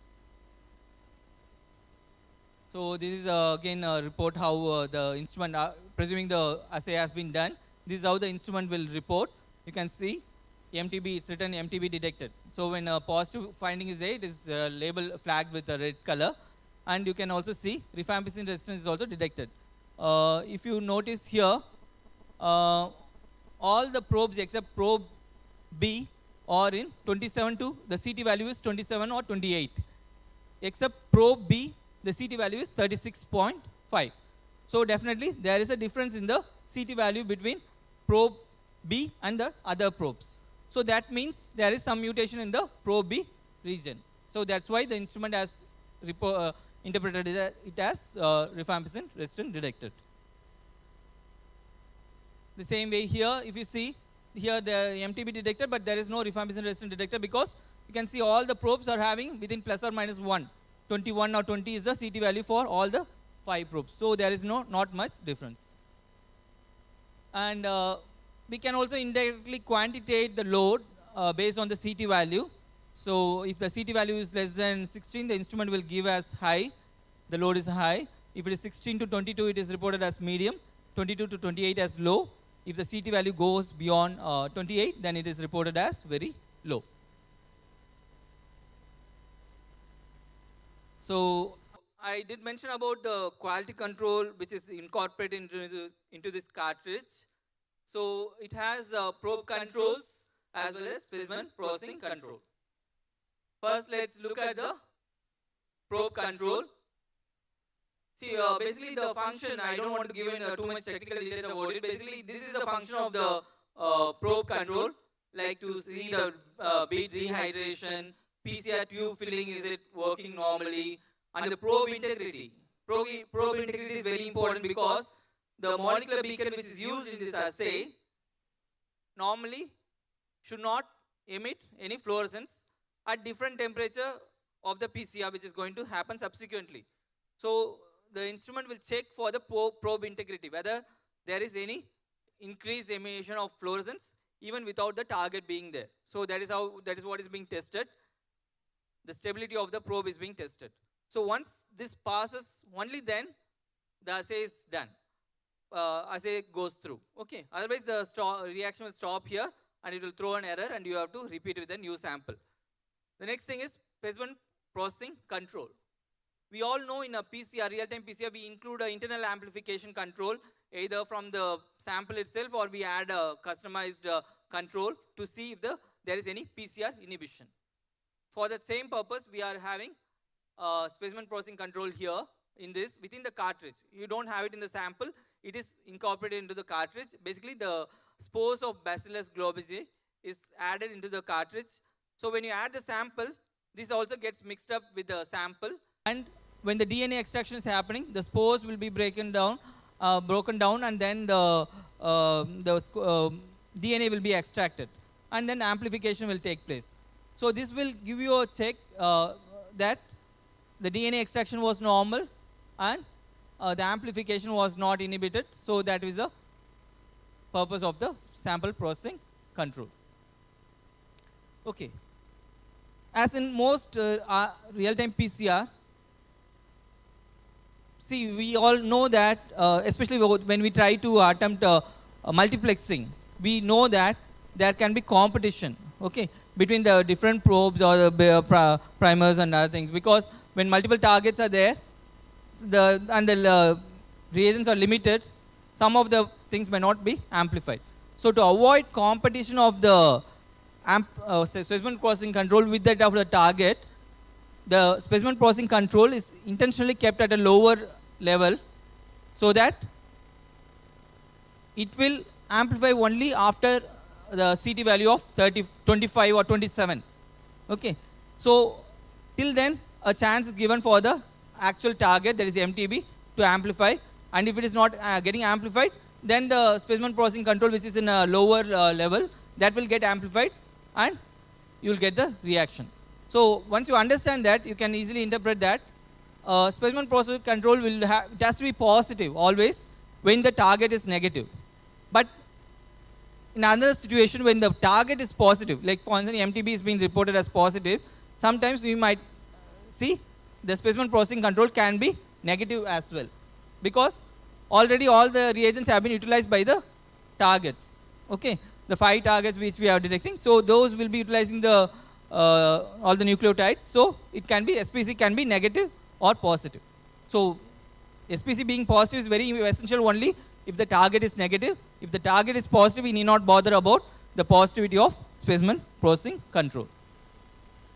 These are the various errors. I don't want to go into the details of each of them, but the main cause of the errors is like the specimen being more viscous. If you have not given enough time or exposure in the buffer, then the sample will, especially the sputum, or even sometimes we use the tissues, they will not be homogenized properly, and it will be a big chunk like that. That will go and block the probe. Or even if the sputum itself is viscous also, that will block the probe. So then the assay will not proceed. Or even sometimes, even when you are vigorously shaking, there are air bubbles, and if you add the air bubbles to the cartridge, that also will throw an error. So those are the various reasons, and another reason can be failure, electrical failure. So that is why, to prevent this, normally we recommend UPS should be used. Because when the assay is going, if power goes in between, the entire test will be aborted and it will not be interpreted. Okay. Okay. Now a few words about the GeneXpert Ultra. This is a new one which has been as an improved version of GeneXpert. I'll just tell since you already understand the principle behind that GeneXpert, well, I'll just tell you the principle, what is the modification here. Here the modification is, you can see the previous version, 5 probes were used for RPOB region. Here 4 probes are used, and in addition 2 more probes are used, IS6110, IS1081. Okay. So total, not just the RPOB probe, there is also insertion sequence probes are also used to improve the sensitivity of the assay. Sensitivity as well as specificity of the assay. And other change which you need to understand is the RPOB region, the probes used here are sloppy molecular beacons. The previous version we saw, we used molecular beacons, and if there is a mutation, the molecular beacon for that region will not bind. Okay. But here we are using sloppy molecular beacon. The advantage of using sloppy molecular beacon is, even if there is a mutation in that particular probe region, this sloppy molecular beacon will go and bind, and it will amplify the target as well. It's not like the other molecular beacon which will not bind and it will not amplify. Sloppy molecular beacons, even if there are 1 or 2 mutations, that region also will be amplified. What is the purpose of this amplification? We'll see in the next slide. I'll explain you later. That is for rifampicin resistant detection. So before that, what is the advantages in this? This part we have already seen. Because of addition of the insertion sequence here and other larger chamber and other things, modification in this cartridge, the detection limit has been brought down to 16 bacilli per ml. Okay, from 131, it has been further reduced to 16. So almost comparable with that of culture. So for MTB detection by this method, at least two of the four RPOB probes should be positive, and one of the insertion sequence probes should be positive. Okay. In the previous gene expert, we saw that the resistance is interpreted based on the difference in the CT value or absence of amplification of a particular probe. But here it is not so, because I said we are using sloppy molecular beacons. But how resistance is interpreted? It is basically interpreted based on the melting temperature. Melting temperature is nothing but a temperature at which a double stranded DNA becomes single stranded. They are separated into two single strands. Okay, and this melting temperature differs for different genes, and even if the same gene, if there is a mutation, the melting temperature of a mutant gene will be different from that of the native or the wild type gene. Okay, so that is the background about melting temperature. Okay, you can see in this figure the first peak that you are seeing corresponds to the mutant region. So if there is a mutation, known mutation, then the melting temperature will be lesser. But if it is a normal wild type sequence, the melting temperature will be, peak will be little later. It will arise little later. So the melting temperature of the mutant region is different from that of the normal region, and that is how the Gene Expert Ultra differentiates or interprets rifampicin resistance. Okay, not based on absence of the probe or not based on the difference in the CT value. And there is one more important thing in this new thing is trace has been added as a new category in Gene Expert Ultra. Basically, this is trace report is given when one of the insertion sequence is positive, but only one RPOB gene has a CT value less than 40. So that means they are compromising on the criteria. In the previous step, we saw that at least two RPOB should be positive, and but here two may be positive, but one RPOB only is having a CT value less than 40, while other one is not amplified or it is having higher. So that is a little, it is improving the sensitivity, but might be compromising on the specificity of the assay. So that is why WHO says that in HIV positive children and extrapulmonary TB, where we expect our load to be low, we can still take it as positive. But in other individuals, we need to repeat the test, and if it consistently comes as trace positive, then we can take it as MTB positive. The last thing about this is Gene Expert MTB XDR. So in the previous cartridge, we saw, be it Gene Expert or Ultra, both of them detect only rifampicin resistance. But then this assay will also tell about the resistance to INH and other injectable, second line injectable drugs and other anti-TB drugs. All this can be done in a single cartridge in 90 minutes. Okay. So with that, I will briefly tell about another similar platform which is available, that is TrueNAT. That is a chip-based, unlike the Gene Expert, which is a cartridge-based. The result in terms of sensitivity and specificity of both these assays, be it Gene Expert or TrueNAT, is almost comparable. Both are endorsed by WHO. But Gene Expert has a little edge over the TrueNAT because this is completely automated. There is not very minimal user intervention, only at the time of addition of buffer. But in TrueNAT, the DNA extraction has to be done first. The extract has to be added into the chip and loaded into the amplifier. Then, after amplification, if it is positive, again the DNA from the initial extract should be added to another chip for rifampicin resistance. So that will require multiple interventions. The technician will be there. And moreover, although the real-time PCR instrument Quattro is there, 4 samples can be tested at a time. There is no, currently there is no 16 module unit similar to that of Gene Expert. And moreover, the DNA extraction module is a single module one only. So for each DNA extract, you have to use a separate extractor. And for a batch of 4, you will have to repeat, depending, or either you have multiple extractors or you repeat the extraction separately and then you have to carry it. So those are the little logistical issues or difficulties in terms of TrueNAT. but otherwise both these are comparable platforms. Thank you.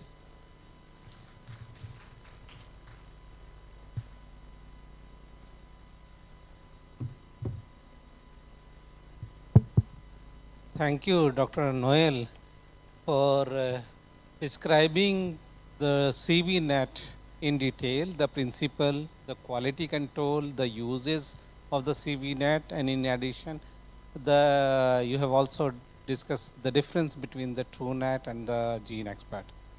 Now, the session is open for the questions. If any participants want to ask, yeah.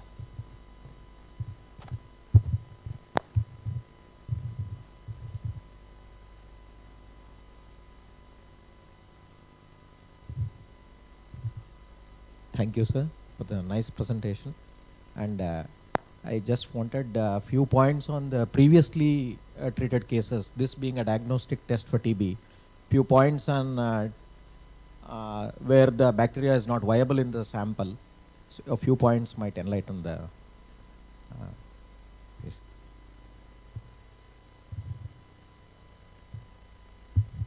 Okay, that's a very relevant question.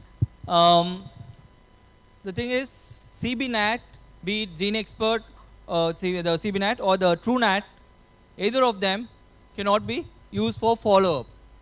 This is primarily to be used only for diagnosis, initial diagnosis. Once you diagnose the patient as TB, having TB, and you start on treatment, you cannot use this technology for follow-up. Reason he has already mentioned, even after treatment, when the bacilli are getting killed, the genes might be in the system, the body, for a long period, some even time beyond 6 months or even up to 1 year.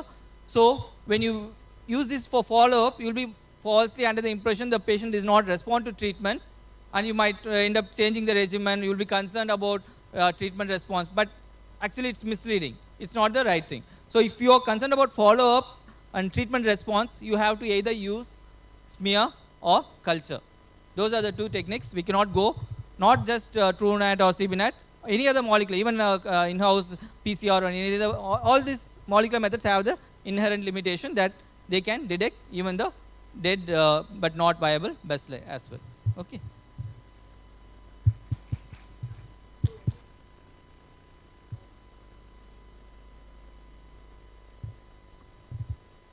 See,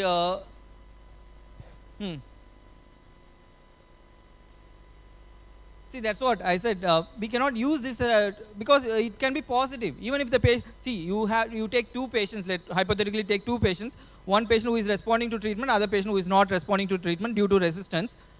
So if you do GeneXpert in both these patients, both of them will be positive. So if you extrapolate the same in larger numbers, so if you end up doing all the patients who are started on TB treatment, most of them, or at least more than 80% of them will be positive. So how will you interpret it? So that is why this is not to be used for that purpose. If you are really concerned about treatment response, you just do a smear or do a culture and or clinically correlate the response symptoms. And if you are concerned, then maybe you can go for, even if you don't want to waste time with culture, if the patient is really smear positive, then you can do a line probe assay as well. That will give you the resistance to not just rifampicin, other drugs as well. So those are the techniques you have to use, but not GeneXpert or this one for detecting, because that will tell you whether the other resistance is there, the drug which you are giving, the 4 drugs and which you are giving in the intensive phase or in the follow-up phase, the other 2 drugs, you can see whether there is resistance to any of the thing. Then maybe you might, you can interpret that as a failure of the regimen, and then you can modify the regimen. Okay, but just because GeneXpert is positive, you shouldn't interpret it as resistance. Well, 2 questions.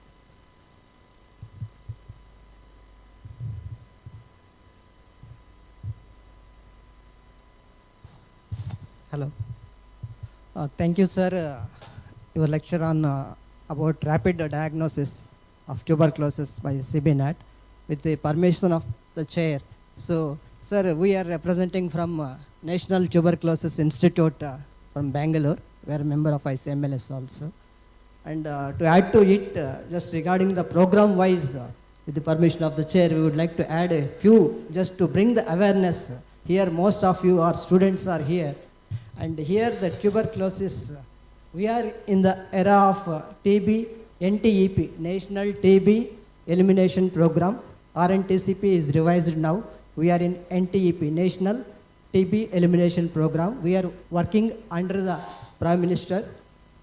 So we want to eliminate TB by 2025. Hopes to the best, we are working towards that.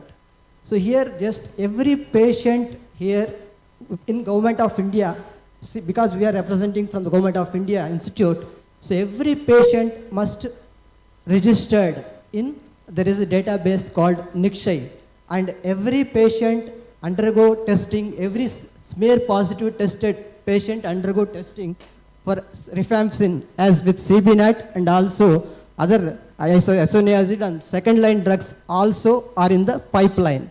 And also one more thing to add here, there is a DBT called direct benefit transfer.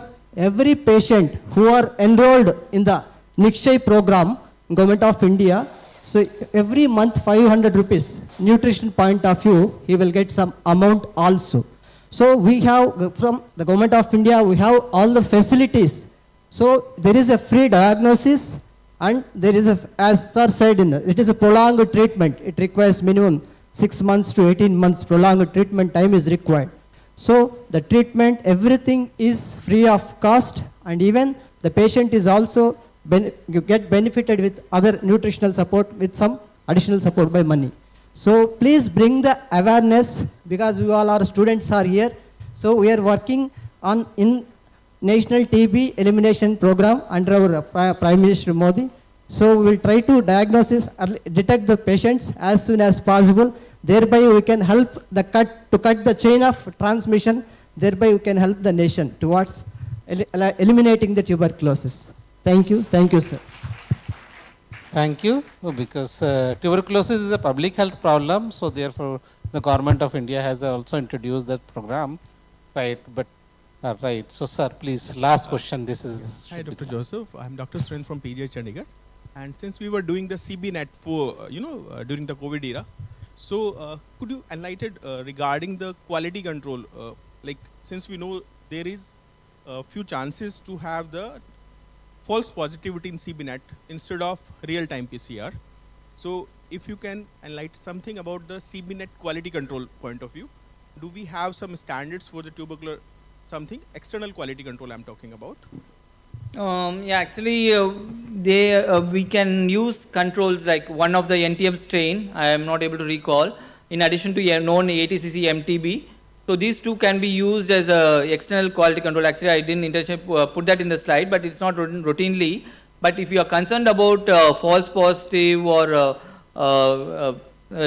false negative, then as every batch you can do a known MTB under one of the M abscesses or other NTM strain can be used, and that will assure you about the false positive as well as false negative.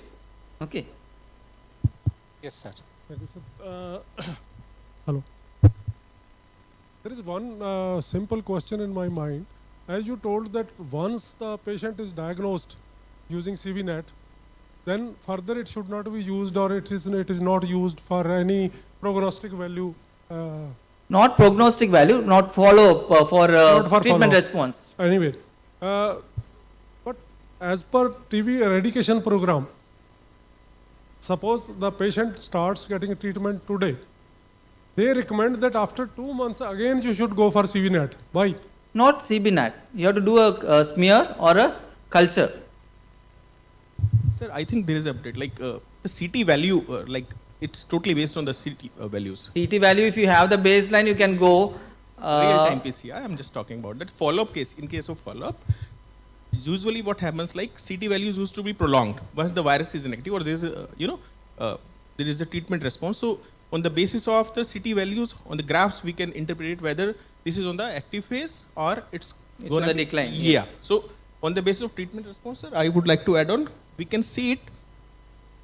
I have no idea about the, the basic interpretation part of the instrument of the CBNet, but though in the real-time PCR, we can clear-cut see whether the virus is in acute phase or there is a treatment response is over there. But the thing is, like most cases, the treating physician may not know the CT value of the first it is having case. very less, Sometimes, so they may not correlate. And when and even in the practical situation, quite often physicians do that, and they misinterpret that as a lack of response. But our clinicians are very, they used to interpret that also. Interpret. Yeah. Provided you have the baseline CT value, you can interpret. So earlier, if it was around 25, now it has come to 35 or 30. Yeah. That means the load is on the decline. So that way you can interpret it. Those that can be done, but better would be other methods. Exactly, because what happens, like once you are diagnosing a patient, they used to mention the CT value of that particular patient, that how much load of the virus is over there. So over the treatment after 5 months or 6 months, they used to see it, bacteria or virus. See, there again a limitation is there. Like for instance, it depends on the quality of the sample which was given. Exactly. So if the first time the patient is giving a properly expectorated sputum, which might have a high load, the next time the patient is primarily contaminated with saliva, then the load will be less. So that should not be interpreted as the patient is responding. So those are the logistic issues. See, ideally, I wouldn't suggest that this molecular method, CBNAT or TrueNAT, should be used for follow, because you cannot control the quality of the sample which was received in the baseline, and a lot of things can exactly. go You are wrong. absolutely right. As per my understanding, like CBNAT, usually we do in case of any of urgencies, like we need to have diagnosis of patients as soon as possible. Like if we are going for any sort of surgical procedures or something very urgent, then we go for CBNAT. So that's what for diagnosis part we can do. Yeah. And like the other person spread also, now we have universal drug susceptibility program. All TB patients once diagnosed, they are supposed to be subjected to gene expert or TrueNAT for detecting rifampicin, and subsequently other first line drugs and second line drugs, if it is a resistant to first line, has to be done. So you will get to know the resistance level at that level. Based on that, you can appropriately modify the regimen or continue with the sensitive regimen, and the patient will respond, rather than relatively interpreting based on the follow-up CBNAT, which can be misleading because of all the inherent limitations. Yeah. Thank you. Thank you very much. Thank you. So we will close this session. Thank you very much, Dr. Noel.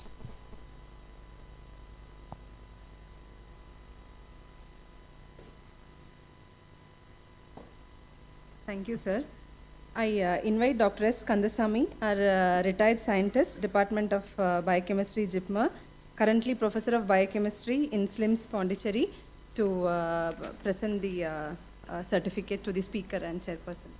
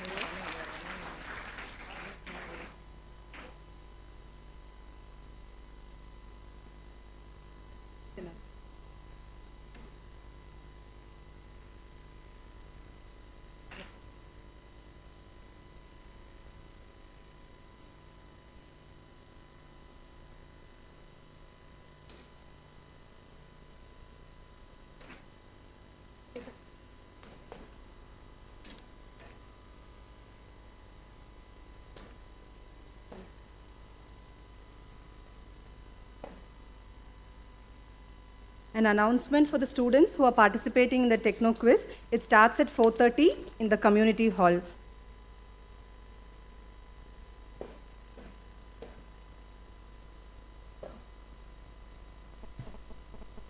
Our last session for the day is, after this we have the symposium, the oral presentations.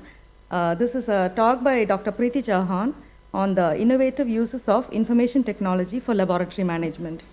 Our chairpersons will be again Dr. Rakesh Singh and Dr. Ramesh.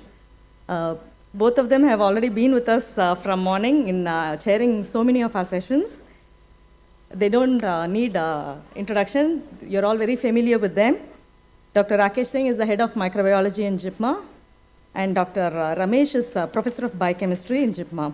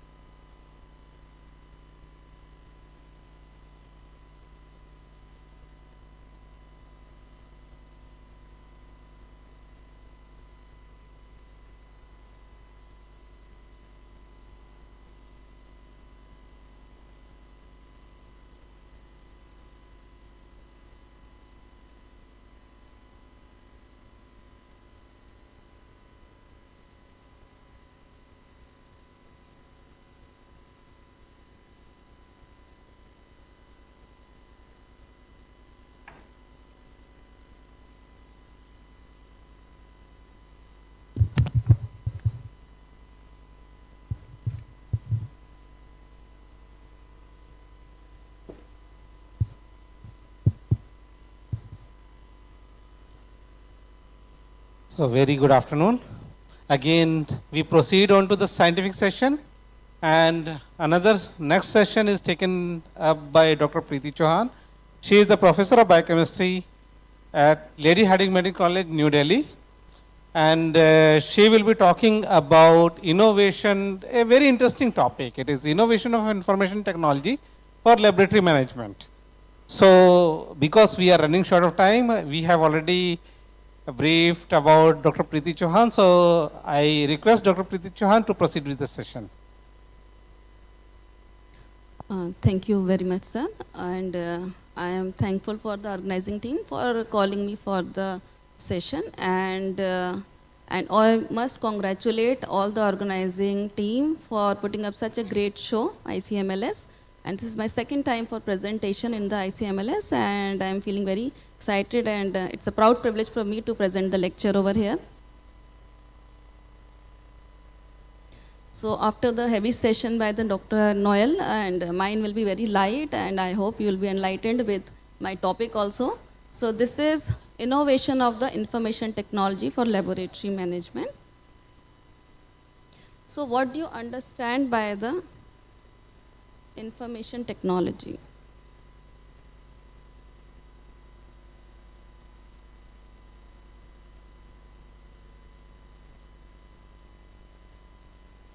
When this term comes IT, so what all you think in your mind, like what is IT? You think about the computers, you think about the people who are doing some typing work in the computers. They are collecting the data, they're sending out the reports. You think about the engineers who are entering into the corporate offices, carrying their laptop bags, yes? And then you also think about certain film sequences which are used by using the computers, right? But now, the information technologies has revolutionized the laboratory management system.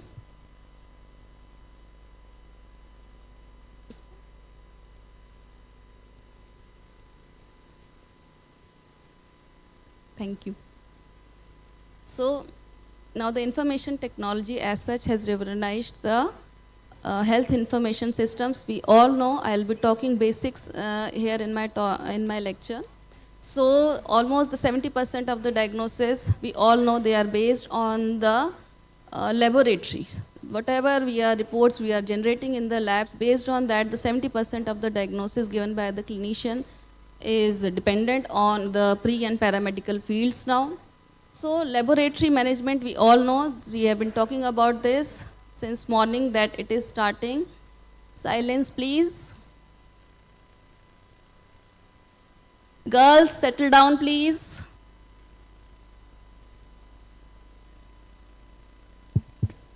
Yeah. Please maintain the silence. Just another 15-20 minutes, the session will be over. Yes, it is just a 20-minute session. Will not be heavy at all. It is also very informative because it is a new thing which is coming up, and it is always better that new things are usually not there in the curriculum. So it is requested that one just keep a patience for another 15 minutes. So we all know that laboratory management system, it starts from ordering of the test from the clinicians to the report delivery to the patient and the clinicians, which is very, very important not only for the diagnosis, treatment, monitoring of the treatment as well. So we have come a far long pathway.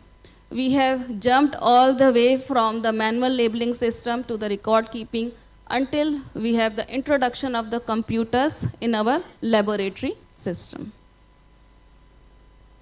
So this is little bit about the laboratory information system in the hospitals. Back in 1980s, we usually have to have the pen and paper for filling up the forms. There was slide rule and calculators. There used to be paper-based logs. There used to be typewriter-generated reports and report sharing. Definitely, this is from the Western countries where the report used to be shared on the mail or the letters used to be sent at the patient's home for telling them about their reports. But then since 1980s, the first introduction of the LIMS has changed everything. So now the data storage is in the books, that there is Reports again are generated through the typewriter and the word processor. Report sharing again through the mails. Then 2000, the 1990 and the 2000, the introduction of the LIMS has happened in India as well, where we started using the PCs. We have the small upgraded LIMS software. We used to have the electronic database. We have standalone computers in our labs and report sharing through the fax and email. Now, with the introduction of the barcode in the year 2000, the scenario altogether has changed. We know that the barcodes which are generated, they have all the demographic profile of the patients. It contains their age, their name, their sex, where they reside, and what kind of tests they have been ordered, either from the hematology, microbiology, or the biochemistry. So data storage, it is all electronic now. We don't have to keep the big registers. The report generations is again electronic, and the report sharing is again electronic. We are sending the reports on the mail, as well as the patient can see the reports in their mobile phones as well. So I'll be talking a little bit about what we have experienced at the Lady Hardinge Medical College. We have adopted the e-hospital module by the NIC. This is the home page where we can see the amount of the patient registrations, the IPD admission, casualty registrations, and here we also get to know the OPD sampling which has been done. So this is the slide which you have been reading since morning. This is the total quality testing process. We all know about the pre-analytical phase. We all know about the analytical phase and the post-analytical phase. So starting from the clinical questions which is arising in the clinician's mind, which kind of disease the patient must be suffering from, to the report generation and interpretation at the lab level. So all pre and paramedical branches, they have benefited a lot with the introduction of the LIMS. So we all know, this is again, everybody knows that pre-analytical phase is the weakest point. It is the weakest link in any laboratory for the quality management. So this is just the data which shows that various studies have been conducted, in which we have Ross et al. In 91, then Plebani, then we have Estin, then we have Carraro.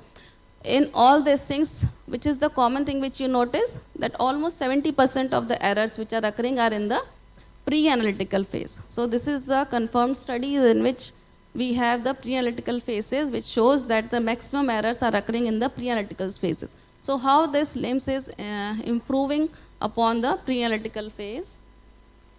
First of all, there is reduced login time. We all have the demographic details of the patient. It ensures the correct identification of the specimen or the blood samples. It creates a unique ID, not only the patient already has a unique ID, but we also create a sample ID for the patient, the kind of samples we are receiving in the lab. It is helping in identifying the mislabeled samples. We have the barcoding of the sample, which has all the demographic profile. Then problems can be identified through this system. So the first time registration, which is there, in which we capture all the demographic profiles, where the patient is residing, what is the name, age, date of birth, everything. This is the one-time registrations which happen, which generates a unique health ID. For this, I would like to tell you, we have a unique health ID for each hospital. That then we also have the EHIRD, which is unique for any hospital all over the India.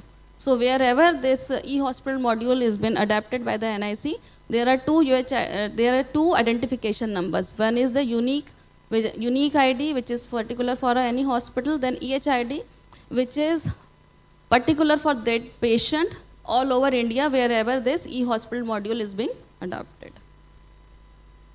So this is my LIS home page, where we have mapped various buildings where the sample is being collected and where the sample can be sent.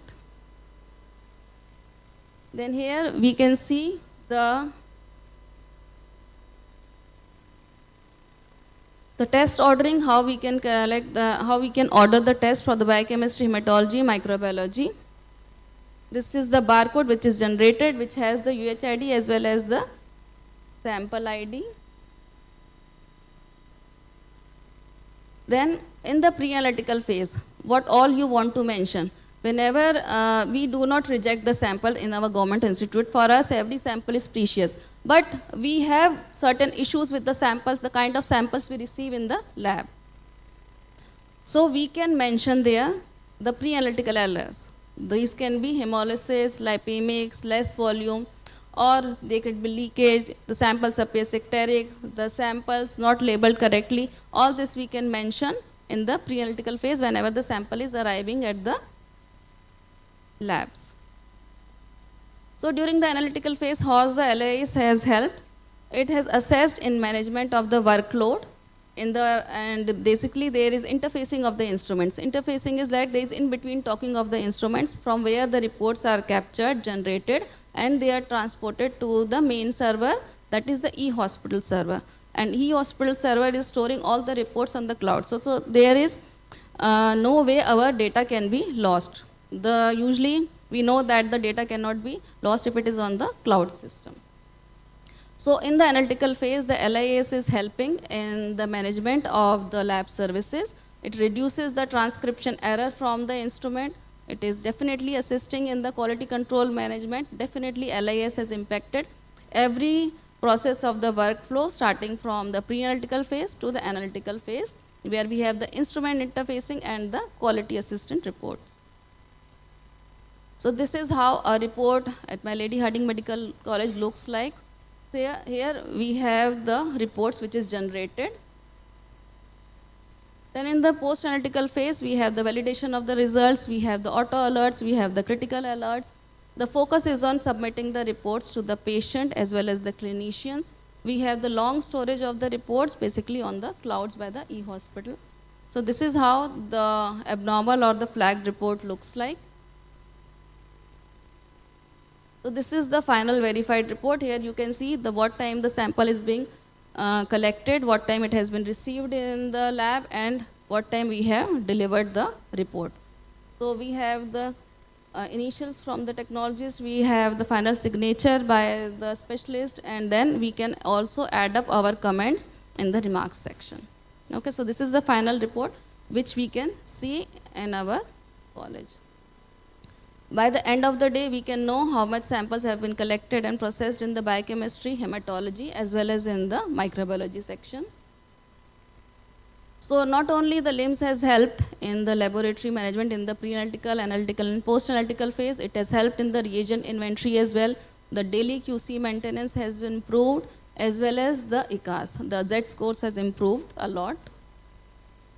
So overall benefit of the LIMS has been, it has reduced the error, it has reduced the waiting time, there is lowering the burden of the record keeping, the fast traceability of the patient. Whenever the patient is coming for the duplicate reports, we can trace the patient. Okay?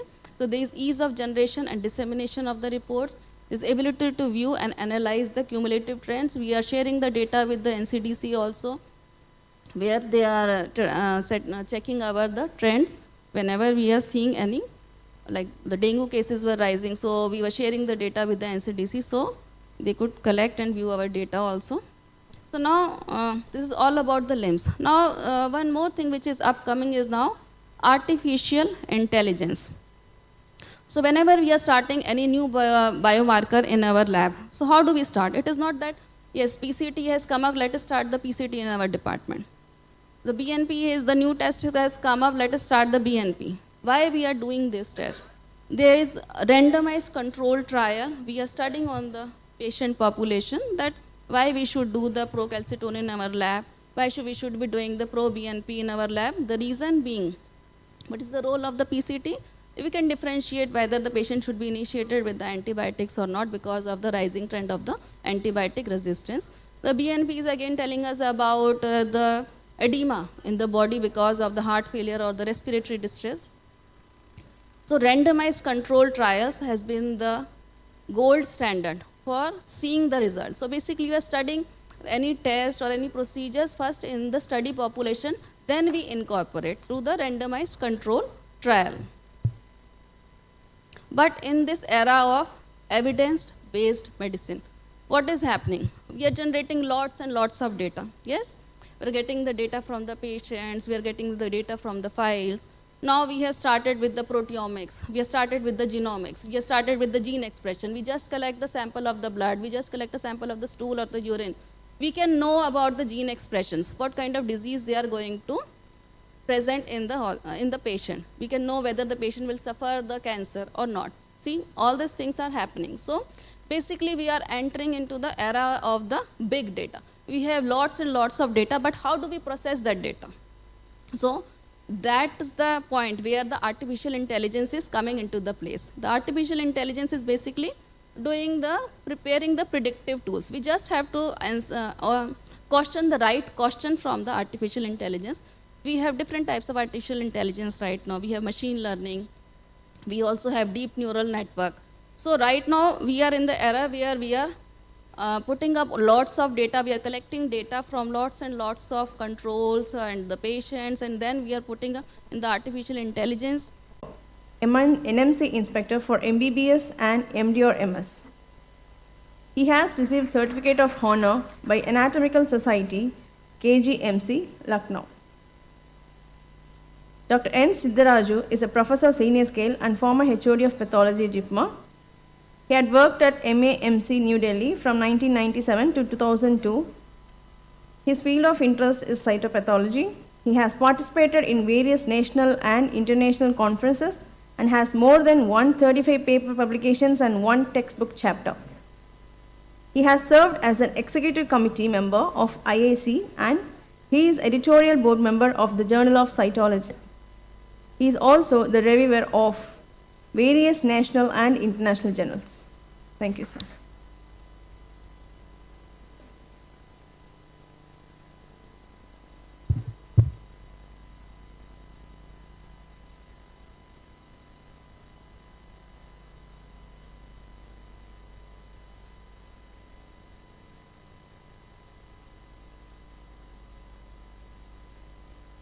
May I request chairperson to introduce the speaker.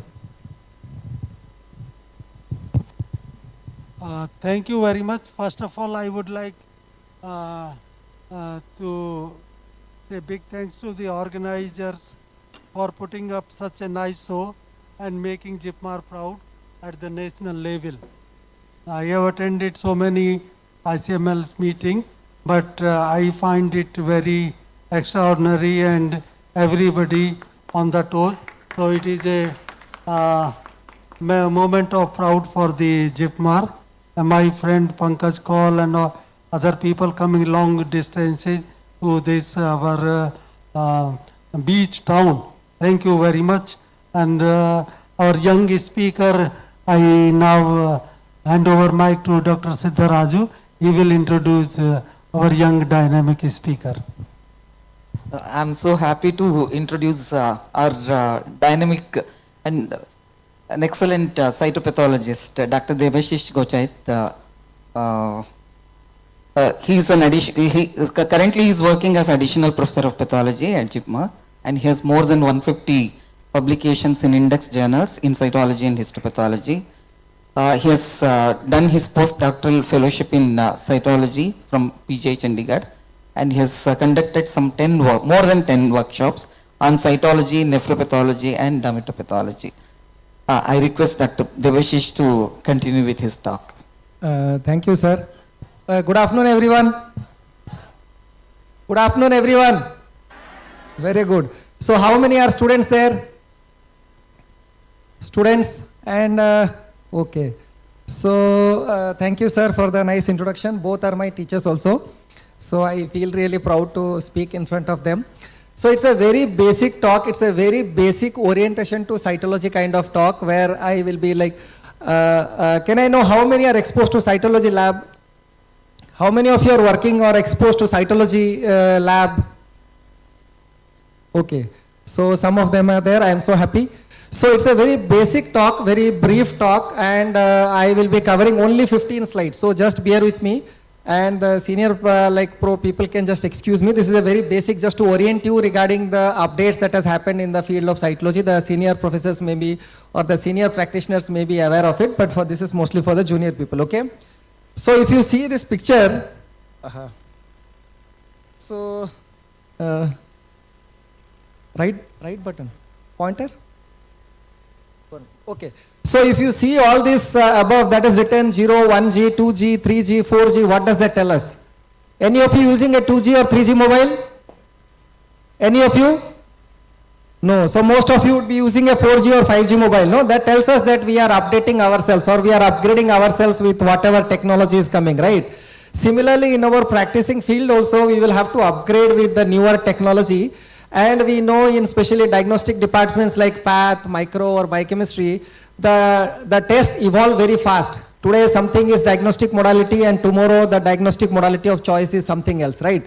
So we will have to evolve, and every day we know automation is coming, newer machines are coming, and so we will have to keep abreast with the machines, the quality control and all that aspect, okay? So just to orient you, today's topic, like this picture shows you that when it was G, we were just taking ready to run, whereas in 3G we were starting to run, in 4G we were jumping, and in 5G we are ready to go to like other planets, okay? So that is how we are adapting. So the technology is adapting, I mean, so we will also have to adapt. So with that, the need of technical upgradation or basically just like it's a updating, like we need to update ourselves with the different newer modalities that is coming, okay? So the topic to be covered, one slide, just what is cytology for the students who don't know. What is the role of a cytotechnologist? The steps where to upgrade, where we need to know what new things have come in cytology, and what can be done for the upgradation or how we can upgrade ourselves. Clear? So, to start with, what is cytology, okay? Now, cytology is the study of cells. We take some cells and we study and we then define that what disease it is, whether it is infection, whether it is inflammation, whether it is a neoplastic, non-neoplastic, what type of pathology. That is done from the cells, okay? Similarly, histopathology is study of tissue and hematology is study of blood, okay? And to make you aware that nowadays with advancing techniques like cell blocks, cytochemistries, immunocytochemistry and molecular techniques, the cytology, most of the diagnosis, whatever pathologies we encounter, most of them can be diagnosed through cytology material also. And to make you aware that cytology material serves as a, because it's a fresh sample, so cytology material serves as a good material for molecular techniques also. Now this is what all cells you can see, the pointer is not working, so all the cells, that is study of cells. Then there is something called as exfoliative cytology. Now exfoliative means the cells which are shed. And the shed cells which we study are two types. One is body fluids. Here you can see whenever there is ascites, whenever there is a pleural effusion, we tap the body fluid. That is fluid cytology. Then we have cervical smears. Cervical smears is for screening of genital malignancies in female patients because we know cervical carcinoma is very common in India and most patients have to be screened for that purpose, okay?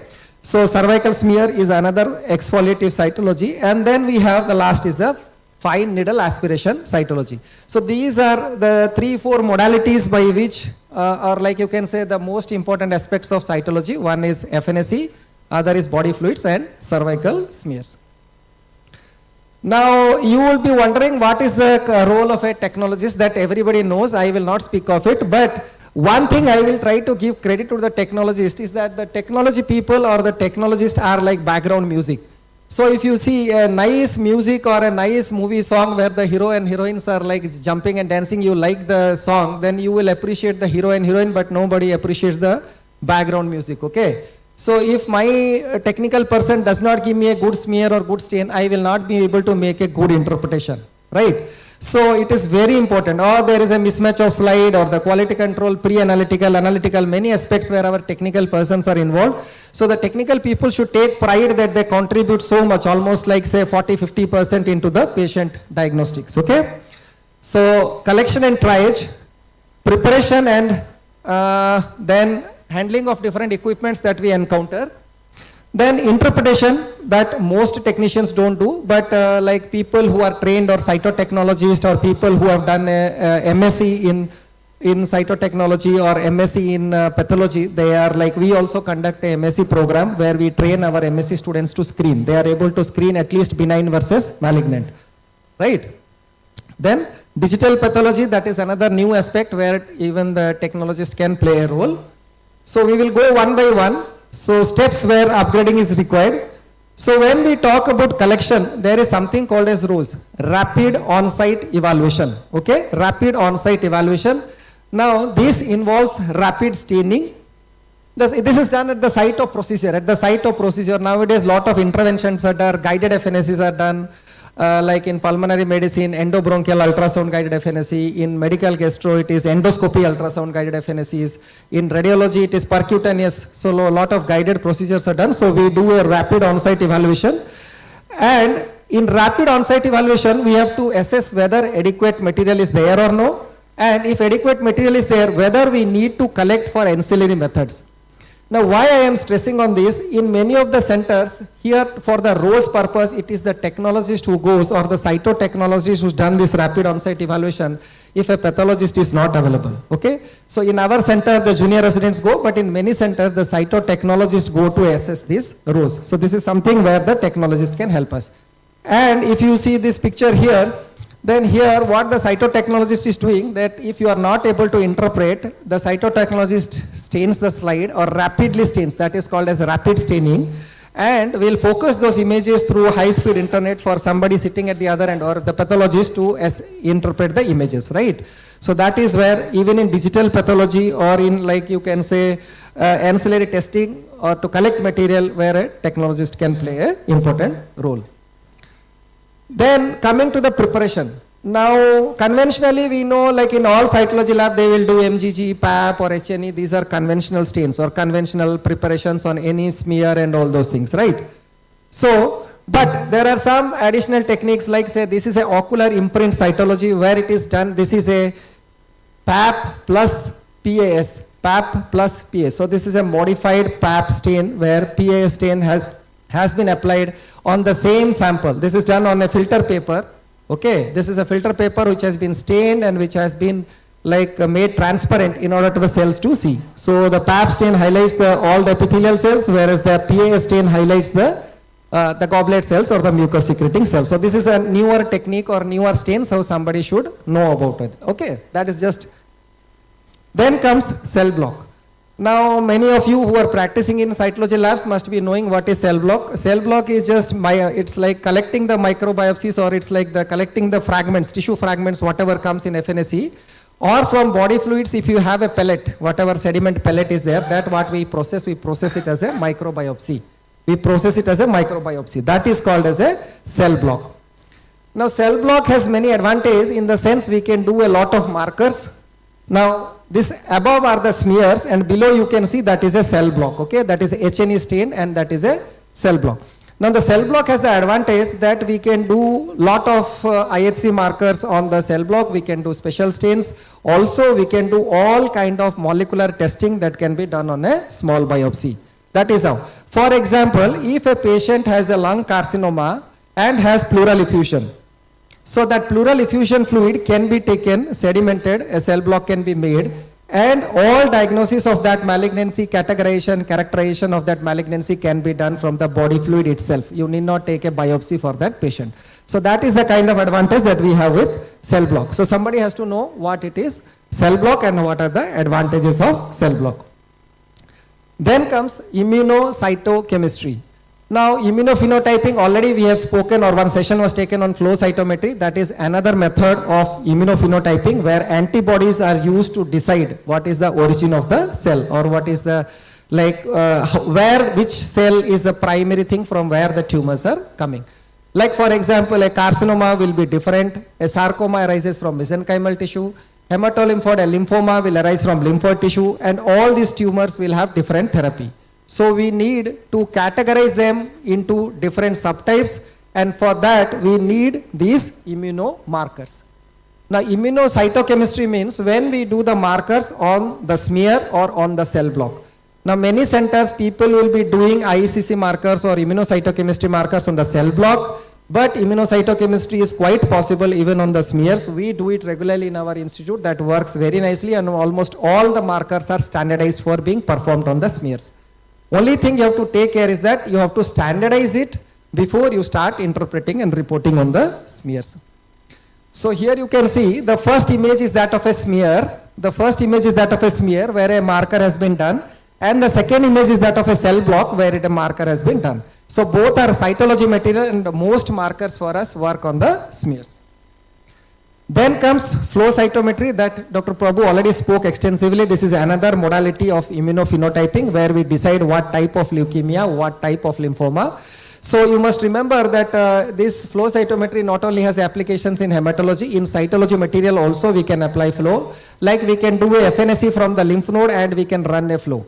So anybody who is working in a cytology lab wants to upgrade should also know how to run a flow sample or process a flow sample, that somebody should be aware of.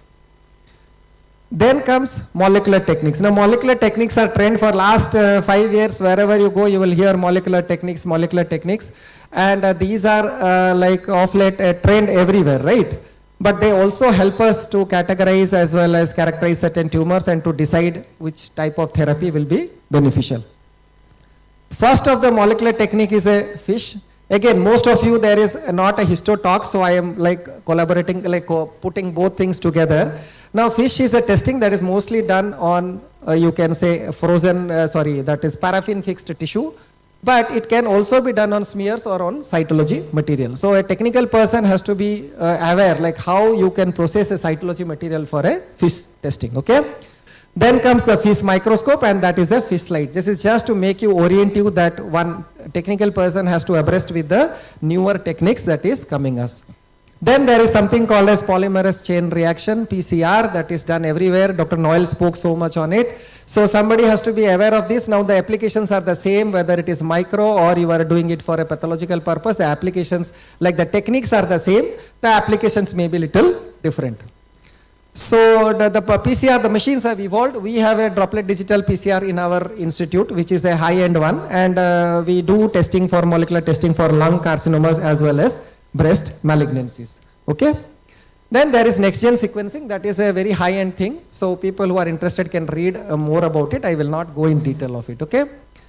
Then comes another aspect, liquid-based cytology. I don't know how many of you, any of your cytology labs, they process LBC, liquid-based cytology. Okay. So this is another technique which is mostly used for gynecological samples, but it can also be applied to non-gynecological samples. Now, if you see these two smears, these are the conventional smears. For the students, these are the conventional smears. Whereas in liquid-based cytology, what we do, the collection method is also different. The collection method, the processing method is quite different as compared to a conventional pap smear. Here, the material is collected with the help of a brush into this vial. Then again, it will be processed in a machine. That is different liquid-based cytology companies are there, ThinPrep, SurePath, they are there. Whichever company or lab acquires or procures, you can use it for processing the sample. But again, this can be semi-automatic or some steps should be done manually and some on the machine. Or now you can say there are machines which are fully automated. You just load the sample into it. You will also get a smear. The smear will come stained. It will also be cover slipped. So the stainer, cover slipper. In addition to that, one more advantage of this liquid-based cytology is the HPV testing. Okay. If you are aware, then human papillomavirus is the most common cause of cervical cancer. Okay. So HPV testing is another thing that can be done on liquid-based cytology. That is the advantage of LBC. So the smears will look like this for the students. You can see the conventional smears and the LBC smears. There is a lot of advantage for us, the pathologists, to interpret, and a lot of automation can be applied. So you can see the two smears. The left is the ordinary, you can say conventional smear, and the right one is the LBC smear. The background will be cleaner, interpretation will be better, sensitivity of the test increases, you can do HPV testing. Only thing is the cost and the cumbersomeness of the processing that is involved. Okay. Now comes equipment and automation. So this is just in all those methods also you saw some equipments. Like in LBC, it can be semi-automatic or automatic. In a FISH, you will have to use certain equipments. In a PCR also, you will have to use certain equipments. So whatever said and done, whichever lab you are working, there will be a lot of machines, and automation is the trend of the day. So we will have to get used to the different automatic machines that we are using. Not just the automatic machines that we will have to learn to use properly, we will also have to make a proper thing to maintain those equipments, to have a logbook of usage, to have a logbook of breakdown, the AMC, the CMC. That is also a headache that comes with every machine. Okay. So This is a slide, auto stainer and cover slipper. Here this part is the auto stainer and cover slipper. This part stains the slide, whereas this part cover slips the slide. So you can imagine how much of workload is going down. The staining is done automatically. You just have to load the slides. After once the slides are stained, they are automatically, you just have to load it into the cover slipper. It will cover slip the slides. Okay. Then comes the slide stainer. That was about the routine stains that we use in our histopathology and cytology labs for routine staining. Then we also use machines like automated machines for your IHC and ICC. So this side you can see the Ventana machine that we are using for doing our ICC and IHC, as well as the whole lot of antibodies that we are preserving. So when you have a machine, the reagents also has to be managed, the reagents has to be procured, the reagents have to be stored, the quality checks of the reagent. So all these also we will have to manage. Next comes interpretation. Now most of you may not agree that the technologies do interpretation. But in certain labs, in certain cancer centers, in many places, people do cervical screening. The technicians help in cervical smear screening, many places. In fact, in our center also, we train our MSc students who are doing MS in our center. We train them to screen cervical smears. They should be able to basic screening, whether it is abnormal, normal, that much at least they should be able to screen. But they do much better than that. In body fluids also, this is not a compulsory, but some of our MSc students, they are also able to interpret. And why I am saying all this is, remember, the more skilled you are, the more chance you have for finding a job. The more skilled you have, the more indispensable you become. The more you can bargain and the more you can argue for your package, for your salary, whatever, for the new students or the budding ones. So you just remember that the more skills you have, the more chance of your survival. Because if you think of Darwin's theory, then survival of the fittest. And to be fit, you need to adapt, okay? If you don't adapt, if you don't change, then things will become difficult. So you will have to adapt and change. Then coming digital pathology. Now again, this is another trend along with automation, artificial intelligence, digital pathology. So whenever somebody talks about digital pathology, artificial intelligence, this is all tagged together, okay? So how do digital pathology, like how you people can play a role? Like telecytology is something. Suppose a smear is stained and somebody is not able to interpret, you can just scan the slide and you can mail it to somebody and that can be interpreted by somebody, okay? So this is the slide scanner that we have that can scan up to 400 slides. Now this is a big costly scanner which costs up to 1 crore. So while using these equipments, again you will have to train yourself to use this equipment. So we use it mostly for histoscanning, but we have tried cytology scanning also. It comes decent enough with the scanner, okay? The other thing is with telepathology, I told like ROSE, rapid on-site evaluation, that is another place where a technologist can play a role. You immediately stain the slide, take an image or scan the slide and send it to a pathologist somewhere sitting in the lab, and the pathologist will interpret the slide. So that is how the technologist can also play a role in telepathology. Now this is for the students, like how you can upgrade or what should be done. The first thing that you should have is interest to upgrade your skills. Interest, that is a very important thing that I find lacking. You should take some pride in your profession and in your thing that, okay, I am a skilled person and I should be able to do better than other people, okay? So you should be taking skill and you should be taking like pride to upgrade yourself. Second thing is attending conferences and workshop. I am so happy I am a part of this conference to deliver, and the gathering that I heard, that 800 registrations, that is a huge registration, okay? So nice, but most of you should be attending conferences like sessions rather than moving out and visiting Pondicherry. That you can do afterwards also, okay? And training and observership in specialized center, whatever your area of interest, you must find out, and then which center is doing that specialization, so the young fellows can find out, and you can always get in touch with people through networking, and you can go and train yourself with that subspecialty. Fourth is you can do MSc or you can do a cytotechnologist like a MSc cytotechnologist or MSc pathology. That course is also run along. Now BSc though is the order of the day, but I think in future once more and more MSc people come, then maybe MSc may be the preferred thing. So the junior ones may have to upgrade into the next level. And then we have many of our MSc students also who have done their PhDs, and they are doing really well. They have got very good jobs like scientists and other things after doing the MSc thing in cytology and other topics. So this is not just relating to cytology, but in pathology and biochemistry also people are doing MSc and they are doing really well. Okay? So with that, I will thank the organizers for giving me this chance. And I would like to just request you one thing, the young ones, that you should take some pride in your profession. You should not feel that we are just technologists or we are just technicians. You contribute a lot to the diagnostic skills. So whatever we put report, you are 30 to 40% of that report. Okay? Thank you so much. Thank you, Dr. Devasis, starting from ABCD to going to XYZ about the technical part in the lab, and also your inspiration to the young BSc students to take up the assignments very, very seriously and make their future bright. So thank you for a nice talk. I don't think can allow any questions. We are running short of time. The lecture itself is self-explanatory, very inspiring. No question. I think he has not left any scope for any question. So he's such a good speaker. Thank you very much. And once again, we thank the organizing team for giving us the chance to chair this session.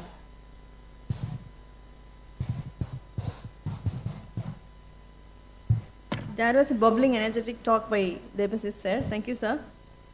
I now request our General Secretary, Dr. Pankaj Kaul, to honor our senior professors and his friends. Thank you.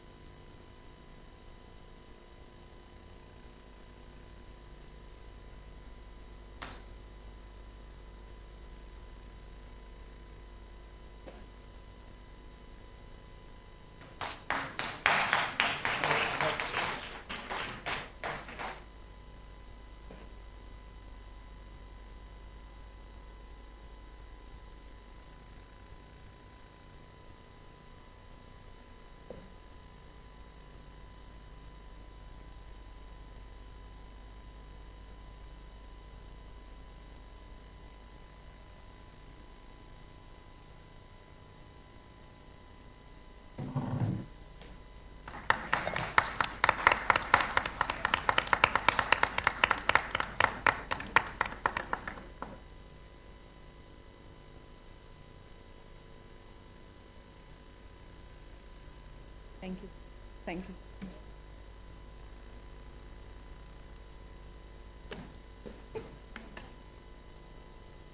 So the next talk, the topic is recent developments in blood collection and component preparation technology. I invite the speaker, Dr. B. Abhishek. He is additional professor in Department of Transfusion Medicine, JIPMER. The chairpersons for this session are Dr. Devdatta Basu, Professor, MGM CRI Puducherry, Senior Professor and Head of Pathology, former Senior Professor and Head of Pathology, JIPMER.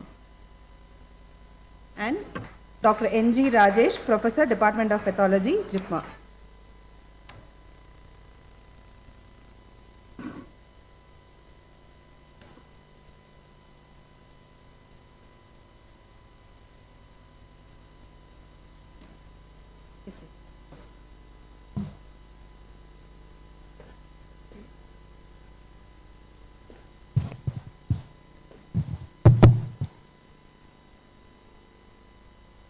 Wait there, I'm calling you. Sit. All right, I think this is the last session almost. Okay, penultimate session, and okay, that's a good crowd there. Fine. It's my privilege to welcome Dr. B. Abhishek, Additional Professor, Transfusion Medicine at JIPMER. He is the Young Scientist Award at 2019 from the Indian Society of Transfusion Medicine and H.D. Shore Award. He's our dynamic person in the transfusion medicine. He's also a receiver of the Harold Gunson Fellowship, ISBT 21, 83 publications to his credit, and he's the author of the Manual of Immunohematology for Transfusion Residents, which he calls as MITR. And that's a good book for most of our postgraduates in transfusion medicine and also for technologists who are in the field of transfusion medicine. So without wasting further ado, I call upon Dr. Abhishek to present his talk on recent developments in blood collection and component preparation technology.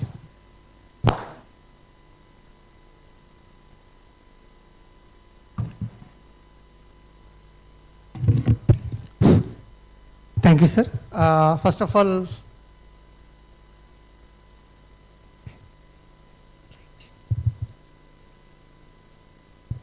thank you, sir. First of all, has been with everybody who spoke here.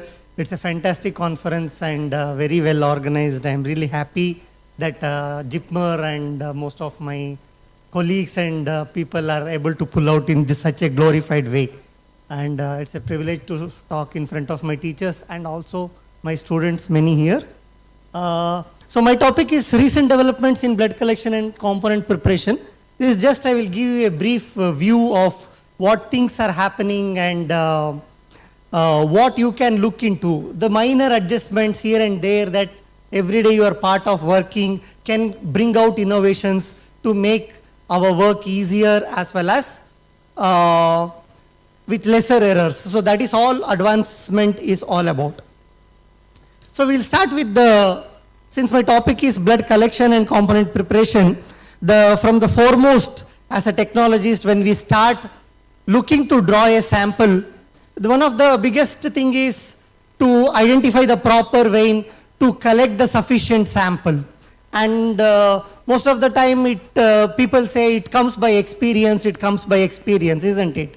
So, but there are various technologies which can actually help you in doing this phlebotomy in a better way, because we all know the hassles faced by the patient if you are not able to draw a good sample, multiple pricks and all that. You also will be embarrassed, as well as the patients feel much less confident on you and all that. So few of the technologies like this is called the vein viewer, uses either a Doppler or a ultrasonogram and helps you okay, overcome this. Okay, fine. So I will use so if you can see here,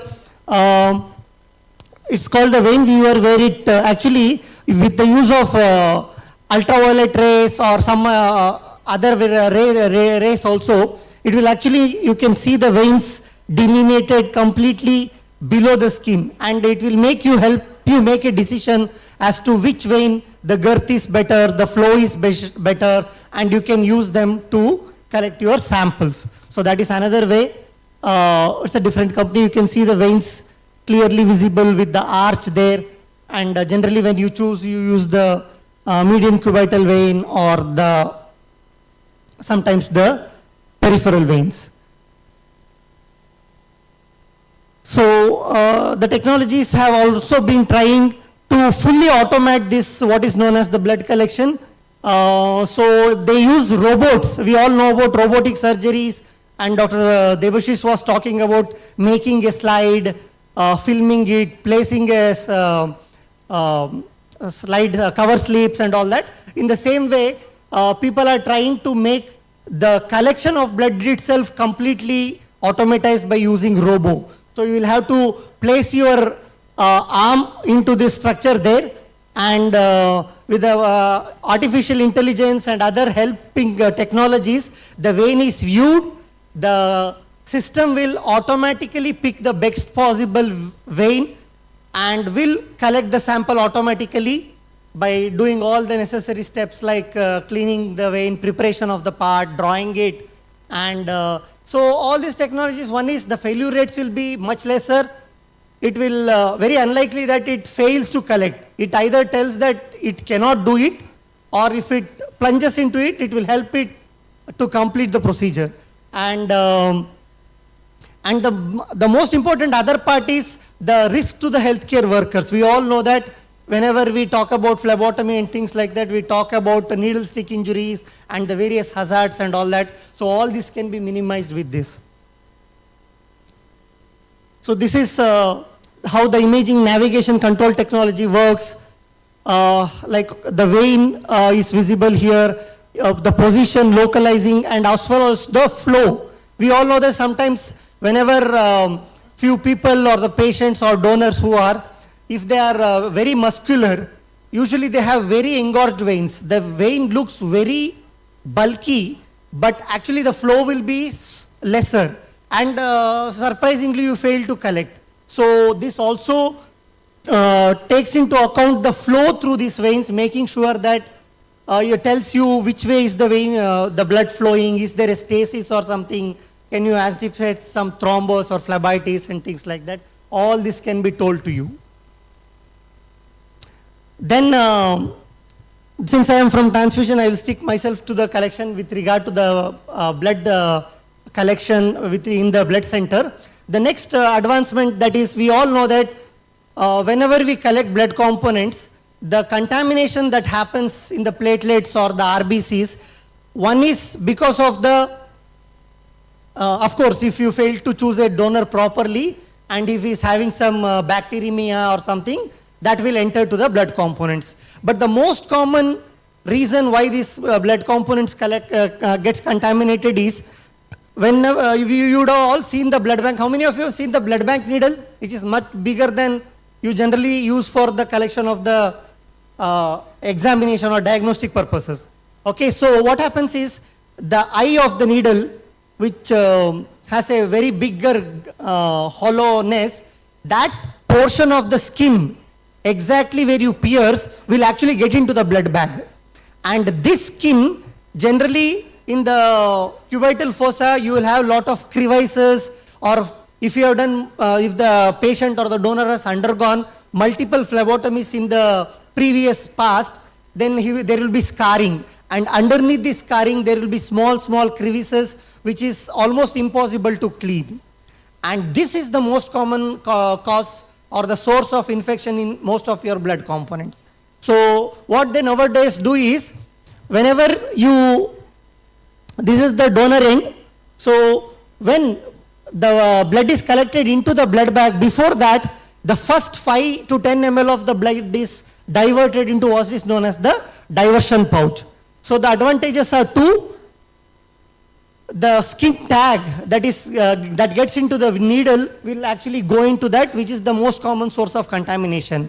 And if you think, oh, we lose around 5 to 10 ml of blood through that pouch, no, it does not happen that. This can be utilized for your TTA testing, grouping, and other compatibility testing. So that is the diversion pouch. Then needle safety mechanisms, very, very important. Newer, these are all advances which make sure that your needle, even if wanted, cannot be used again. Okay? So once you do the phlebotomy and you slide it over the needle, it closes forever and you can only break them out. No way you can. So if you are, especially the accrediting agencies and all, look for things like that which builds a confidence in your laboratory system that there is no misutilization of the these things, as well as, of course, the safety through the phlebotomies and all is ensured. Then coming to the arm preparation, nowadays we have sprays which can be sprinkled on the area. Then also sometimes, especially whenever in the blood center we say that the most common reason why somebody has not donated blood, if you ask, most of them say, I have a fear for needle, the pain and all that. So people have tried ICMLS. ICMLS is basically a lignocaine local anesthetic which you can apply on the area, and the donor will almost not even feel expect for the pressure, nothing else. So the things that can help you comfort the donors and increase the confidence and motivate them for further donations. Then all these innovative automatic blood mixing devices. We all know that mixing the blood samples as well as the collecting blood, especially in a blood bank, it's very, very important because the clotting is very common in the blood bags. If you, especially when you go to camps and all, where the mixers do not work properly either because you don't have electric supply just nearby and all that. So these bloods, in spite of the sacred donation of the donor, the blood ends up with a clot, and it's very disheartening both for the donor who gave it as well as the collecting people. Everybody feels disheartened, is it? So these things, so what happens if you have seen a blood collection monitor, the anticoagulant will be already present in the blood bag, and the blood flows into the blood bag through the needle, through the tubing. But what happens is, you could have realized that the initial blood that gets collected has enormous amount of anticoagulant to interact with, but as the collection progresses beyond 250 ml and all, maybe if the mixing is not proper, the anticoagulant will be almost settled at the bottom, and the blood that is newly collecting into the blood bag will not actually come in contact with the, that is one of the major reason why we have clots in the collection. So that makes sure that your blood bag doesn't clot or almost negates that this one, and it's definitely a very plus point and a innovative innovation that has been helped and making a mark in this eliminating the problem of clots.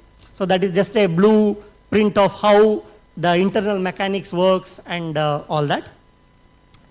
Then we all know that whenever we collect blood, the most important thing we say is, especially in Indian countries, countries like India, where the campsite, the donation site is almost 60, 80 or sometimes even more than 100 kilometers from actual place where the blood center is.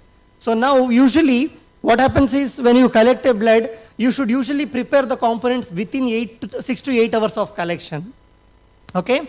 And not only that, even after collection, many times it happens that, especially in smaller blood banks, that you need a certain amount of blood collected, like 24 bags or 12 bags, before you can actually have a first batch of separation. So this waiting period can be much longer in smaller blood banks where their whole collection is 10 to 15 or something. So they take around the whole day to collect 12 bags. So since the batch processing of components is little difficult in these, so this temperature has to be maintained. So usually what we do is, we usually put it in a ice-lined chamber, but these are called as cooling plates. Though they are exposed and kept like this, this is the plate on which you keep the blood bags collected till it is separated. And these plates will maintain a temperature of 6 to 8 degree. Usually they have butanediol, and they maintain the temperature as long as these blood bags are kept on the cooling plate chamber. And it doesn't matter if you even prepare the components after 8 to 10 hours, because the temperature is still maintained. Then coming to the plasma, we all know that we talk about, you have heard of FFP, fresh frozen plasma? Fresh frozen plasma. So fresh frozen plasma is called fresh frozen because immediately after the collection it is frozen to -40 or -60. Now it's not always possible to do this, either because the delay from collection to processing. The other thing is, even when you put the prepared FFP into a freezer, the time by which the whole FFP is frozen usually takes around 6 to 8 hours, because the drop in temperature usually takes time. Okay, maybe it drops like 2 to 4 degree per hour and so on. So actually to reach the temperature like -20 from a say 6 to 8 or even room temperature blood bag, it takes almost 8 to 12 hours. And the freezing actually happens from the periphery. The one which is in contact with the freezer, it starts freezing from the periphery and slowly, and by the moment the core or the nucleus of the FFP is frozen, many times it is almost 24 hours, even if you are kept in the deep freezer. So we all know that whenever we talk of plasma, we talk about heat labile factors, which has to be frozen immediately, otherwise their half-life is in within 6 to 8 hours. So this is what is known as contact shock freezing. It comes with 2 plates, the one at the bottom and one on the top. And what you see in between is the FFPs. You place your FFPs, and both these cold plates, they come and compress the plasma, and within 1 hour, the entire bag is frozen, including the nucleus, and it is evenly, because it doesn't freeze from the periphery, because both the bottom as well as the top plate has cryoprotective mechanisms.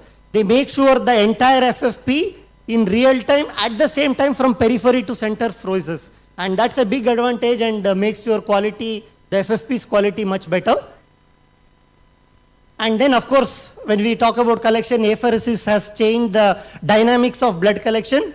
If people are not aware of what apheresis is or not able to see that, usually whenever we prepare components, we collect 350 ml and then separate them by centrifugation or filtration very rarely. But this apheresis is, you connect the donor to this machine which is called as the cell separator. In real time, whichever component you want an RBC, you want a WBC, you want a platelet or plasma, that alone is removed. So if you see the line here, this is the line where blood is being collected or run into the machine. In real time, the machine centrifuges, removes the platelet or plasma, whatever you want, and the rest of the things is given back to the donor in the same sitting. So the advantage is, we all know that whenever somebody donates blood, he cannot donate for next 3 to 4 months.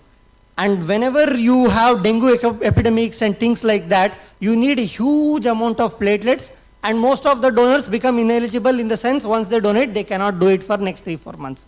But apheresis can solve it in a very big way, because here, since they are donating only the platelets, and platelets usually regenerate within a very short span. Every day we produce lakhs of platelets.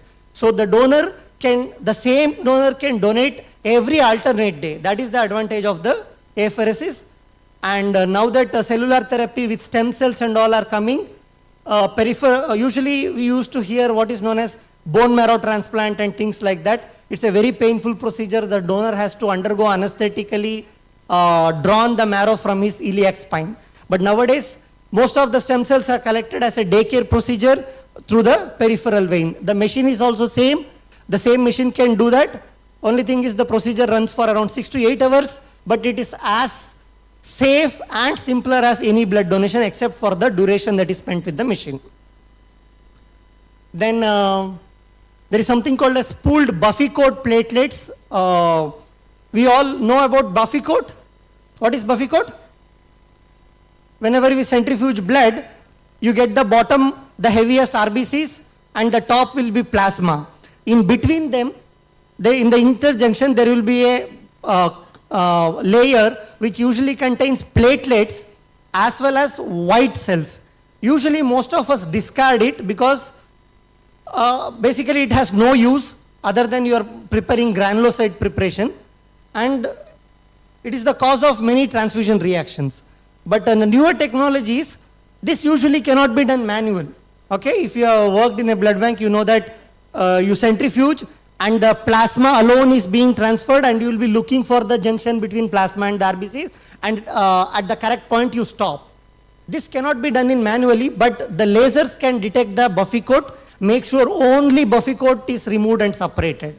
Okay, and this Buffy coat's rich source of platelets, these Buffy coats alone can be pooled from multiple donors. See, these are Buffy coats collect from 6 to 8 donors who have donated whole blood actually, and the Buffy coat part which is generally discarded, that is pooled. This is called as also the train method. That's why it's, okay, one is connected to each other, and all these Buffy coats is pooled and platelets is separated from it, and this platelet can be as most as equivalent as the apheretic platelets that I showed before. And then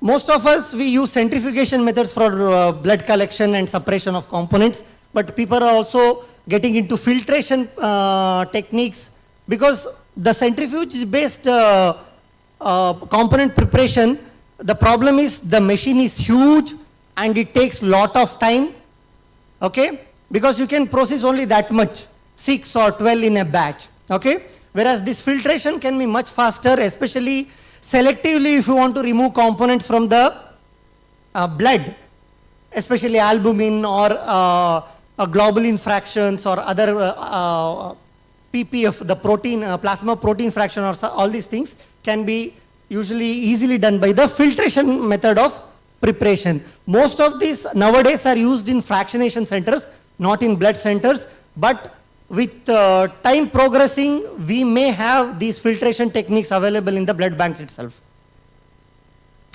Then the next is the frozen preservation of RBCs. We all know that whenever we talk of RBCs, it's usually around the half-life is, the shelf life is around 35 to 42 days.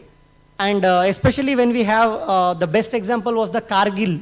When Kargil war happened, there was a huge hue and cry in the media. And of course, people are altruistic, lakhs and lakhs of people donated. But actually, so sadly, most of the units went waste because, see, blood is a perishable component. You need as much is sufficient.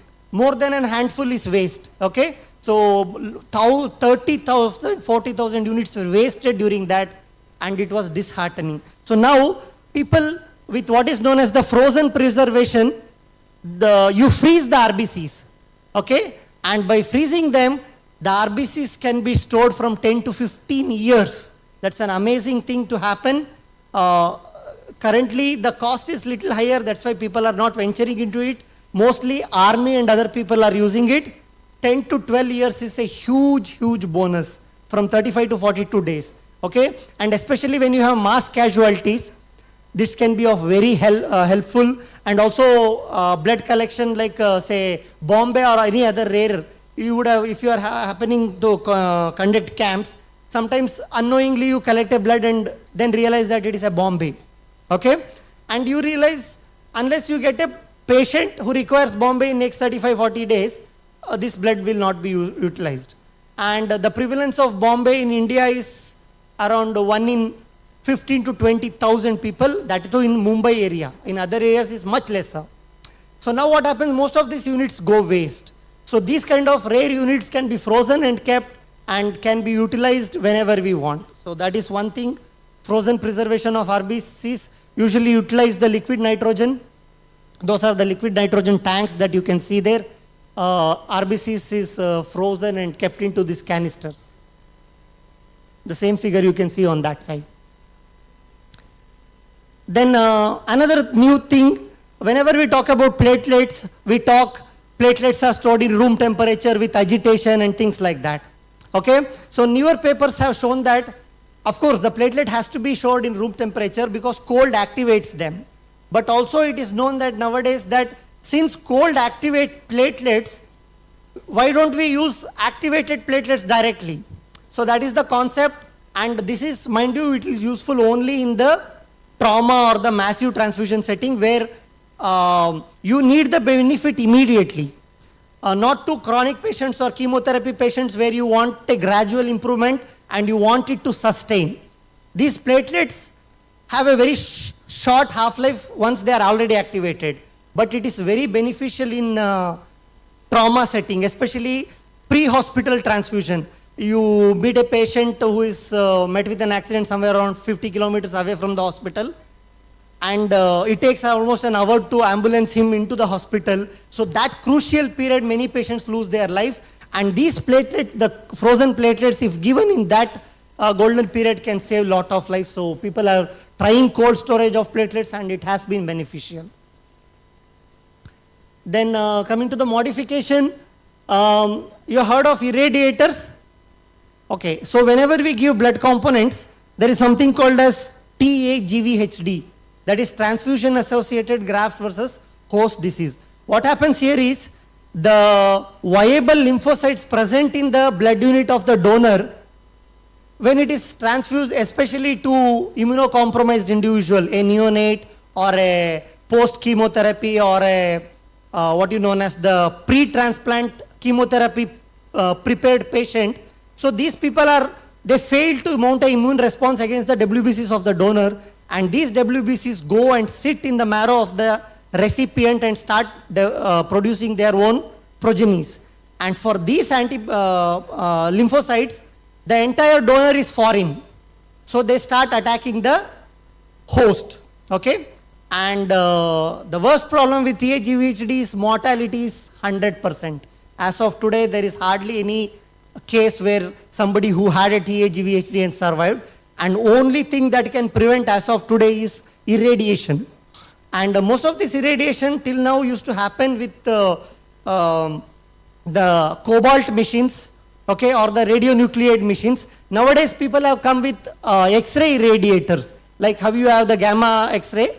Now, the advantage is there is no hazard of radiation here, okay? Especially the problem with the previous one was we were supposed to, if you have to dispose of the old cobalt machines or the irradiated machine, you have to give back to the company. It's a heavy machine and all that. And with the bioterrorism and other things happening, these are very, because hospitals are usually not safe and secured, it can be a means of terrorism, and people were scared to have irradiators. And now that X-ray irradiators has come, that will be changing a big way, and most of the hospitals can be afford to have this. Of course, the cost is costly, very high as of now.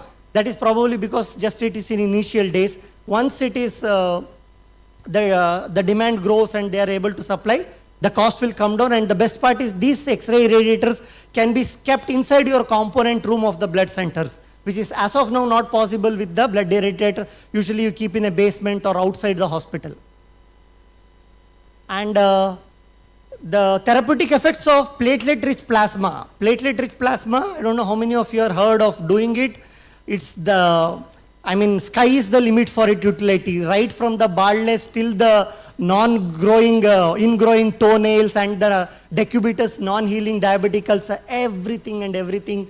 PRP is coming in a big way, polycystic ovarian disease, infertility treatment, you name a condition, orthopedically, all the tennis elbows and chronic, wherever you find inflammation, PRP is of great benefit. And nowadays, aseptically, these are the things which in one sitting, you just collect whole blood from the patient, you put it in the centrifuge, and it removes the platelet PRP there, and you can collect it from there. You can also see there, this is called the platelet poor plasma here above the buffy coat. And this is used for variety of preparation and treatment, okay? And that is one thing which is coming up in a big way with regard to component preparation. Then, the biggest problem with all transfusion always remain the transfusion transmitted infections, okay? In fact, I always tell my PGs, if at all we have a field of transfusion medicine today, it's because of HIV, okay? So if not HIV, probably people would even not bother to have something like that, because when HIV came in 1981, people were just smacked down. The Hayati tragedy that you know, usually what happens, Hayati is an island just near the US, and most of the blood products to US were actually shipped from there. Obviously, people there are poor and they used to sell their blood, and US used to, because in the US it was paying the patient donors at that time was allowed. And people used to make a lot of money. They were poor, they were ready to sell, and US was ready to buy. And when HIV struck, and Hayati was one of the country which was worstly affected because of the cultural practices there and all that. And US went into a very major deficit with regard to plasma products, okay? And so now what happens, we are always improving the technology for identifying these microbes, HIV, HBV, and nowadays with Zika and all this coming. But we always tell that, okay, our technology is 99% safe, 99.9% detection, window period is reduced and all these things, but never we could achieve that 100%. So now people have thought, instead of detecting them, we will eliminate them, okay? So that is pathogen reduction technology. What it is you collect the blood from any donor. It doesn't matter what he is infected. You don't even have to find out. See, usually we test for 5 infections. Other countries test for more infections. Malaria, people have babesia, they check for that. And some countries, even the Creutzfeldt-Jakob disease in Europe, all these things. Okay, and this count goes on increasing. Okay, so now people have thought, instead of testing for them, eliminate them. Okay, so the technology is like the riboflavin. You add the riboflavin to the blood product, then expose it to UV light, and most of the microbes, the viruses, enveloped, non-enveloped, are destroyed, okay? And that's it. You have a bigger donor base, you are not afraid of infections, and it's always a win-win situation. So this is another technology which is called as methylene blue. Again, methylene blue we have been using as a antimicrobial agent and all that. You add it to the blood product and allow a time for incubation and remove it off, and almost all the infections are cleared off. Cord blood banking coming up in a big way, but it had some hustles in between. The biggest problem with cord blood was, one is huge availability. We all know that we just throw cord blood. We don't do anything with that. So we are making out of garbage basically. Okay, but that is the advantage. But the disadvantage is the amount is too low to treating an adult patient. So usually it was used for malignancies and other things in children. Okay, so that is the technology of collecting cord blood. And recently nowadays things have, not only for transplant, cord blood has been started using as a regular transfusion. Okay, and this have much better oxygen carrying capacity as well as the benefit to the recipient. And the last slide is about the regenerative medicine. Regenerative medicine again, initially we used to collect the endothelial cells and chondrocytes where there is active proliferation. But nowadays, though the amount of these actively proliferating cells are very less in blood, with the superior technologies we can separate only them and we can turn them into any cell that we want. Okay, these cells, mesenchymal stem cells and all that, from just a drop of blood we can separate these cells, grow them in cultures, and you can grow anything. You can grow cartilages, you can grow bones, and probably with given time we can, of course, unless for the regulations, we can almost build a whole human.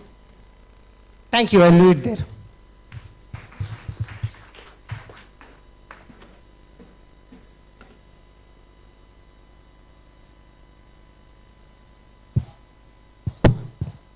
Yeah, thank you, Dr. Abhishek. I don't think there is much room for questions. But I would be excited to say that I'd be waiting for a time when we have an option of phlebotomy with a robo, with all the advances that you had seen. Thank you very much. Thank you, sir. Thank you, sir. Sir, please wait, sir. May I request Mr. Harish Chandra Pandey, Treasurer of ICMLS, to present the awards to the speaker and chairpersons.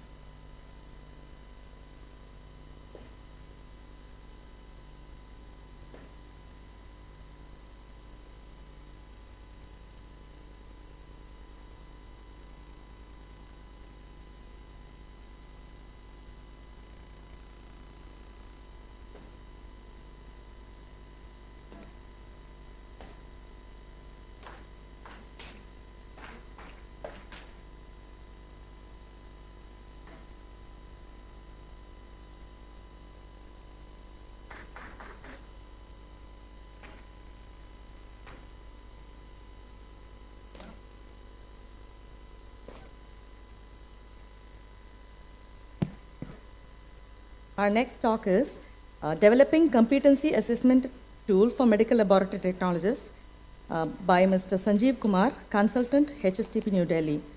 The chairpersons for this talk are Dr. Pankaj Kaul, Dean, USMAS, RBU, and Dr. Surendra Kumar Sharma, PGI, Chandigarh.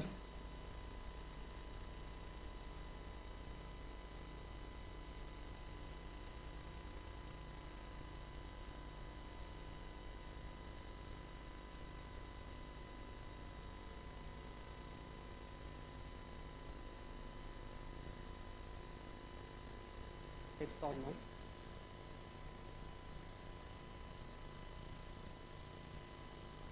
Is coming?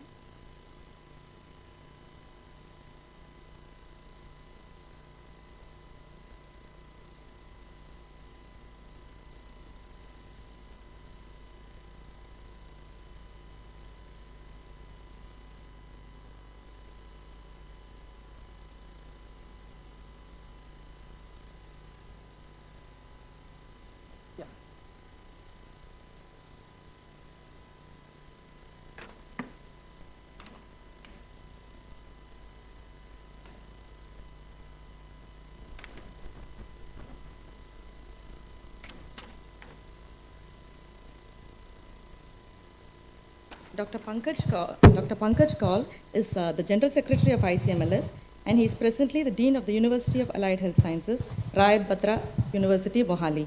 He is a member expert for revamping and redesigning new MLS curriculum. He holds many awards and publications to his name and is the author of 2 books, Workbook of Immunohistochemistry and Work Manual of Histopathology Techniques.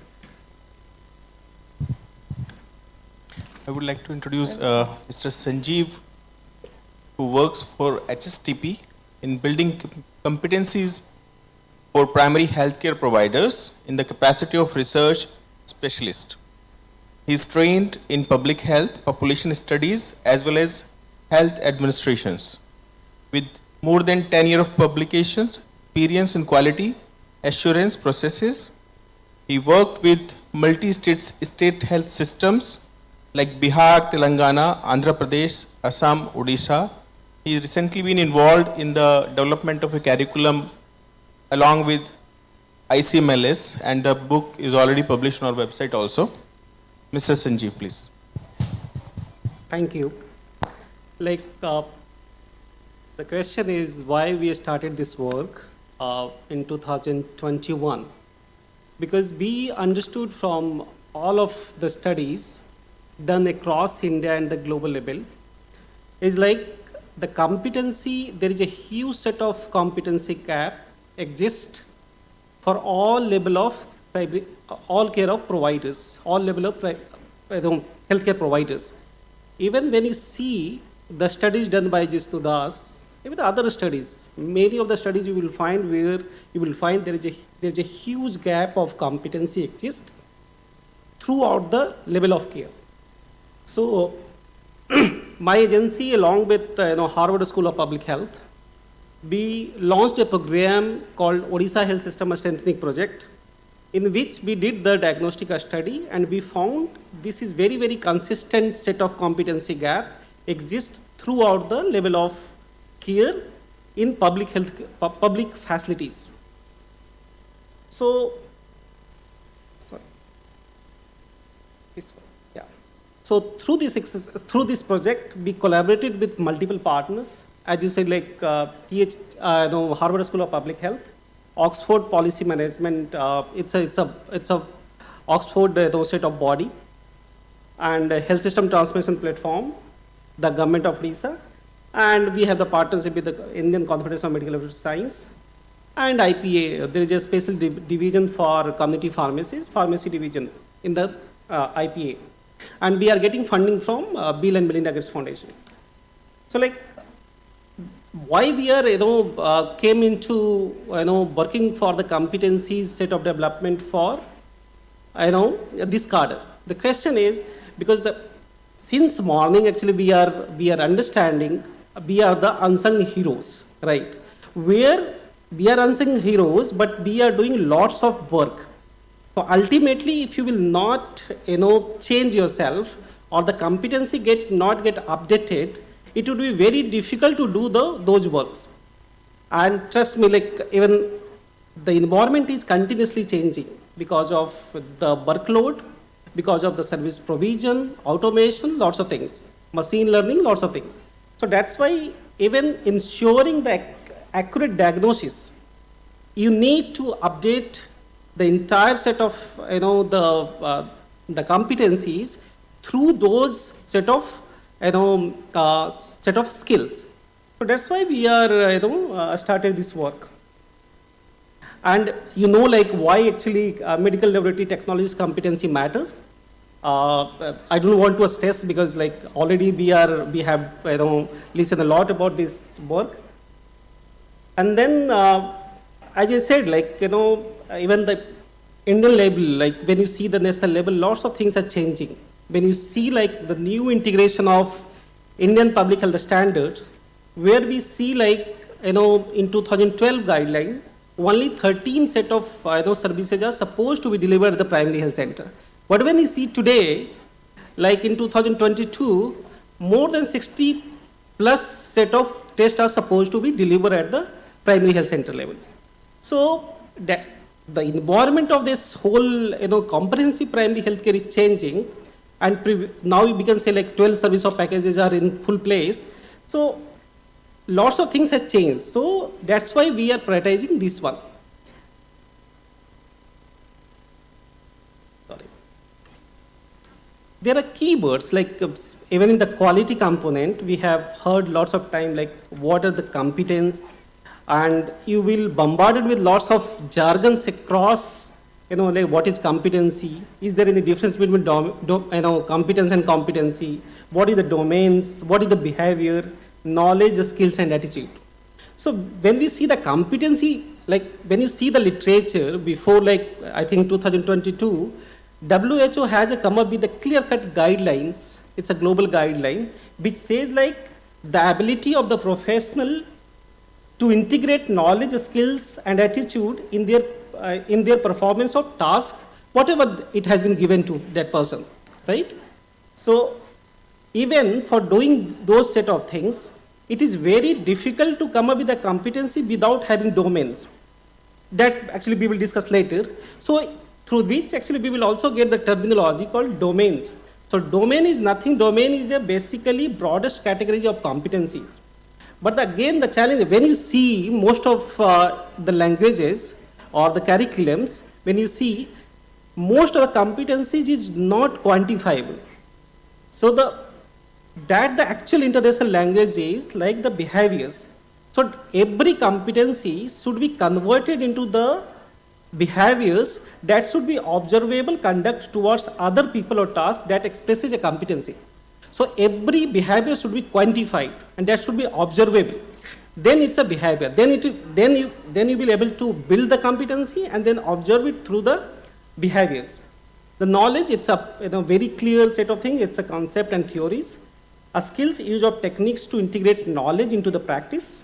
And attitude, a very vital component, is like a person's feeling, values, and beliefs which influence their behavior and the performance of the task. And that is, I'm not saying like this is important, other things are not important, but it's a very critical driver for developing the competency in any of the personnel.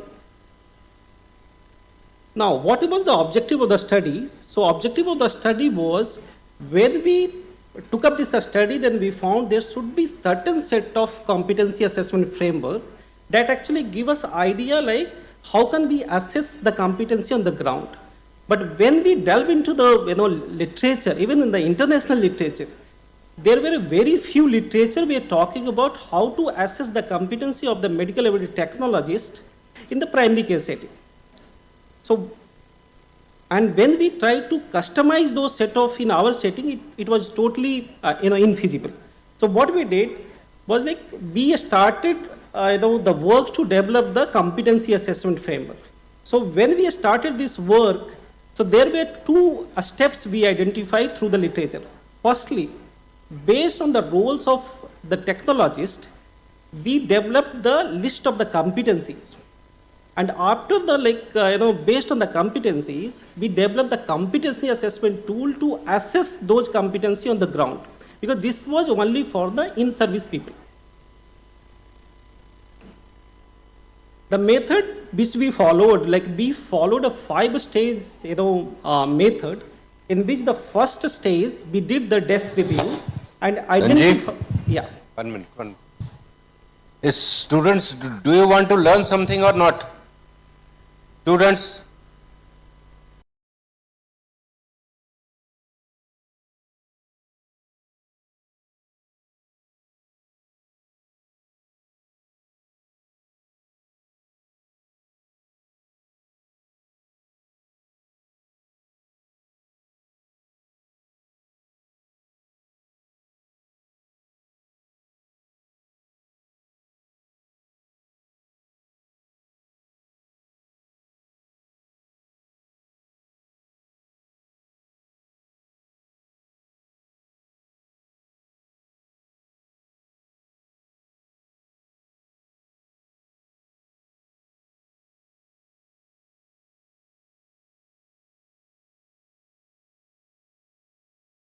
This whole set of program or the study which undertook was completed into the 5 stages. The first stage, in which we did the literature review, particularly the international one. Then we also did the literature review for the national level set of documents. And then what we did, like after the synthesis of this, the list of competency based on this national and international literature, we did the expert consultation to validate the content of the competencies. So after that, when we validated the competencies, then we developed the competency assessment tool. Again, we adopted the international models based on the terminologies which has been coming from the literature.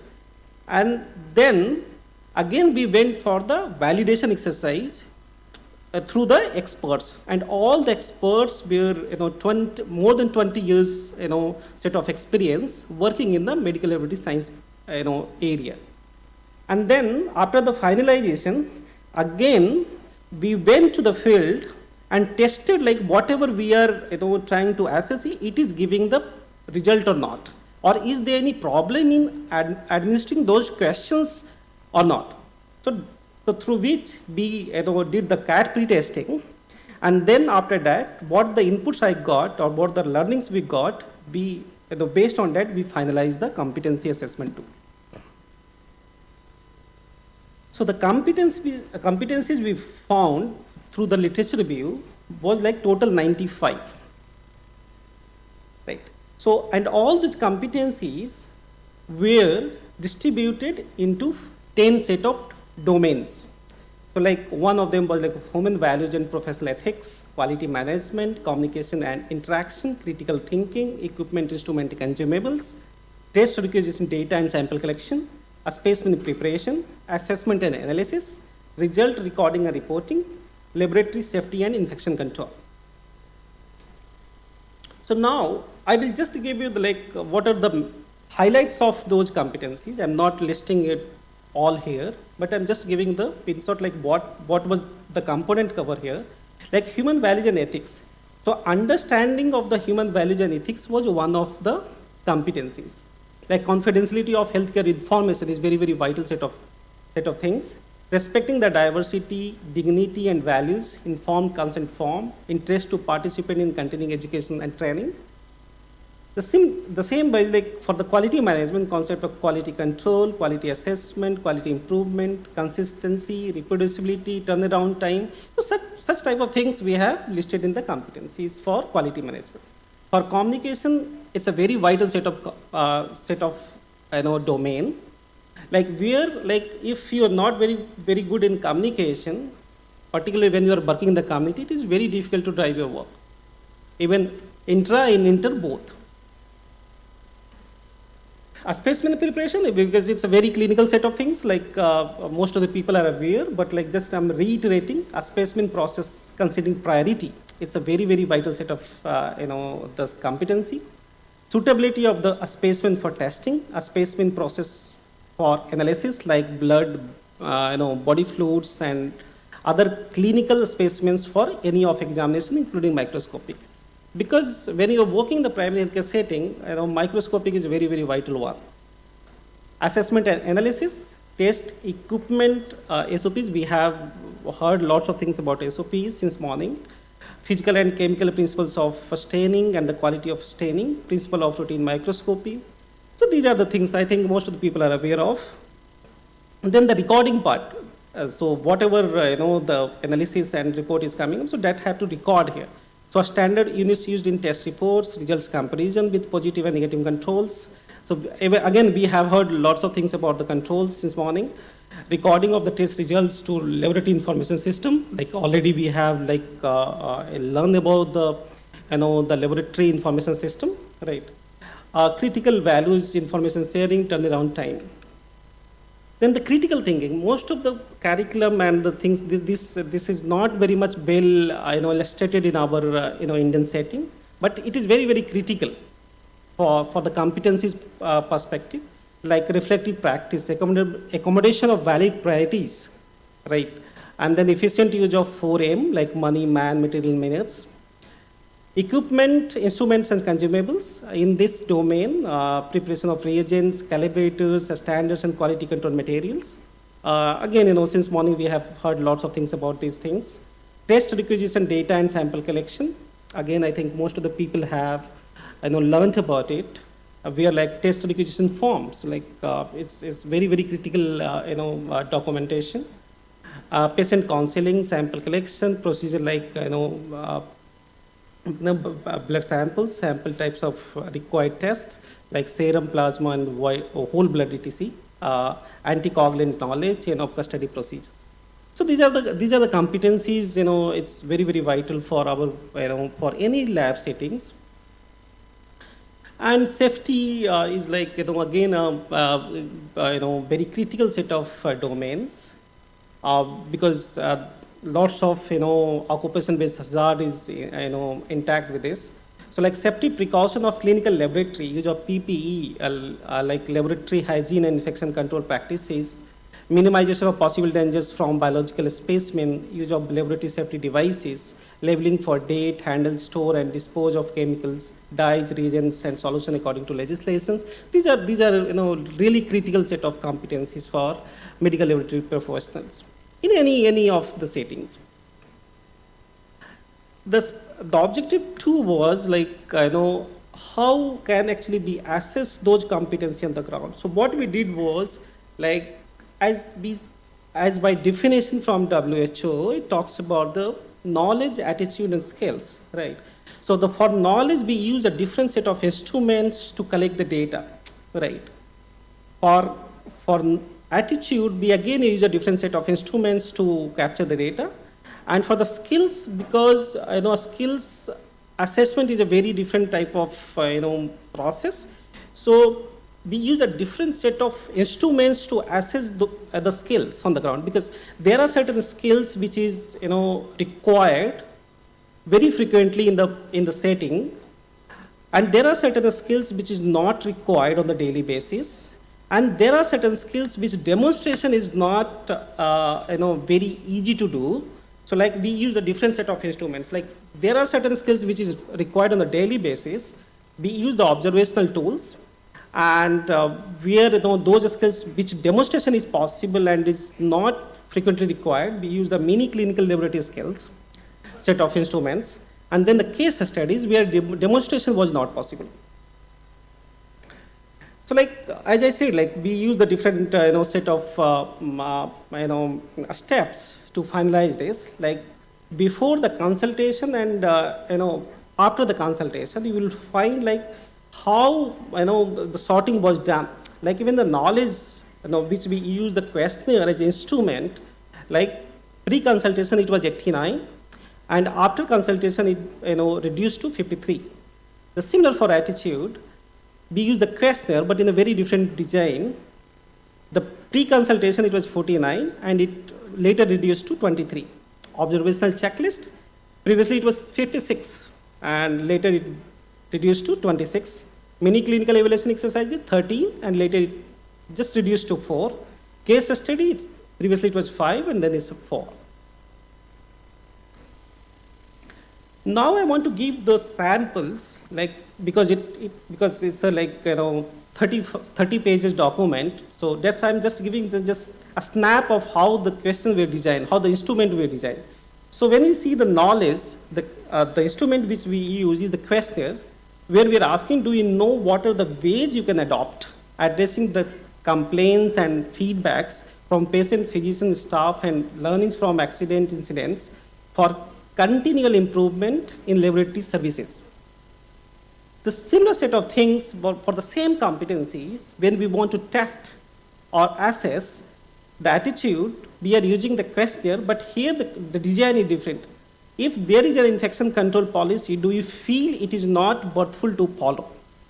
So we design the instrument in such a way that you can get the certain set of the response which is very near to the reality.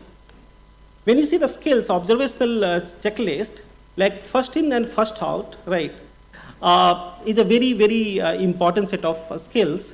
So what we did was, to assess this, we made the means of verification. So if somebody is practicing or doing certain process for this FIFO, we have a certain set of checklist through which actually we will assess, and then we will give the score. So based on these parameters, so if somebody is practicing out of 4 set of means of verification, he's only able to comply with 2. So we will mark that set of a skill according to his performance. The similar set of things for mini clinical exercises. Again, like one of the major skill is sustaining procedure. So here again we have to check and score based on the means of verification listed here. Similar for the case studies, because it is very difficult to demonstrate. So what we did is like we made a statement where we try to give certain context. Accordingly, that person, assessee is giving the response.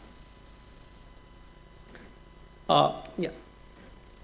So like we have also defined the score definition where like if somebody is out of 10 procedures, somebody is like only complying with 4. So accordingly, based on this score definition, somebody has the assessor has to mark. So like A, B, C, D, E, F, G, H. Like if somebody has not complied with any of them, then he will get A, and then B, C, D accordingly. But we have also considered, because there are certain health system issues because of which might be that process is not being done. So we have also factored like the H response, where the particularly a skill limitation is related to the resource limitation. If the reagent is not available, what the technologist will do? Then conclusion, right?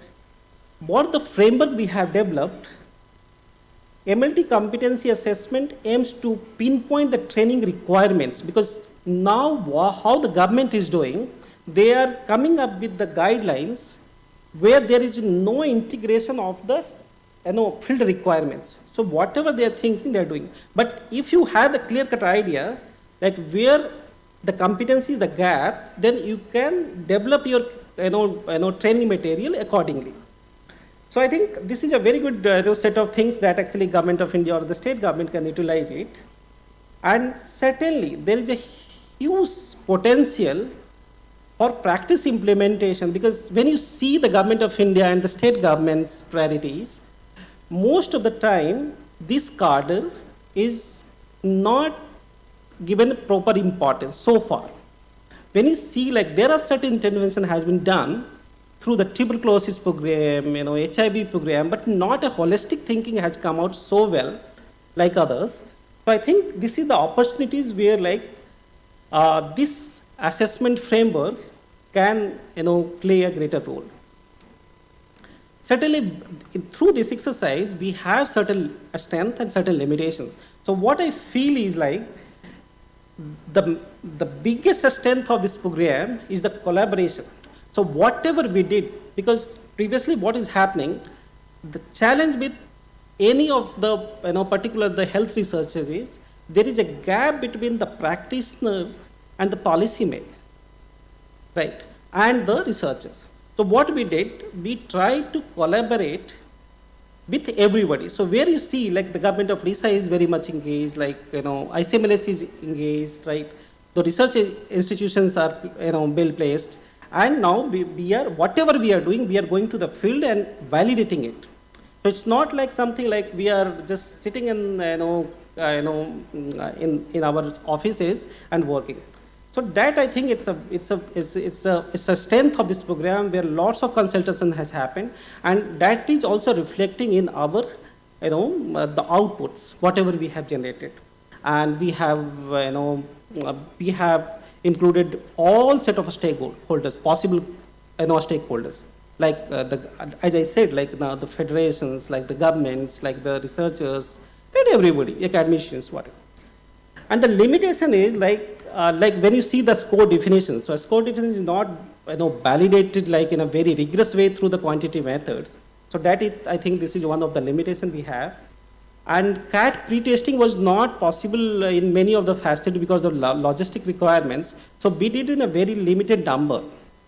So I think this is one of the limitations. But when we assessed, using this tool, I think the validity is like, we are very much confident whatever we have gathered, we have made is able to capture the data which is very real to the, which is very near to the reality. So that's all. Thank you.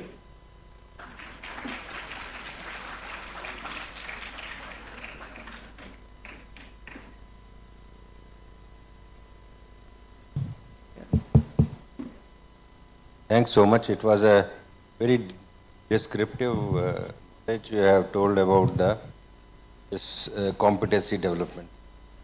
Anyone from the audience has any questions? Students, do you have any questions? Or only chat? No questions? I would wish to add, Sanjeev, one thing that, and for students also, please listen what I am saying, that the work which Sanjeev ji has done, it is really a wonderful work. If we upgrade the primary centers, will definitely push up the standards of district level. And once the district levels are upgraded, so ultimately the level on tertiary level hospitals will reduce, because there's too much of rush in tertiary hospitals. It was actually Professor Aikat's dream. He was our dean from PGI, now he is no more. He was the first to identify the potential of medical technologists, and he promoted the technical staff at that time, long back before I joined PGI, that he sent some of our technical staff to go abroad, learn latest technology and apply back home in their own respective lab. He had given them promotions also as a lecturer, and he made them teachers also to teach. And his colleagues used to say, why are you improving these technologies? But he used to say, if these technologists will do my work, I can do some other work which is actually meant for me. So for him, upgradation of lab was must for the right diagnosis and upgraded diagnosis. So PGI was the first to have entry qualification as BSc Medical Technology in PGI. Long back in 90s he started that before we joined.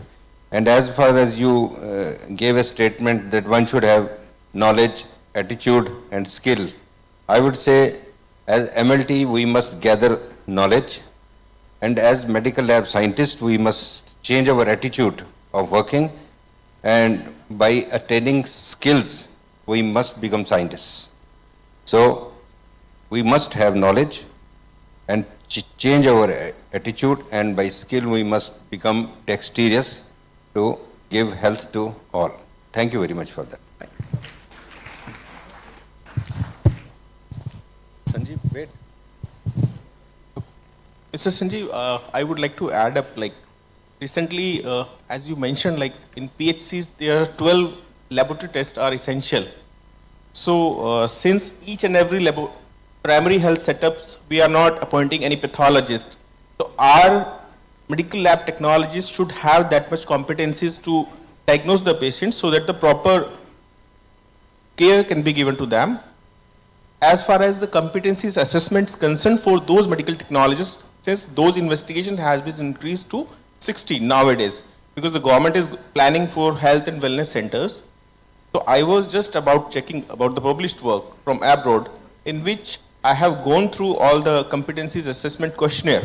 In that it has been found that online education to those medical technologists who are working in the area of these testings, if we'll conduct their online classes to them, we can give a lecture to thousands of the medical technologists. Yeah. And ICMLS, being a national associations, I just want to inform that we are conducting National Medical Lab Professional Week, and PGMR is conducting the online education to our medical technologists so that we can enhance their competencies so that they can properly diagnose those patients. Yeah. I just want to ask one thing, like how to select those particular questions to assess their competencies first, and how to get their ethical approvals before to generate a questionnaire for competency assessment of those medical technologies, so that we can publish our own Indian data that can be used for further streamlining of our services. Please. I'm working in this area since last 2 years. So I'm pretty involved in competency development for pharmacists, lab tech, and community health officer. So what I found is like when you compare the international literature and Indian context, there is no sync, because the problem is their context. When you see, I think that's why I always like Olben set of framework, health system framework. We always give emphasis to the context. So the context is most of the competencies framework which you find across globe is for the pre-service education, right? You will not find literature much for in-service set of things. So firstly, in-service, wherever we are talking about, so firstly you have to identify the role. What role actually the professional is supposed to play? So whatever cadre, like even if you really want to develop the competencies framework for sweeper, so what are the roles he is supposed to play? So you have to list it down first, and then based on that you have to come up with the competencies to deliver those set of roles. So once you did it, and that should be the consultative, because the problem is there are two views, emic and etic, like whatever you are thinking, what I am thinking. So you have to engage with all the stakeholders together and then come up with the competencies list. And then your life will be really easier when you will develop the competency assessment tool, right? So what I feel is like the ethical side, whatever you are raising it. So ethics is always having when you are not, associating or consulting that person, right? And if your processes are in place, right, then I think you will able to comply your ethical compliances. But certainly, if you have certain plan to publish it, then you have to go for the ethical approval. So again, if you have certain interventions planned in your mind, and it is not in a biochemical set of things, then ethical approval from any ethical committee from your PGI set of things, that is possible. But if you have certain biochemical set of things, that is not, I think I don't see any value out of this.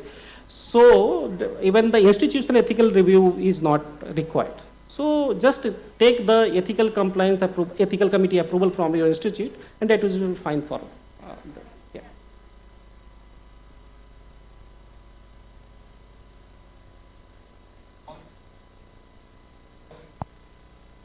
I think it's all about so that's the bigger question I think my organization has asked when I started this work.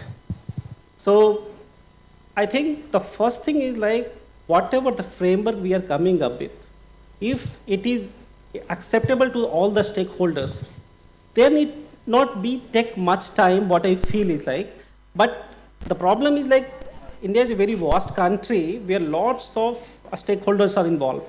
So even if you're working in Odisha, getting approval easy, but when you have started training, again it's a difficult task. But I think the council set of things which is coming up, if it came near future 1 year, 2 year, then our life would be very easy, and we can ask we can advocate it with, and then we can ask please take it, and if you find certain merit out of this, they can scale it easily. So all of these all governance set of things, we are those are the things actually we need to consider. Yeah. Okay. Thanks a lot, Dr. Sanjeev. Yeah. Proceed for the next one. Thank you.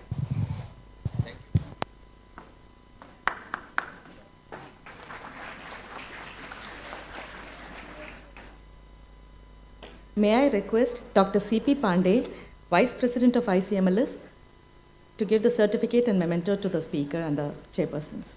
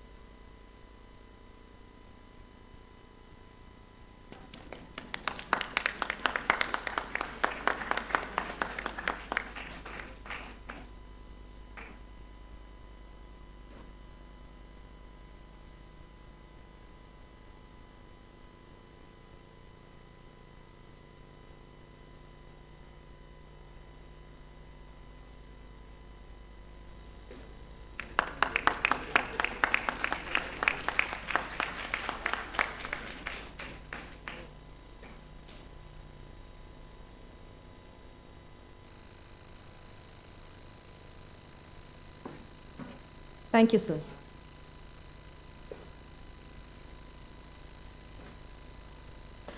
With this, we are concluding the plenary sessions and we are next commencing the oral presentation, Symposium 1, in the category of Clinical Biochemistry.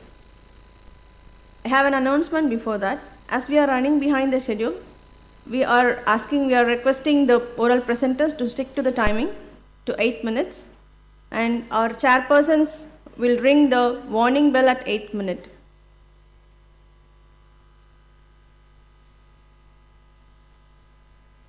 The topic, perinatal outcomes among pregnant women with COVID-19 infection, by Dr. Vigneshwaran V. I request chairpersons Dr. Ramesh R., Professor and Faculty in charge of Clinical Biochemistry Lab, Department of Biochemistry, JIPMA, Dr. G.P. Sendil Kumar, Associate Professor, Department of Biochemistry, JIPMA, Dr. C.P. Pandey, Principal Technical Officer, CDRI, CSIR, Lucknow. Dr. G.P. Sendil Kumar is an Associate Professor of Biochemistry, JIPMA. His special area of interest is metabolic syndrome and phytochemicals, and he has 20 publications to his credit. Dr. C.P. Pandey is a Principal Technical Officer of CSIR, Central Drug Research Institute, Lucknow. He is a manager of a science and technology facility with 35 plus years of experience in a broad spectrum of research and development, namely holistic health systems, diagnostics, drug discovery, facility creation, and human resource development.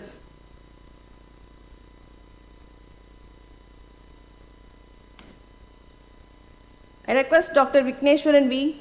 to be on stage, please.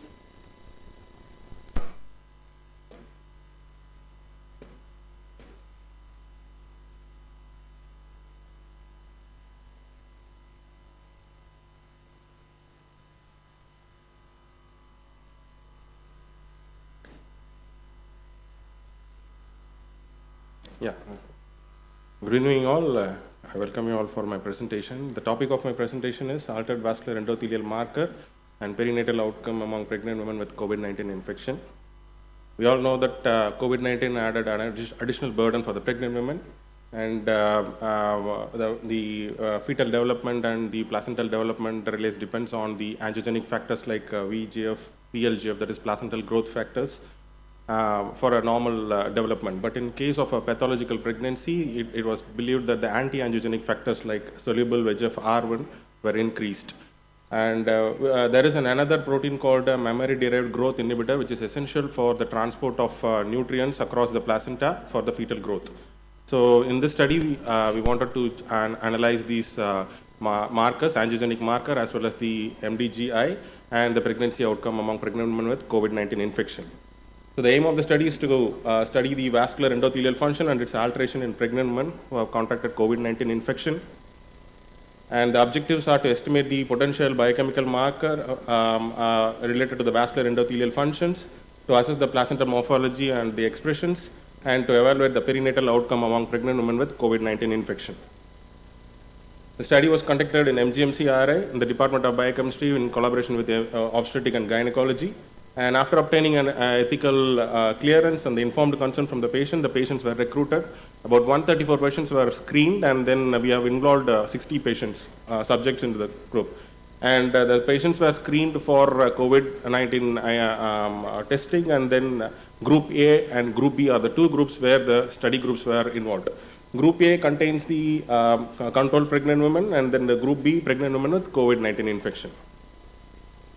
And blood samples were collected from these pregnant women during the third trimester along with the cord blood after the delivery, and they were screened for the angiogenic factors like PLGF and the anti-angiogenic factors soluble VEGF-R1 and the MDGI, and the placenta were collected after delivery, and then that was looked for the morphological and inflammatory changes, if any. And the perinatal outcome were measured in terms of gestational age, birth weight, and ABGA scores, and appropriate statistical analysis was analyzed. This is the overall picture. So there are two groups. Coming to the result one, that is the analysis of circulating angiogenic factor and anti-angiogenic factors in the pregnant women with COVID-19 infection. The angiogenic factors were found to be elevated in COVID pregnancy, pregnant women with COVID-19 infection when compared to the control. And however, there is no significant changes were observed in the anti-angiogenic factors. The cord blood samples were also analyzed for the angiogenic and anti-angiogenic factors, but there was no significant, the data is not shown here. We found a significant correlation between the maternal and the fetal levels of the angiogenic factor, that is PLGF. And the correlation between the anti-angiogenic factor SVEGF-R1 in the mother with the angiogenic factors had a poor correlation. So in normal pregnancy, there has to be an adequate amount of, yeah.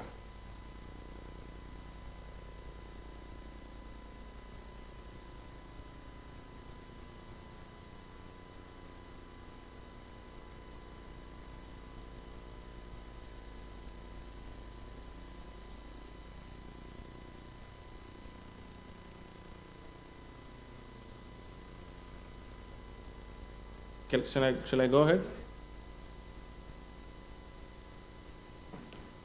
So the normal pregnancy, it is believed that the PLGF, that the angiogenic factor should be more when compared to the pathological pregnancy. In COVID, we have even seen even more level of angiogenic factor, that is PLGF, when compared to the control. Coming to the result 2, that is the protein that was responsible for the transport of nutrients. We found a decrease in the MDGI in COVID pregnancy when compared to the control. This is a maternal level of MDGI. And when we look into the placental expression of this MDGI protein, we found that there is no much significance that was observed. Can you please put the slideshow?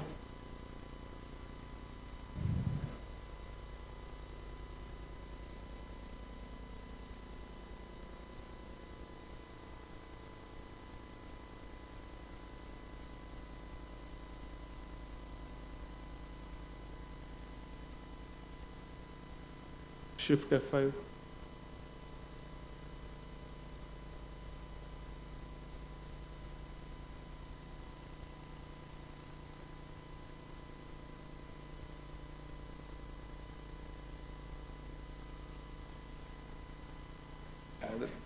There's an animation that was had to be.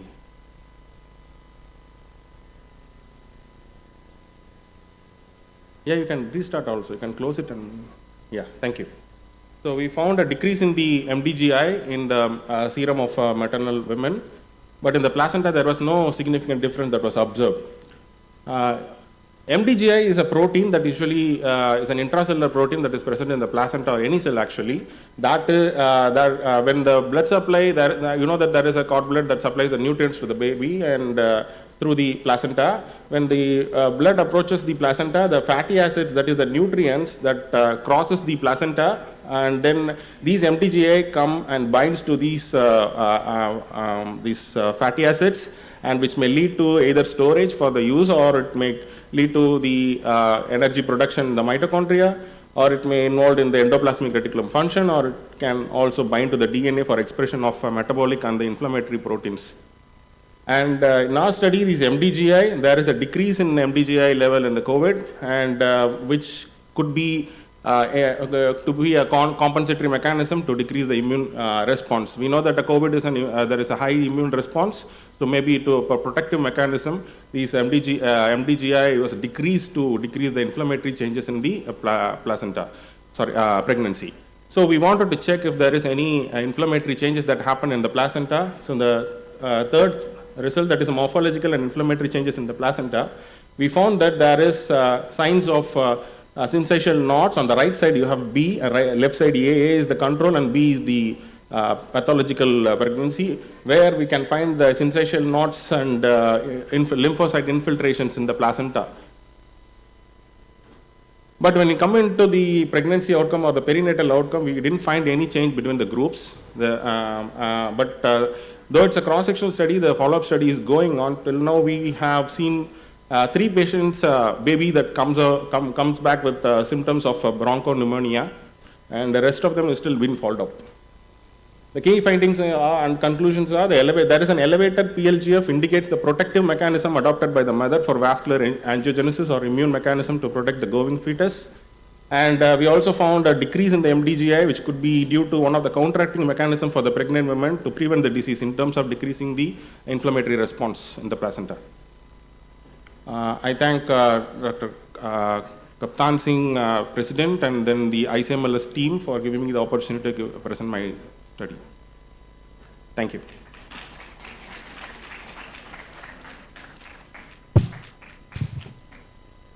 Okay, only one question I want to ask you. What is the translational value of this study? Actually, this is we thought that there should be a decrease in the angiogenic factors, which might in future, it can cause the vascular endothelial dysfunction or the cardiovascular complication in the pregnant woman.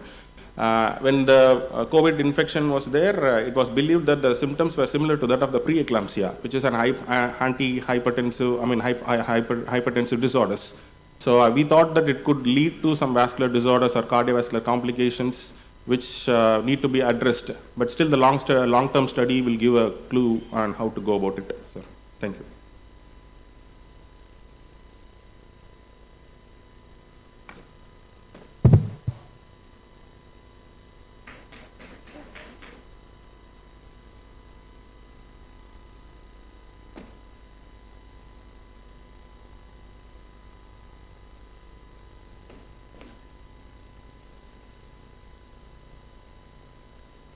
The next presenter is R. Anita. The topic is circulating endothelin-1 as a diagnostic marker in patients with acute myocardial infarction.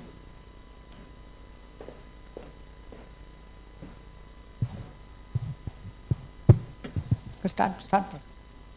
Good evening to one and all present here. Good evening, chairpersons. And myself, Anita R. from Mahatma Gandhi Medical College, from the Department of Biochemistry. This slide.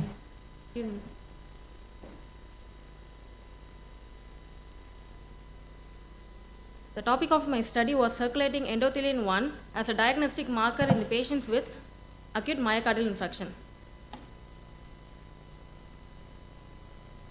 Next. The background of the study is about the coronary artery disease, which was the leading cause for the morbidity and mortality throughout the world. So the most common form of the coronary artery disease is mainly the acute myocardial infarction. So in Chadwick Jairaj et al. Says that whenever the coronary artery is blocked or it gets obstructed, there is a substantial reduction in the blood flow, which can cause some of the heart muscles, and it's being supplied to the artery, which becomes infracted. So the myocardial infarctions development is mainly regulated by variety of complex processes. So in Antonopoulos et al. Says that the vascular blockage and the cardiac ischemia is mainly enhanced by the endothelial dysfunction and the platelet activation and also the inflammation. So to overcome this, the biomarkers which plays a main role in the biological and the pathogenic process and are also in the pharmacological response in the therapeutic. So the background of the endothelin-1, which is a biomarker, it has a 21 amino acid cyclic peptide with 2 cysteine disulfide bonds, consists of the 4 cysteine groups.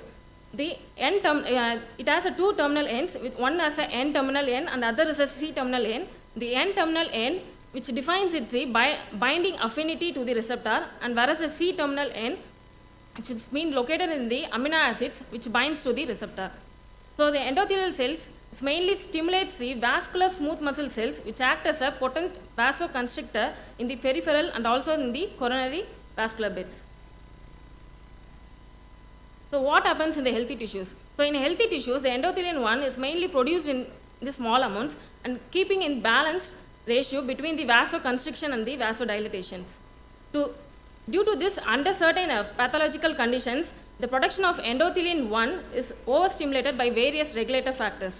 So one is the acute myocardial infarction. So this acute myocardial infarction is mainly caused by reduction in the oxygenated blood supplied by the coronary arteries, characterized by an elevation in the endothelin levels in the blood circulations. So the figure 2 shows the endothelin cycle where the mature mature endothelin gene which get converted and cleaved into matured endothelin-1. So the aim of this study is about to access the diagnosis role of the endothelin-1 in subjects with acute myocardial infarction and also to investigate the relationship between the endothelium and the cardiac biomarkers. So the methods, so it was a case control study. The study setting was done in Mahatma Gandhi Medical College. The study period was 1 year. The study has been approved by the Institutional of Human Ethics Committee, MGMCRA. So the methods in the inclusion criteria, the study, the patients who are with 35 to 60 years who are newly diagnosed as an acute myocardial infarction. So the exclusion of the study is the patients who are with lung and kidney diseases or any major surgery, pregnancy, anemia and the cancer. So how the samples has been collected? So in step 1, so upon the admissions of the AMI patients, the blood samples has been collected, and second, the samples has been centrifuged for the routine biochemical parameters in our central laboratory, and third, the troponin I was done by electrochemical immunoassay, and finally, endothelium 1 was being detected and quantified by ELISA kit. So the statistical analysis which is being used as to compare the normality distributor, we used a student t-test, and Mann-Whitney u-test is being performed for not normally distributed continuous data. So the comparison between the categorical data, we performed the chi-square test, and the ROC curve was being designed to determine the cutoff point of the endothelium patients, and Pearson correlation test was being used for the bivariate correlation analysis. So then in results, table 1 shows the demographic characters of the AMI and then control. So the demographic characters like smoking, diabetic mellitus, dyslipidemia and hypertension. Here this shows the p-value in age, diabetic mellitus and also the hypertension. They shows the statistically significant value. So this table, table 2 shows the comparison of all the biochemical parameters between AMI subjects and also in control. So in like parameters like glucose, urea, creatinine and sodium, it shows the statistical significance which is less than 0.001, and also the VLDL, TAG and also the potassium. It shows a significant level which is less than 0.05. So third table shows about the comparison of the biochemical cardiac biomarkers between AMI and control. The bar chart tells about the in the endothelium group. In endothelium level, in AMI and control group, the endothelium level was the p-value was 0.03, and in and about the other parameter like CPK NAC, it shows a p-value less than 0.001, and in CKMB it shows a p-value of 0.09, and like troponin, it shows the p-value which is less than 0.001. The table 4 shows the correlation between the endothelium 1 with other continuous variable.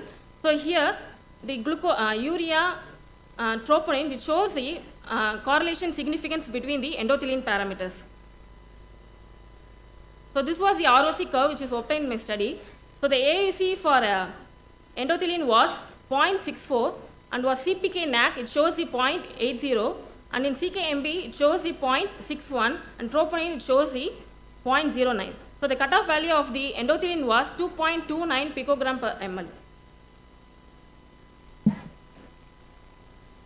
So in the discussion, so the mainly in our study that indicated that the patients who are with AMI, there is an increased serum endothelium level which mainly independently associated with the cardiac biomarkers, and there are also a significant positive correlation between the endothelium 1 and the troponin I, and there was no significant correlation was seen in CPK NAC and CKMB. Then Wong et al. Says that vascular injury is mainly due to the acute myocardial infarction. Coronary interventional procedure gives rise to the increased endothelium 1 in the coronary vascular. So in Goodity et al. Says the impact of the vasoconstriction and vascular dysfunction on endothelium 1 in coronary microvascular in AMI has also been proven. So the conclusion of the study, so endothelium 1, which is mainly a potent vasoconstrictor and also an inflammatory mediator, and it also acts as a mitogen. So the endothelium 1, which acts as an adjuvant biomarker along with the troponin I. So it serves as an inflammatory markers in patients with the AMI patients. So I thank my Department of Biochemistry in my MGMCRI. These are the references. Thank you. What your title?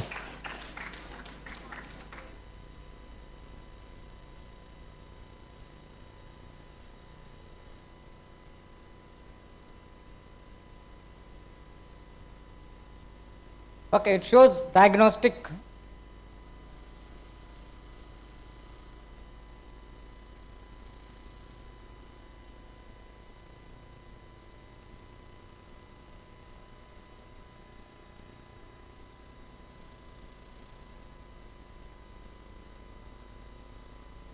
Sir, what you are suggesting? We can use endothelin as a diagnostic criteria for myocardial infarction.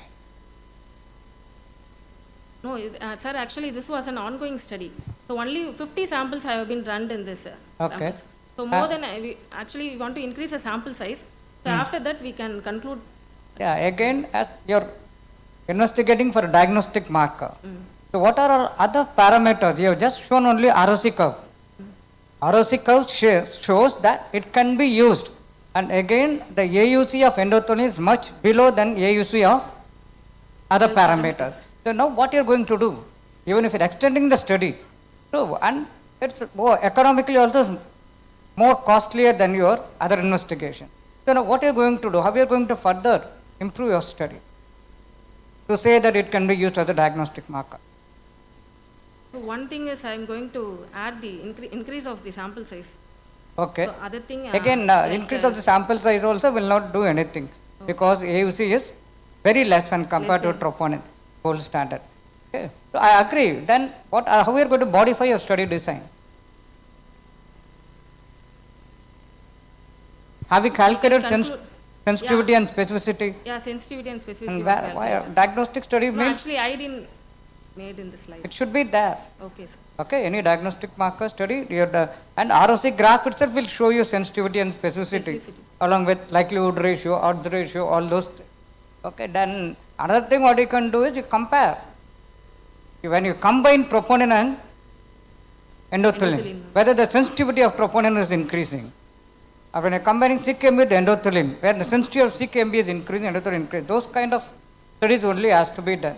As such, endothelin as a diagnostic marker, it's not going to be useful because your area under cover is less than the already existing and usable marker. So you have to modify your study if you're going to make something more. Okay. Otherwise, study is good. Okay. Thank you.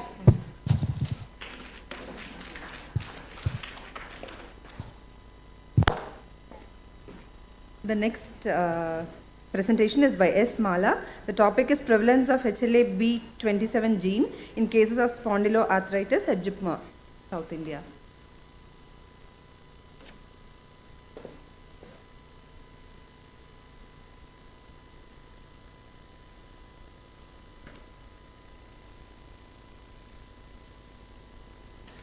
Good evening all. I am Mala, Medical Laboratory Technologist, Department of Clinical Immunology, JIPMER. I am going to present a study on prevalence of HLB27 gene in cases of spondyloarthritis at JIPMER, South India.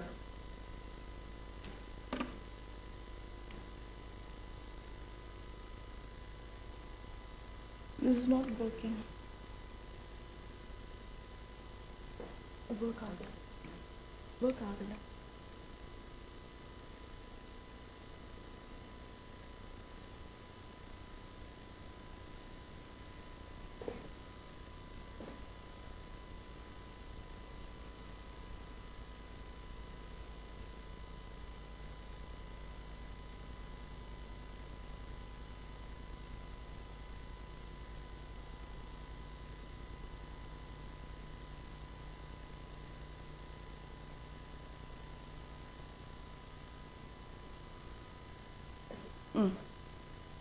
Okay. Next slide. Spondyloarthritis is a second common inflammatory arthritis next to rheumatoid arthritis. SPA is a group of disorders comprising of ankylosing spondylitis, psoriatic arthritis, reactive arthritis, inflammatory bowel disease related arthritis, and undifferentiated SPA. The disease involves sacroiliac joints, spine, large peripheral joints, eye, skin, and gut. HLA-B27 is present in more than 90% of patients with ankylosing spondylitis and approximately 50% of patients with other SPAs. HLA-B27 gene is present in approximately 3 to 8% of general world population and 1.4 to 8% in Indian population. However, there is a limited data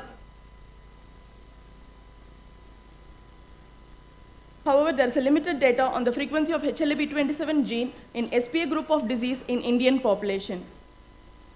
So we decided to study the frequency of HLA-B27 gene in clinically diagnosed spondyloarthritis patients and among healthy controls. This is a retrospective case control study. We included patients from January 2007 and July 2023. Our study group has 1,660 spondyloarthritis cases which were clinically diagnosed and 317 healthy controls. There are 3 steps for the diagnosis of HLA-B27 gene. The first step is extraction of DNA from blood, then the amplification of the DNA, and then detection of the HLA-B27 gene using agarose gel electrophoresis. Next. Extraction of DNA was done by phenol chloroform method. The EDTA blood sample was centrifuged and the plasma was removed. Then the RBCs were lysed using RBC lysis solution, followed by the WBC lysis, which will retrieve the nuclear material from the cells. Then the phenol and chloroform were used to separate the DNA, which will be in the aqueous phase, from the proteins, which will be in the organic phase. Then the DNA was precipitated using absolute ice-cold ethanol, which will be in the aqueous phase. Then the DNA was washed using 70% ethanol, air-dried, and dissolved in tris EDTA buffer. Then the extracted DNA was quantified using nanodrop. A good quality DNA should have 260 by 280 values between 1.8 and 2. Setting up of a PCR reaction involves mixing tag buffer, DNTPs, primers, tag DNA polymerase, DNA, and milk water in a tube. This HLA-B27 PCR is a multiplex PCR. It involves 2 sets of primers, HLA-B27 specific primer and internal control primers. After the tube is prepared, it is placed in the thermal cycler and amplified under these conditions.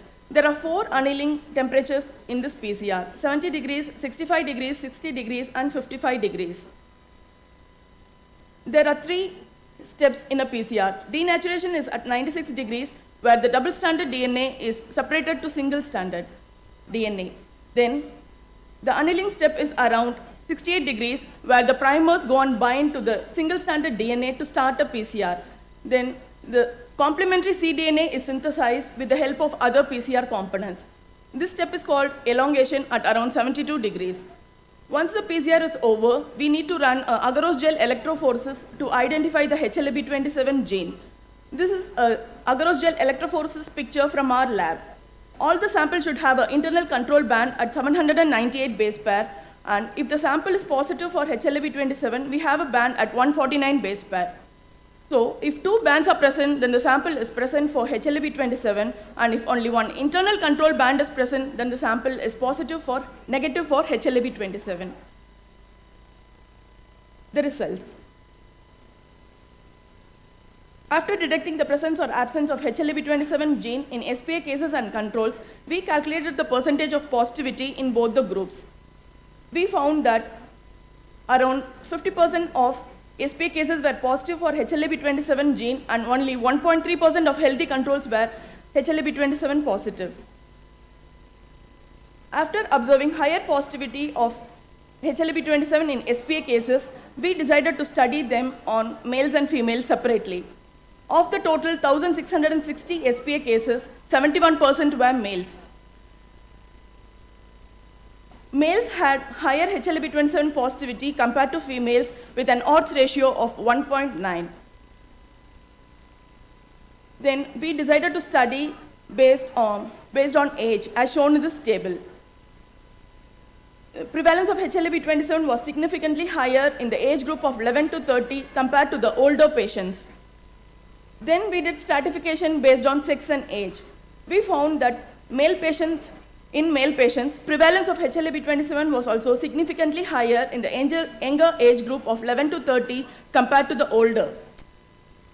Then the female patients, we found that HLB27 was positive in 11 to 20 years of age, and in female patients, higher prevalence of negativity was present. So, SPA has a strong genetic association with HLB27 gene. We found that prevalence of HLB27 in SPA was approximately 50%, 49.5%, and in males 77.3%, and in females 22.6%.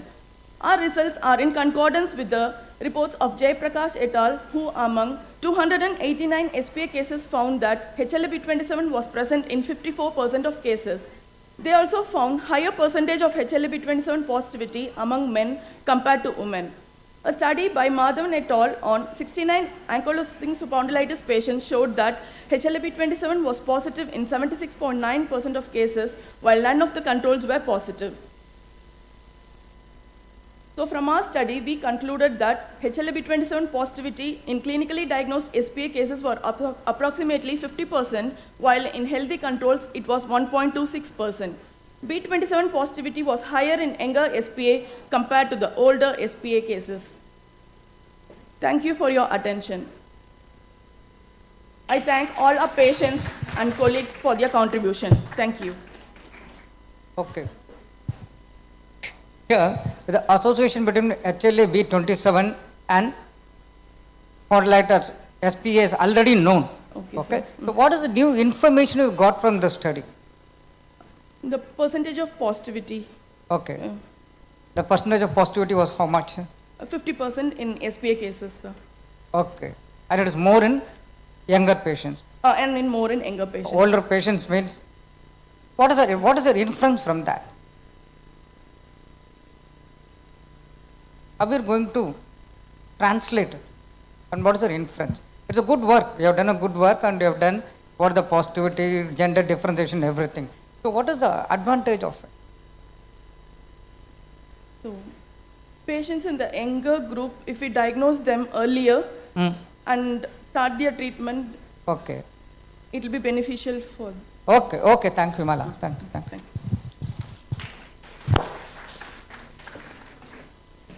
Thank you. The next talk is by Mahasuma. The topic is green synthesis and characterization of silver nanoparticles and in vitro antidiabetic activity of hydromethanol, extract of Tamarindus indica seed kernel.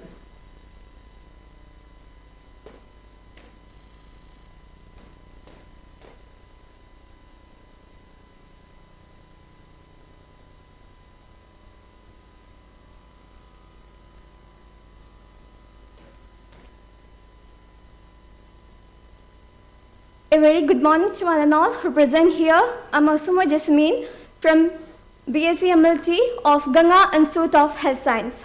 Today, I'm standing in front of you to present the topic green synthesis and characterization of silver nanoparticles and in vitro antidiabetic activity of hydromethanol extract of Tamarindus indica seed kernel. First of all, I would like to give you an overview about the plant that I had been used for the research purpose. For the research purpose, I had taken the plant named Tamarindus indica. The reason behind to select this plant is because of its high medicinal value to cure enormous disease, its easily availability and low cost. Almost all part of the plant like the bark, seed, stem, root possess high medicinal values. For my research, I had taken the seed kernel endosperm part. The other name of the seed kernel is tamarin xyloglucan. In modern science, green synthesis is promoted as the best alternative to traditional method. So the scientists created new area known as green nanotechnology by combining the concepts of sustainability with nanotechnology. The aim or the goal is to remove or eliminate the usage of chemical from the manufacturing of nanoparticles by replacing them with the plant-based material. Now let's move on to the objective part. I had done the process in 3 different phases. I had done the primary phytochemical analysis to confirm whether my plant contained the essential phytochemical or not to carry out the further process. So with the presence of phytochemicals, I carry out the minor activity of silver nanoparticle and its characterization. Then I proceed to the major activity of antidiabetic activity to confirm whether my plant contains the antidiabetic property or not. Now let's move on to the method. For the sample preparation, I isolate the seed kernel part. I dry roast the tamarind seed for about 10 to 15 minutes in a pan until it starts splattering. Once it's cooled down, I remove the outer cover and grind the seed into fine powder, then I preserve it. Then I move to the process of isolating the crude extract of the sample by using sourcelet apparatus. I use hydromethanol extract. The reason behind to use the hydromethanol extract is because it is polarizing solvent, it causes less toxic, it's so miscible with water, and has an antimicrobial effect against all the testers. In the first phase of phytochemical analysis, I used to check the presence of phytochemicals like flavin, terpenoids, alkaloids, carbohydrate, etc. by qualitative analysis. Then I moved to the minor activity of silver nanoparticle and its characterization. FTR analysis is also carried out for the identification of the functional group. Then I done the major activity of antidiabetic by using alpha amylase inhibitory method. Moving to the protocol part. For the synthesis of silver nanoparticle, I add plant extract and 1 mm of aqueous silver nitrate in 1:10 ratio. I heat at 80 degrees Celsius until the color change from brown to reddish brown. I centrifuge at 5000 RPM for 10 minutes. I remove the supertenant and the pellet was collected and air dried using incubator. Furtherly, I analyze the FTIR. Then I move into the protocol of antidiabetic activity. I add 1 ml of plant extract on test tube and I add 1 ml of voglibos drug on other test tube. Then I add 0.5 ml of alpha amylase with 0.5 ml of sodium phosphate buffer. I incubate at room temperature for 10 minutes. Then I add 0.5 ml of starch solution in 0.2 ml sodium phosphate buffer. The mixture was again incubated for 10 minutes. I terminate the process by using 1 ml of dinitrosalicylic acid, which is a coloring reagent. The two were placed in water bath for 5 minutes at 100 degrees Celsius and cool. The absorbance is determined at 540 nanometer using colorimeter. This is the result I obtained from the phytochemical analysis. I confirm the presence of phytochemicals like carbohydrate by the presence of brick red, coumarin by the presence of yellow color, flavonoid by the presence of precipitate, glycoside by the presence of yellow precipitate, flavonoid by the presence of red precipitate, protein by the presence of yellow color, quinones by the presence of green color, and saponin by the presence of the foam. This is the result of the silver nanoparticles. So this is the initial color change at the first 15 minutes. Then the color raised to a brown color. Then finally it turned to brown from reddish brown. This is the FTIR analysis result. The silver nanoparticle solution after centrifugation. Then I isolate the nanoparticles. This is the curve I obtained from the FTIR analysis. This is the result I got from the antidiabetic activity by using alpha amylase inhibitory method. I got IC50 value 30.28 for the hydromethanol extract of Tamarindus indica, and I got 90.84 for the standard drug voglibos. This is the graph that represents the alpha amylase inhibition of activity. The red represents the hydromethanol extract of Tamarindus indica seed kernel, and the blue represents the standard drug, that is the voglibos. So, moving to the discussion and conclusion part. So, during the synthesis of nanoparticles, I observed the color change from brown to reddish brown is due to the surface plasmon vibration. This is an optical property for the noble method. Then, during the FTIR analysis, I got the band appearing at 1063.36 alkane group, 1038.18 at alcohol group, 3034.14 alkene group. This shows the formation of silver nanoparticles. The hydromethanol extract of Tamarindus indica seed kernel exhibit alpha amylase inhibitory activity with an IC50 value. The hydromethanol extracts of Tamarindus indica show the moderate alpha amylase inhibitory activity when compared with the voglibose. Voglibose is a standard drug that is used to treat the type 2 diabetes mellitus. The nanoparticle synthesized from the plant also has significant characterization and also has good anti-diabetic activity. So I conclude that my plant seed kernel can able to treat the type 2 diabetes mellitus. Thank you.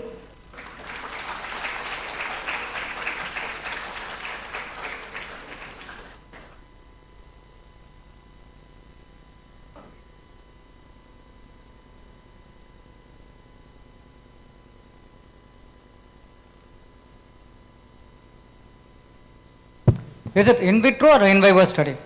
In vitro alpha amylase inhibitory assay method. It's not in vivo. In vitro. Yeah, that's what I'm asking. In vitro. How can in vitro you can say that it can work the same way in vivo? I use the drug named voglibose for comparing this. Okay, thank you.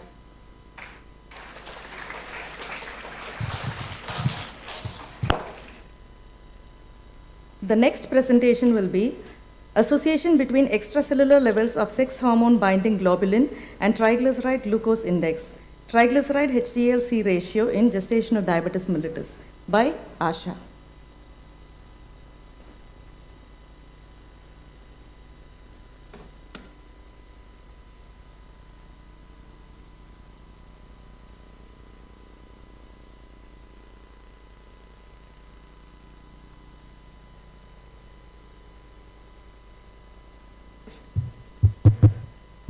Good evening, one and all.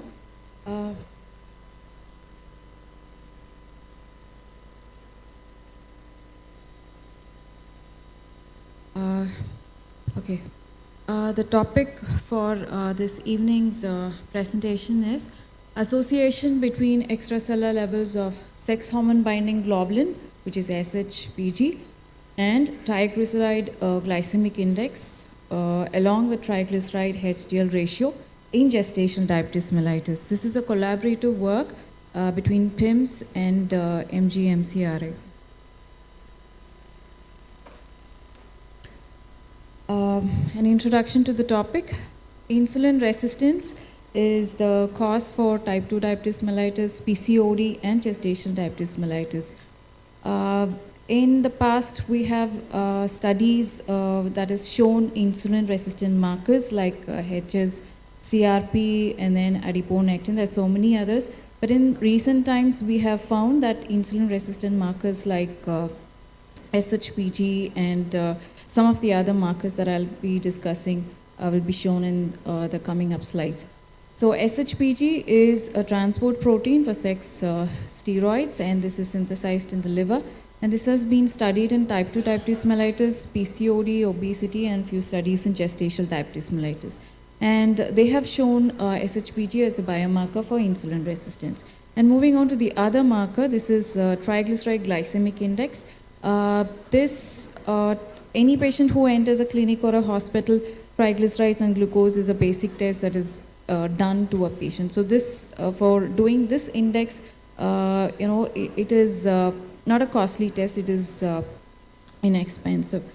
And so this has been shown to be a surrogate marker for insulin resistance as well. The formula for calculating this index is reverse log of fasting triglyceride milligram per deciliter multiplied by fasting glucose milligram per deciliter divided by 2.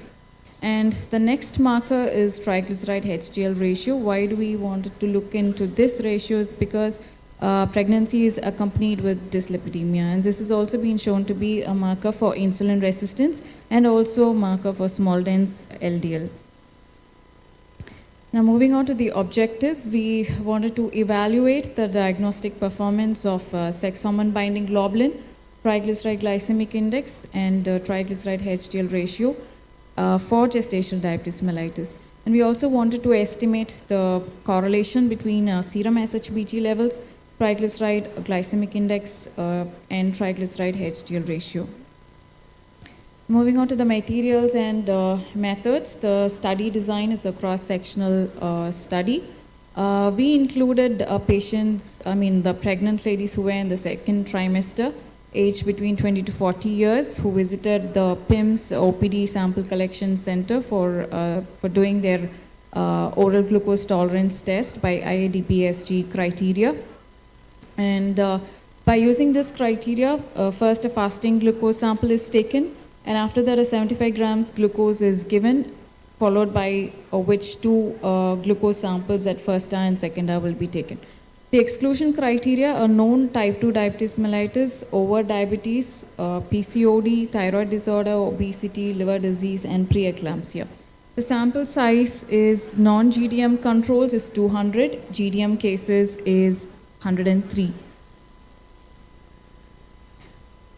Serum SHBG and fasting plasma insulin was done using fully automated analyzer, Roche Cobas E411, and then plasma glucose and fasting lipid profile was done in Roche Cobas Integra 400 plus. Whole blood HbA1c was done using Biorad D10. The statistical analysis that was used were students' t-test to compare the cases and the controls. And to assess the diagnostic performance of these variables, we used Receiver's operating curve. And to see the strength of the relationship between these variables, correlation analysis was done. And for the statistical analysis, Stata version 16 was used. Moving on to the method of recruitment. So as discussed earlier, pregnant ladies who aged between 20 to 40 years and in their second trimester were included in the study, and when they came for the OGTT test, the samples were taken, and in the fasting state, extra 5 ml of sample was collected to do the extra analytes for the study. And according to the OGTT values, the pregnant ladies were grouped into controls and cases. So if the fasting was less than 92 milligram per deciliter, or the first hour less than 180 milligram per deciliter, or the second hour less than 153 milligram per deciliter, they were categorized as controls. And if the glucose value was exceeding any one of the values as fasting more than or equal to 92 milligram per deciliter, 1 hour more than or equal to 180 milligram per deciliter, or 2 hours more than or equal to 153 milligram per deciliter, they were categorized as case. And so with the extra sample, we looked for serum SHBG levels, plasma insulin, HbA1c, fasting lipid profile, triglyceride glycemic index, and TGL HDL ratio was also calculated. Along with this, anthropometric measurements like height, weight, BMI, their waist-hip ratio, and the clinical history was also taken. Now, moving on to the results for the physiological status between the GDM cases and controls. We analyzed age, gestational weeks, gestational age, BP, height, weight, BMI, waist, hip, and waist-hip ratio. And out of this, we saw that age and weight were statistically significant between in the cases. So the age was higher than in the controls, and the weight was also more in GDM cases than in the controls. Moving on to the biochemical status, we looked at the hemoglobin, HbA1c, fasting plasma insulin, HOMO-IR, and serum SHBG levels. And we found that the HbA1c, fasting plasma insulin, HOMO-IR, and serum SHBG were statistically significant when compared between the cases and the controls.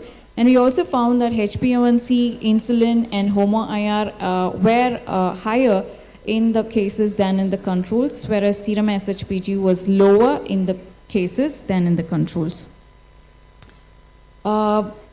Yes, we also looked at the fasting lipid profile, and along with triglyceride glycemic index and triglyceride HDL ratio. And we found that triglyceride glycemic index was statistically significant. It was higher in the GDM cases than in the controls. We did a scatter plot, we did a correlation analysis to look at the relationship between triglyceride glycemic index and sex hormone binding globulin, and we found that there was a negative correlation and the correlation was weak. We also looked at the correlation between sex hormone binding globulin and triglyceride HDL ratio. We found that the correlation was negative and the correlation coefficient was minus 0.13, which was again weak. Then we went on to look at the diagnostic performance of triglyceride glycemic index and triglyceride HDL ratio. We found that the triglyceride HDL area under the curve was 0.573 and the triglyceride glycemic index AUC was 0.637. Then we wanted to compare the diagnostic performance of triglyceride glycemic index with HOMO-IR, and we found that HOMO-IR had a AUC of 0.75, which is higher than the AUC of triglyceride glycemic index. Then we wanted to compare between SHPG ROC and triglyceride glycemic index, and we found that SHPG had a similar AUC compared with the triglyceride glycemic index. So the triglyceride glycemic index was 0.637 and SHPG was 0.614. Now moving on to the sensitivity and specificity, SHPG had a sensitivity of 60% and specificity of about 56%. With a cutoff value of 413.4, and triglyceride glycemic index had a sensitivity of 62%, specificity of 63.5%, with a cutoff of 4.76. Now moving on to the discussion, as said earlier, GDM women were older and weighed more, and the serum SHPG levels were lower in GDM with a negative weak correlation with SHPG. And when we compared our results with other studies, Bruno et al. In 2022, he showed AUC much greater than what we had got. And when we analyzed studies for triglyceride glycemic index and triglyceride HDL ratio, we found that our AUC was lower than the other study, which was done by Seville et al. So the limitations of the study is, since GDM is a multifactorial disorder, which involves age and parity and gravida and so many other factors, we could have gone for a multivariate model for predicting GDM. Conclusion is triglyceride glycemic index can be or may be a good diagnostic marker for gestational diabetes mellitus because it is inexpensive. The patient need not spend so much money for doing insulin since they have to go for a calculation for HOMO-IR. And this could be suitable for a low or a medium bedded hospital or clinic. Thank you. Okay. So I also agree with you because there's already established diagnostic criteria for GDM. But as you told, if you made a longitudinal study and if you had a multivariate predictive analysis, then it would have been a very good study instead of diagnostic. Yes, sir. Okay, thank you. Thank you, sir.